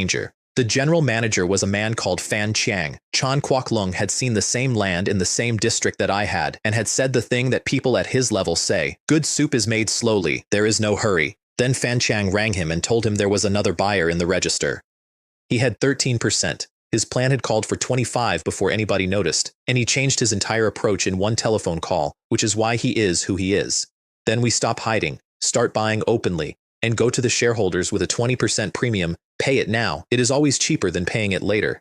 Then he pulled the telephone across the desk and started making the calls himself. Across the harbor, in a house on Hong Kong Island, the other side of it was having a worse morning. Edward Hayes was 62. His son Upton was 36 and ran a department and was being built by his father into a general manager by 40 and a chairman after that. Upton came in with the register and no composure whatsoever. The family holds 32%, control is 51, we are 19 short and somebody has been buying us for at least 10 days. Sit down and stop that. Simpson did not raise his voice. Nerves ruin the thinking, and you will need the thinking. Swire holds 8% of this company, and Arthur Hastings and I have known each other for 30 years. He put his glasses on. The only question that matters this morning is whether there is a buyer at all, or whether you are frightened of a coincidence. The telephone went. The price was climbing. The buyer had stopped hiding. Edward Hayes sat with that for a moment and then told his son about a hunting trip in India, where he had watched a tiger through field glasses come the entire length of a clearing toward a deer, one slow foot at a time, and then cross the last 30 yards in about 2 seconds. I don't know yet whether you are a tiger, he said to a window, but I am quite certain I am not a deer. Then I did the thing that only works once, and I did it through the bank. My securities company is 4 weeks old, I told Ye Ming. It has no relationships and no telephone numbers. I need you to buy the minority stakes in Qingchao Cement for me, premium up to 30%, fast and quiet in that order. And I put a shareholder list on his desk, already annotated, because I had built those tables myself for the magazine and I knew precisely who held what. He took it without hesitating. For HSBC, that is an ordinary agency service on an ordinary commission, and that is the entire point of having HSBC's arm across your shoulders. Here is the difference in weight, and it embarrassed me. Juding Securities, working hard all day, scratched up 1.9% for $2 million. HSBC, in less than a working day, took 4.9% off 8 different minority holders at a premium of 10 to 15%, because when that bank telephones a man, he takes the call and he says yes. Then Ye Ming gave me the one piece of bad news. Several of the holders had already sold. Shortly before we reached them, they would not say to whom. He looked at me. Whoever it is works no worse than we do. Chan Kwok-lung, 13%, plus 2.2, plus 6.7 he had taken personally, 21.9%. The price was at $1.04. Edward Hayes bought Swire's 8% and went to 40. And then discovered that every remaining minority holding in the company, at least 18% of it, had already been bought by somebody who would not be named, and made the mistake that decided everything. He assumed there was one opponent. There were 2, and neither of us had any idea about the other, and all 3 of us were buying the same company at the same time. The board, Keynes 40%, Chan Kwok-lung 21.9, me, 25.4, 87.3%, held by 3 parties who each believed they were dealing with one other. Almost nothing left in free float. The price went from 80 cents to 130 in 10 days, up 62.5% in a cement company, in a market where cement companies do not move. By the close, I was at 25.8, and then I published. I had barely written anything under my own name for weeks, deliberately, after a man called Fifth Granduncle had told me to find the measure at a party. So when a piece appeared on the front page with my signature on it, the entire financial community of Hong Kong stopped what it was doing. The gold buried under the cement. It was a straight, dull, entirely factual account of a company founded in 1887 that makes cement, asphalt, and concrete, and that everybody in Hong Kong has therefore filed under cement. And then, in the fourth paragraph, the thing that everybody had known and nobody had added up, that this company also happens to sit on hundreds of thousands of square meters of land in a district where the government's own auctions were running at $6,000 to $7,000 a square foot. The share price should be 4 to 5 times what it is. And then the last paragraph, which is the one I wrote first and rewrote 9 times. The recent movement in this stock is somebody's battle of wits. I will go so far as to guess that a property magnate has begun an acquisition. Which one? New World? Henderson? Sun Hung Kai? Chung Kong? Somebody else entirely? We will be watching. Chan Kwok Lung read that over breakfast and, I am told, changed color. Not because I had guessed. Because he did not want the price up. He was not selling anything. He needed control, which meant he needed to buy another 20%, and I had just made every share of it twice as expensive. He went to the fund's offices. Personally, that morning, which he almost never did, Edward Hayes and his son spent the same morning on the telephone raising money and calling in 30 years of favors. The market opened and the stock went up 40% in the first hour, 130 to 180. The company went from 80 million to 180. I stopped buying at 26%. 26 million shares for $23.4 million, because most of mine had been bought at 80 cents while everybody else was asleep. Those shares were now worth $49.4 million. $26 million of profit on paper from one article. Still slow, I said, to an empty office at 10:30 in the morning. Let's put some more oil on it. By the close, it was $2.20, and Tsingtao Cement was worth $220 million, which put it at exactly number 100 in a list I had published 9 days earlier. And I sat there and thought, with a straight face, that Chan Kwok Lung might one day thank me for this. Everything I had done had been in his best interests. I was practically working for him for free. The second article ran the next morning, and it did not guess anything. The rise of Chinese capital. Chung Kong moves on Tsingtao Cement. It laid out why the target made sense for that specific buyer. His own raw material supply. Lower costs on every project he builds. And a land bank that solves his next 10 years. And then the paragraph that made it impossible to walk away from. This is the first occasion on which Chinese capital has moved against a major British company in Hong Kong. Whatever the outcome, Chan Kwok Leung did it first. If he succeeds, it will be remembered as the day the direction of this city changed. Edward Hayes read it and swore loudly enough to be heard in the corridor. Chung Kong, it's Chung Kong. And then he sat down and revised his entire assessment out loud in front of his son, which took a kind of honesty I have always respected in him. I was wrong yesterday. I thought we were being outbid. He put the paper down. He really is a tiger, and in front of Chung Kong, we are the deer. He was at 42% and 9 short of control, and there was only one place left to get 9%. I'll have to go and see Norman. On the other side of the harbor, Chan Kwok Leung called an emergency meeting and asked one question in a voice nobody in that room had heard before. Who talked? Everybody went cold. They spent 2 days looking for an informer inside their own fund, and there was never an informer, because there was nothing to inform on. I had worked it out from a share register and a land map and confirmed it by sending 2 people to ask 3 careful questions. A perfect plan is still a perfect plan. It simply is not much use against somebody who has read the ending, and here is the part I had actually been building toward, which had nothing to do with cement at all. Chan Kwok Leung could no longer walk away. If he dropped it now, Chung Wai Kwong and Fok Tin Hei would be into Tsingtao by the end of the week, and both of them were stronger than he was. Worse, the label was already stuck on him in every tea house in Kowloon, the first Chinese businessman to go at the British, and a man who is handed that label and then retreats does not simply lose a cement company, his share price goes with it. He was standing on a narrow bridge over deep mud. The only way to stay clean is to grit your teeth and keep walking, which was exactly, precisely, deliberately where I had put him. And the elegant part, the part I was quietly proud of for years, is that he could not even be angry at me. My newspaper had praised him. My newspaper had handed him a piece of history nobody had offered any Chinese businessman before. I had done nothing but say good things about him in print, at length, twice. Nobody had forced that man to do anything in 20 years, and there was not one person he could take it out of. The price went from 220 to 310, another 40%. The company was worth 310 million, and Chung Kong, my other position, went from 1.27 billion to 1.3. Edward Hayes drove out to see Arthur Hastings, who was 64, ran the Swire family in Asia, and had known him since they were both 8 years old. He asked for money and for help buying, and he got both inside 20 minutes, and only about half of it was friendship. The rest of it Arthur Hastings said out loud, and it is the single most important sentence anybody said during that entire war. "We are all going home to England eventually, that is not in dispute." He put his glass down. "But we are not going to stand here and let Chinese capital take a British company off us on the way out. If Chung Kong wins this, every Chinese consortium in the territory will be emboldened by the end of the month. That precedent cannot be allowed to exist. Chan Kwok Lung has to lose." From that afternoon, it stopped being a fight between two companies over a cement works. It became Chinese money against British money, in public, in front of 5 million people who had been living under one of them for 136 years. The stock went to 380. Which is 4.75 times the 80 cents it had started at, almost exactly the 4 to 5 times valuation I had put in print 11 days earlier in an article that everybody had thought was a wild guess. Retail investors started taking their profits, which is how you know the ordinary people were the only sensible participants left. My 26% was showing a paper profit of $75.4 million. And the 3.5% of Chung Kong I had quietly accumulated on the side was up another 2.1. Jiang Tao came into my office with both numbers on one sheet and could not make his face behave. "Boss," he said, "how did you know?" "I read a land auction result and a share register." Which was true. It was simply not the reason. Then the Keynes family did the thing that lost them the company. They put out a statement. With Swire's support, the family now controls 49%. The acquisition attempt is finished. The price wobbled downward. It was a lie. They had 45.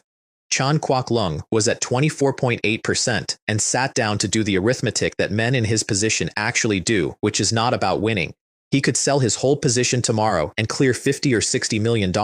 On the face of it, a triumph. Nobody would ever call it anything else. Or he could take the company and put 100 to 200 million onto Chung Kong's own market value on the day it was announced and own a land bank worth hundreds of millions more within a decade. He decided to go for control. And that was the morning the Juding Daily printed the third article, which was 4 sentences long and detonated the entire market. Juding Securities holds 26 million shares of Tsingtao Cement, 26% of the company. It took Hong Kong about 90 seconds to connect Juding Securities to the Juding Daily, and both of them to the 16-year-old they had spent 2 months calling the god of the stock market. That block was worth about $100 million, and it decided the war. Whoever got it, won. There was no other arrangement of the numbers. And the strangest thing happened in the market, which I had not predicted and which taught me something permanent about people. Retail did not sell. Retail held, because if Lin Bo is in it, there must be further to go. I had become a reason to hold a stock. That is a very dangerous thing to be, and I knew it, and I enjoyed it anyway. Thomas Hayes came through his father's door without knocking. They owned 26%. Simpson swore for some time. Then he sat down and did the only sum available to him out loud. "I do not need 26. I need 7. He was already reaching for the telephone. "Offer a 50% premium. Offer double if it comes to that." Chan Kwok Leung, in a different building, was perfectly calm about the same news. "There is no hurry. They want us bidding against each other." He put the paper down. "The order does not matter. The price matters. They will not sell to the Keynes family without hearing our number first." Then he made one call to a friend at the Industry Bureau and found out that the registered owner of Juding Securities was a boy named Lin Bo, holding 20% of it. Then he laughed once. A man who has just built a fund to disguise his own buying knows exactly what a 20% registration means. And then he began telephoning around Hong Kong for money, and this is the part that I think is genuinely moving. Whatever anybody says about him later, he got it, all of it, without argument, from men who did not ask for terms. Because by that week, every Chinese businessman in the territory was watching this fight, and Swire coming in on the British side had turned it into something personal for a whole generation of people who had spent their lives being politely shown the tradesman's entrance. A favor in a difficult hour is worth more than a favor in a good one. Every one of those men knew what they were buying. Both of them telephoned me on the same morning within an hour of each other, and I gave one instruction to Jiang Tao. "Chan Kwok Leung comes to my office. I'll take him myself." I checked the time. "Edward Hayes goes in the other room, and you take him, and when you're done with him, come and report to me, in front of Chan Kwok Leung." Jiang Tao looked at me for a second. "Boss, you've decided to sell to Chan Kwok Leung." "I'm inclined to." I stood up. It depends entirely on whether he is good enough to use the chance when I hand it to him. I want to give you my 4 reasons, in the order I actually had them, because 2 of them are noble and 2 of them are not. First, it was his opportunity before it was mine. He saw that land, he did the work, and I got there first because I had an unfair advantage that nobody on this earth could compete with. I was not going to also take the company off him. Second, from the Keynes family I would get money. From Chan Kowloon I would get money and a debt of gratitude, and there was no more valuable debt available in Asia in 1978. Third, if I personally handed the British the defeat of the first Chinese attempt at a company like this, the public mood would come round on me within a week. You can silence a mouth. You cannot do anything about what people feel. And fourth, I was about to open juting securities to other people's money, and a reputation was the only product I had. Capital has no nationality. Capitalists do. In this city, in this decade, I was on the Chinese side, and I intended everybody to know it. And now the part that is not noble at all, which I said out loud to Jiang Tao so that he would understand what kind of company he was working for. If Chan Kowloon does not give me a respectable price, I sell to the Keynes family, and nobody in Hong Kong will have a word to say about it. He had the chance and did not take it. I am not a saint, and I am not obliged to injure myself on somebody else's behalf. He arrived at 11. He was courteous and precise, and he came at the real question in his second sentence. Your foresight is remarkable. You saw the value in Qing Chao before I did. A pause exactly long enough. May I ask how you knew the buyer was Chung Kong? I gave him the answer I had prepared 4 days earlier. Building the magazine's rankings had turned up the undervaluation, and one of the minority shareholders had let a name slip while being bought out. It is a good answer. It is completely coherent. Every part of it is checkable, and every part of it is true. He did not like it. I watched him not like it. Not because he could fault it, but because a man at that level develops an instinct for when a story is too well made, and his instinct was going off, and there was nothing whatsoever he could do with it. He had come to my office to ask me for something. Mr. Zia, I'll be direct. I want your 26%. What are your terms? No hurry. I poured him tea. Let's sit until the neighbors have gone. He stopped with the cup halfway. The neighbors. The Keynes family. Simpson is in the next room. My deputy is looking after him. And I watched a very intelligent man receive 2 pieces of information at once and sort them correctly in under a second. That he had been received personally, and Edward Hayes had been given to a subordinate, which is a compliment and which was meant as one, and that Edward Hayes was in the building. He told somebody years afterwards that the thing that stayed with him about that morning was that he had walked in expecting to negotiate with a talented boy and had understood before the tea was poured that he was in a room with an old fox of the business world who happened to be 16. From that hour he dealt with me as an equal, and he never once stopped. Jiang Tao came in at 12 and reported standing up in front of my guest exactly as instructed. Mr. Keynes opened by asking for 6%. He went up in stages and reached a premium of 100%. He did not look at Chan Kowloon once. I told him we sell the block whole or not at all. He argued and settled at a 30% premium on today's price, which is $4.10. Chan Kowloon did the important arithmetic before Jiang Tao had finished the sentence, and I watched him do it. If the Keynes family needed 6 more percent, they did not have 49. They had 45. The statement had been a bluff. He also, I am certain, suspected that the whole performance next door had been staged for his benefit. He had no way to check and no time to try. 40% premium on $4.10, he said, and I pay the entire amount in one payment. That was more than $10 million above the Keynes offer, and the second half of it was worth as much as the first. Everybody in that market paid in installments. A man who pays in full on signature is telling you something about himself that no reference can. I put my hands together. Mr. Lee's generosity explains a great deal about why his business does so well. We shook hands. When do we sign? Now, if you like. He was already standing. The money is ready, and my lawyer is outside the door. He had brought his lawyer. He had brought the money. He had walked into a negotiation he might have lost with the paperwork sitting in the corridor, because the one thing more expensive than overpaying is being ready one day late. I have copied that from him for the rest of my life. We signed, and then both parties drove to HSBC together, which was a mistake in exactly one respect. 2 journalists recognized Chan Kowloon's car outside my building and followed it. By the time we reached Central, there were 6 of them, and when they saw both cars turn into the headquarters of HSBC, they went completely out of control, because there is only one reason those 2 names arrive at that building on the same afternoon. The transfer was $149 million. $240,000. I had built that position for $23.4 million at an average of about 90 cents a share. I sold it at $5.74, 6.38 times my money, in 15 days. Net profit, $125.84 million, plus the 4.9% of Chung Kong I was sitting on, which was about to be repriced by the announcement. Call it $130 million in a fortnight. At 16, having started the year gutting fish in a courtyard in Kowloon, we came out of the building into a wall of flashbulbs, and I said the only thing I had prepared. Mr. Lee, from today, your name is going to be heard in every corner of Hong Kong and Southeast Asia. Congratulations. Shasheng. He shook my hand for the cameras and he was laughing. And yours. Edward Hayes was told at 4 in the afternoon. He sat down on a sofa and looked out of the window at a skyline his family had helped to build and said no twice, quietly, to nobody. The thing that broke him was not the money. He told a friend that week that he could survive losing a company. What he could not survive was being the Keynes who lost it and having to explain that to his father when they eventually met again. Chan Kwok-lung held his press conference that evening and it ran on TVB, on CTV, on RTV, and on every radio station in the territory. The fullest version ran in the Juding Daily the next morning because it was written by people who had been in both rooms. We printed the Keynes terms and we printed Chan Kwok-lung's terms side by side. And then we printed a list of the friends who had put up money for him, with all their names, which cost us half a page and which was the most profitable half page I have ever bought. Those men got their share of the glory, and 5 million Chinese people in Hong Kong got to read a list of Chinese businessmen who had backed each other against Swire and won.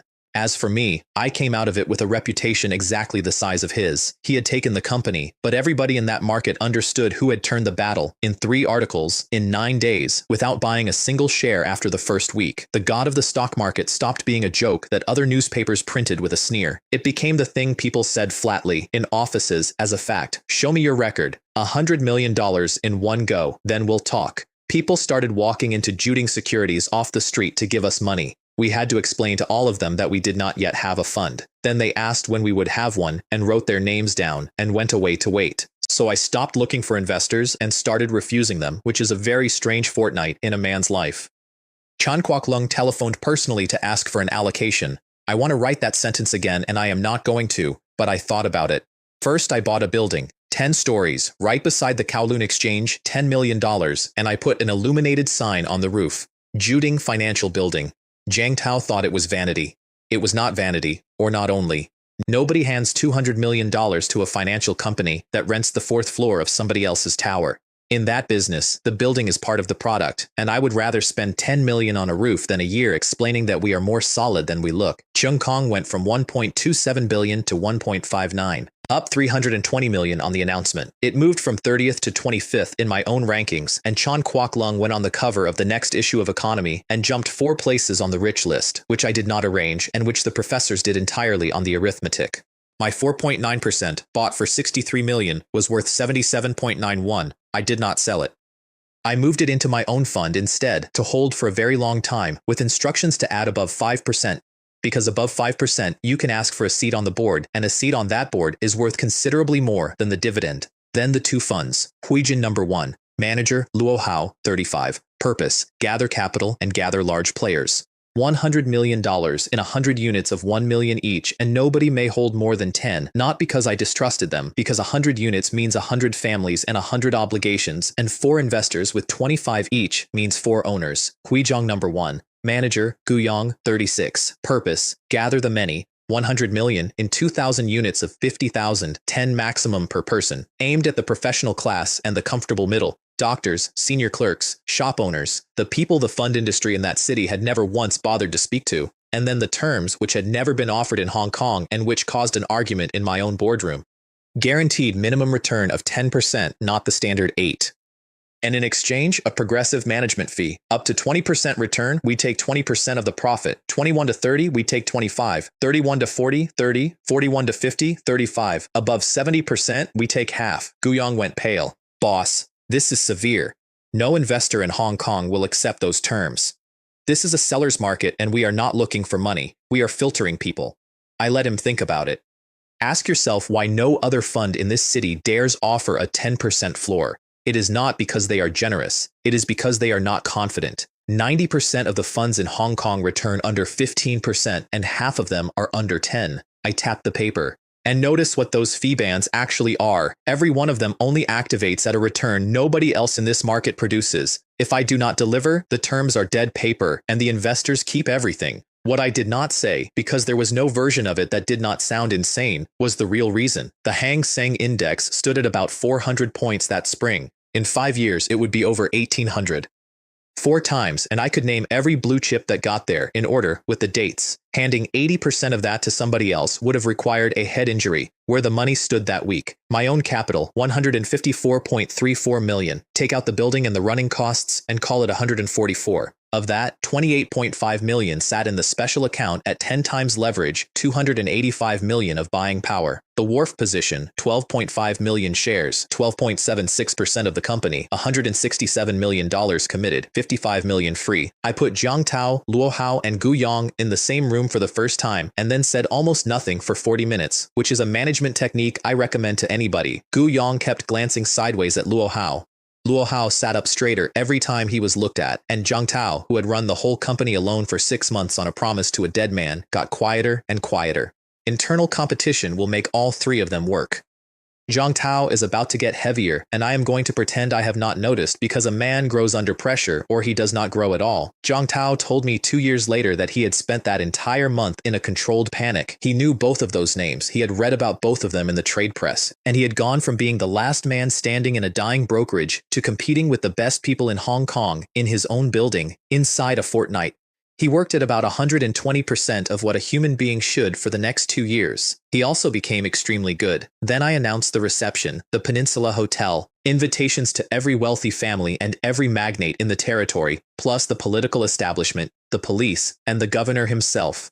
Zhang Ming thought inviting the governor was absurd.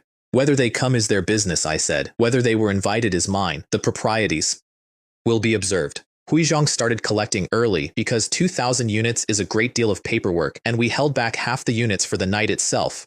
Huijin we did not open at all. All 100 million of it would be raised in that room, in that one evening, or not at all. Lin Chang was discharged that week. The scar was a thin pink line with no crust on it, and he insisted on demonstrating that he was completely healed by rotating at the waist in front of his own doctor, who told him to stop and was ignored. I saw it in the papers and I saw it on television. He was grinning like an idiot. 100 million in one go. I always knew you'd end up a tycoon. I did not think it would take you 11 weeks. Chen Chu looked at my face for about 2 seconds. You have been overworking. It is written all over you. Then, as though it were nothing at all. Stay for dinner. Afterwards, I will teach you the breathing method. He took me into a room on my own and shut the door.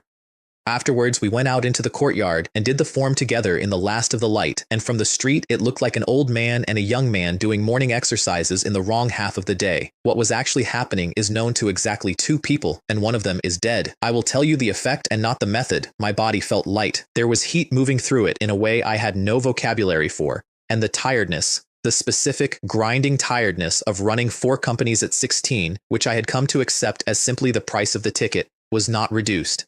It was gone. I stood in that courtyard afterwards and had one entirely selfish thought. If I had learned this 8 weeks ago, I would have got more done. An hour every morning, minimum, no exceptions, no travel, no excuses. You are still growing, Chen Chu said, watching me. It will do more for you than it does for me. And I thought privately that a few extra centimeters of height would be a very acceptable side effect, since at that point I was the shortest person in every boardroom I had ever entered. That evening I had both of them to dinner, and my parents fussed around Lin Hua and Lin Chang the way they had been fussing around them since all 3 of us were 7. My mother produced fruit she had bought 2 days earlier and hidden. Lin Chang spread himself across my sofa like a man testing a mattress in a shop. Your sofa is unbelievably soft, and that television is the size of a window. He put his feet up and nobody stopped him. Ah Ming and Lin Ji must be having the time of their lives. We never had any of this, said Lin Hua. I did not say anything. I have a bad face for that kind of thing, and I did not trust it. After dinner, I told them I wanted to show them the neighborhood, which they accepted, because we had walked around every neighborhood we had ever lived in together since we could walk. I stopped outside the house next door. Then I took the folder out from under Lin Chang's arm, where I had put it 2 hours earlier while he was eating, produced a key, and unlocked the front door. Here, go in, have a look and tell me if you like it. He took the key. And then he stood there in the street holding it flat on his open palm, not closing his fingers, as though it might turn out to belong to somebody else if he gripped it. The folder had a purchase agreement in it for $1 million and a title certificate, and the name on the title certificate was his. Ayu. He was not looking at me. Did you buy this for me? For you. Do you like it? It's too much. I can't take it. If you think of me as your brother, you'll take it. I said it hard, because there was exactly one way to win that argument, and it was not gently. Your name is already on the document. There is nothing to change and nothing to discuss. He started again and I cut him off. And it isn't for you. It's for your mother. He stopped. Are you honestly telling me you're content for her to spend the rest of her life in that village? After everything? Really? He made a sound, and then could not say anything at all for a while. You are the brother who took a bullet that was meant for me, I said to the front door, because it was easier than saying it to him. There is nothing I can do for you. The only thing left is to take your worries away. And besides, my parents don't know anybody here. Let your mother come and keep them company. There was a second house on the other side of ours. Same size, 240 square meters, same $1 million, and the name on that title was Lin Hua's. He read it twice and then said, in the flattest voice I have ever heard out of him, I'm a policeman. If somebody asks me how I own this, what do I say? You say your cousin bought it, and then you show them my tax filing, which is public and which is enormous. I want to put down what I actually thought that evening, because it is the only justification I have ever needed for any of it. I was living in a mansion. I was being driven around in a car that cost more than my father had earned in his life. I ate in hotels where the napkins are folded into shapes. And the two men who had grown up in the same street as me, one of whom took a bullet in the back for me and one of whom walked in front of an Interpol convoy on my instructions, would have gone home to a fishing village at the end of it. I could not have lived with that. $2 million against my own life is not a calculation. It is not even close to being a calculation. They moved in the next morning. Both mothers spent the entire day talking to my mother without stopping once, and by the afternoon, the three of them had organized themselves into a committee that ran that street for the next 20 years. There were queues outside Juding Securities with cash in them, actual queues, on the pavement. People holding envelopes and bank drafts and, in 2 cases, shopping bags. Wang Bo and Sun Ji had to put security on the door and set up a system, and the system was overwhelmed by lunchtime on the first day. Huizhong took $50 million in 2 days, which was half of it, before a single invitation to the reception had gone out, and the invitations themselves became the story. The tabloids started printing lists of who had received one, which meant that people who had not received one started telephoning to find out why, which meant we had to print more invitations, which is the single most enjoyable production problem I have ever had. Meanwhile, the media company had quietly become something I had not entirely noticed.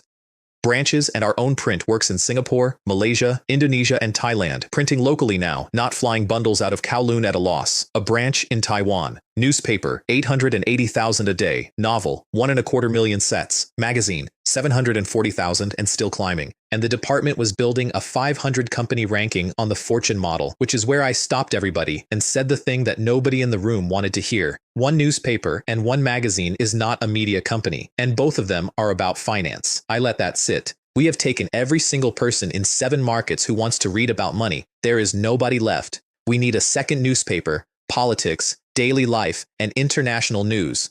I asked the staff to come up with the name, which turned out to produce 400 suggestions and 1 fistfight. Jiang Wei gave me the honest objection, standing up in front of everybody, which is why he ended up running the thing. Boss, our people can do finance. That is all they can do. Politics and daily life in this territory are already owned by Ming Pao, and they do it well. He took a breath. And international news is not done by anybody here at all, not one paper in. Hong Kong has a correspondent abroad. To do it, we would need bureau, and staff in those bureau, and money in 6 currencies. Yes, I said. That is exactly why we're going to do it.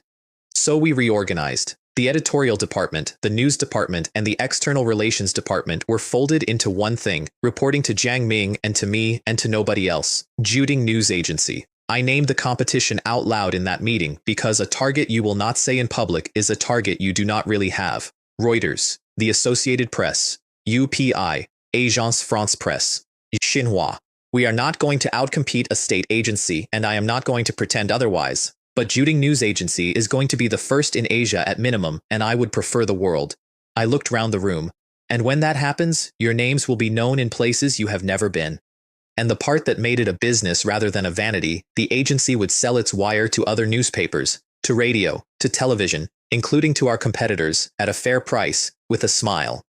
Because a company that everybody's front page depends on is a company nobody can afford to attack, and I had spent the previous month learning exactly how much protection is worth. Then Jiang Wei came to see me on his own afterwards and stood in the doorway shuffling.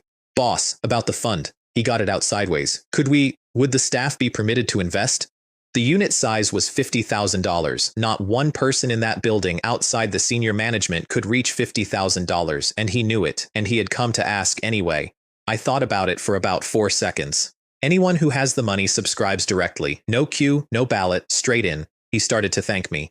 And anyone who doesn't, pools. Get together in groups, however you like, however many. The finance department will open a separate account. Every contribution gets recorded to the dollar, and the returns come back in proportion. The unit stays 50,000. The rule is not bent, and the floor, for my own people, ceases to exist. I heard the noise through 2 closed doors.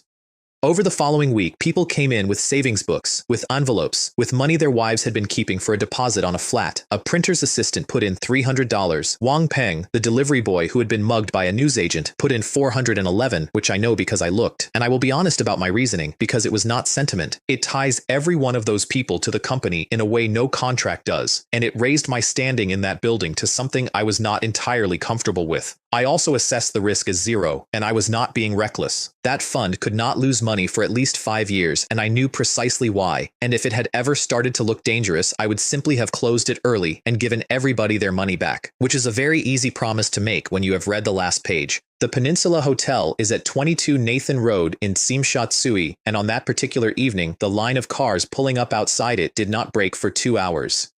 I want you to hold 2 pictures next to each other for a moment, because I did, standing at the top of those steps, and I have never quite recovered from it. About 6 or 7 weeks earlier, 3 boys had walked up a hill above Kowloon in the dark. One of them was a triad runner, one of them was waiting on the results of a police examination, and one of them had died in Switzerland at the age of 54 and woken up at 16 with a fish knife in his hand, and that one had pointed at a building down by the water, lit up gold, and said something so ridiculous that the other 2 had laughed at him for 10 minutes. They only let tycoons up there.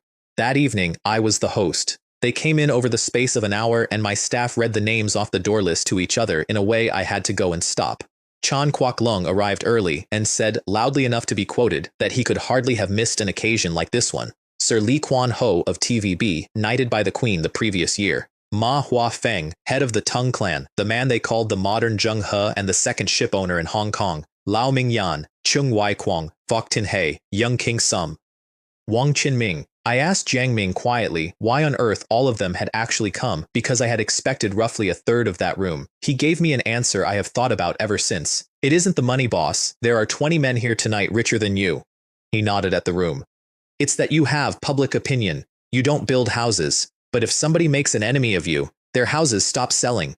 And every one of these companies is listed. And you have already shown this city what you can do on an exchange. Nobody in that room was there because they liked me. They were there because I had become expensive to fall out with, and I was 16, and I understood in that moment that this is what power actually feels like from the inside, and that it is nothing like what it looks like from a hillside. Yung Chi-kin came with his son-in-law, Chung Ho-tin. I had been rehearsing something for him for 3 days, and it came out better than I deserved. Sir Pao, congratulations on being named the first shipowner in the world. That is not just your achievement. Every Chinese person in this city stood a little straighter that week. Ha.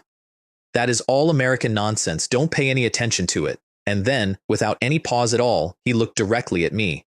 Mr. Sia, you started from nothing and built all of this in a matter of months. You will overtake an old man like me before very long. Let me tell you who I was talking to. He came to Hong Kong in 1949, founded worldwide shipping in 1955, made his first real money out of the Suez Crisis in 1956, and expanded through the oil crisis of 1967, built worldwide international finance in 1972. That year, he had become the largest ship owner on Earth and the first Chinese director in the history of HSBC. And in about 2 years, in a life I remembered, he was going to raise $200 million in 3 days and then take his stake in the Wharf to 49% inside 2 hours and take it off Jardine Matheson in front of the entire British establishment. And afterwards, when he had more money than most countries, he built a university in Ningbo with it. That last part is the reason I am telling you all this in the tone I am using. There were a great many rich men in that room. He is the one I actually admired. He subscribed for 10 units of Huijin. $10 million on the spot, the maximum any single person was permitted, and I understood exactly what it was, because for a man sitting on 2.4 billion, 10 million is not an investment. It is a signature on a piece of paper that says, in public, that he backs the boy. I'm honored, he said, to have the god of the stock market make money for me. Then he took my hand for a second longer than the photograph required. Come to my house. I would like your opinion on something. Lam Yatsen came over from Macau with his son Lam Siu-Kei and did the thing that fathers of that generation do, which is compliment somebody else's child at maximum volume in front of their own. Don't look at how young he is. In ability and in achievement, you are nowhere near him. His son bore it beautifully. Learn from him. I got up on the stage and introduced Jiang Tao, Luo Hao, and Gu Yang by name, in that order, and let the room look at them rather than at me, and opened the reception. There was exactly one gap in that room, and it was not a small one. Not one British guest came, not one. Every single invitation, and there had been dozens, the trading houses, the banks, the old families, government house, came back with a polite note or came back with nothing. I had expected it and it did not sting, and I want to be precise about why. 9 days earlier, my newspaper had helped hand British capital its first public defeat in that territory in living memory. Nobody on that side of the harbor was going to walk into my reception and drink my champagne while the ink was still wet. But I had invited them. Every one of them, by name, correctly addressed, delivered by hand. And there was not one thing any of them could ever say about my manners. Hui Jin was gone in minutes. I had capped it at $100 million, and we removed the cap while people were still standing at the table because the alternative was turning away men I was going to need for the next 30 years. It closed at $200 million. The last $7 million was put in by a property developer named Guo Xin, purely so that the number would be round, which I thought was the most Hong Kong thing that happened that whole evening. Hui Zhang took the remaining half of its $300 million raised in one room in one night. The terms were 3 days to transfer, or the subscription is void, which my lawyer thought was aggressive and which turned out to be irrelevant. Every dollar was in by the second afternoon. Nobody in that room was going to be the man who gave his word to Lin Bo in front of Yung Chi-kin and then did not deliver it. We announced the totals the following morning and the industry lost its footing. With my own capital on top, Juding Securities, a company I had bought 11 weeks after leaving school for $2 million because it was dying and had a complete set of licenses, was now one of the largest brokerages in Hong Kong. The people who worked for me started treating me differently that week, more respectfully, also more carefully, which I noticed and which I did not enjoy at all, and which never really went away. Here is where I want to leave it. 11 weeks earlier, I had been standing in a courtyard in Kowloon with a fish knife in my hand and about $100 in a tin on a shelf, and the entire ambition of every adult I loved was that the boats would come back full. That night, I stood on the terrace of the Peninsula Hotel with a glass I was not drinking, and the richest men in Asia were downstairs putting their money into my company, and my father had a house, and my mother had neighbors, and my 2 brothers had front doors with their own names on the deeds. I had gone up the hill and pointed at that roof as a joke, and my friends had laughed, and I had been the only person on that hillside who knew I was not joking. So, everything I said I would do, I did, and I did it in the time it takes most people to change jobs, and I would like to tell you that I stood there and felt finished. But there were 2 things in my pocket that evening that nobody in that building knew about. The first was a warning from a cheerful old man at a party who had never introduced himself until I asked, and who owned the exchange I'd been playing on. Find the measure.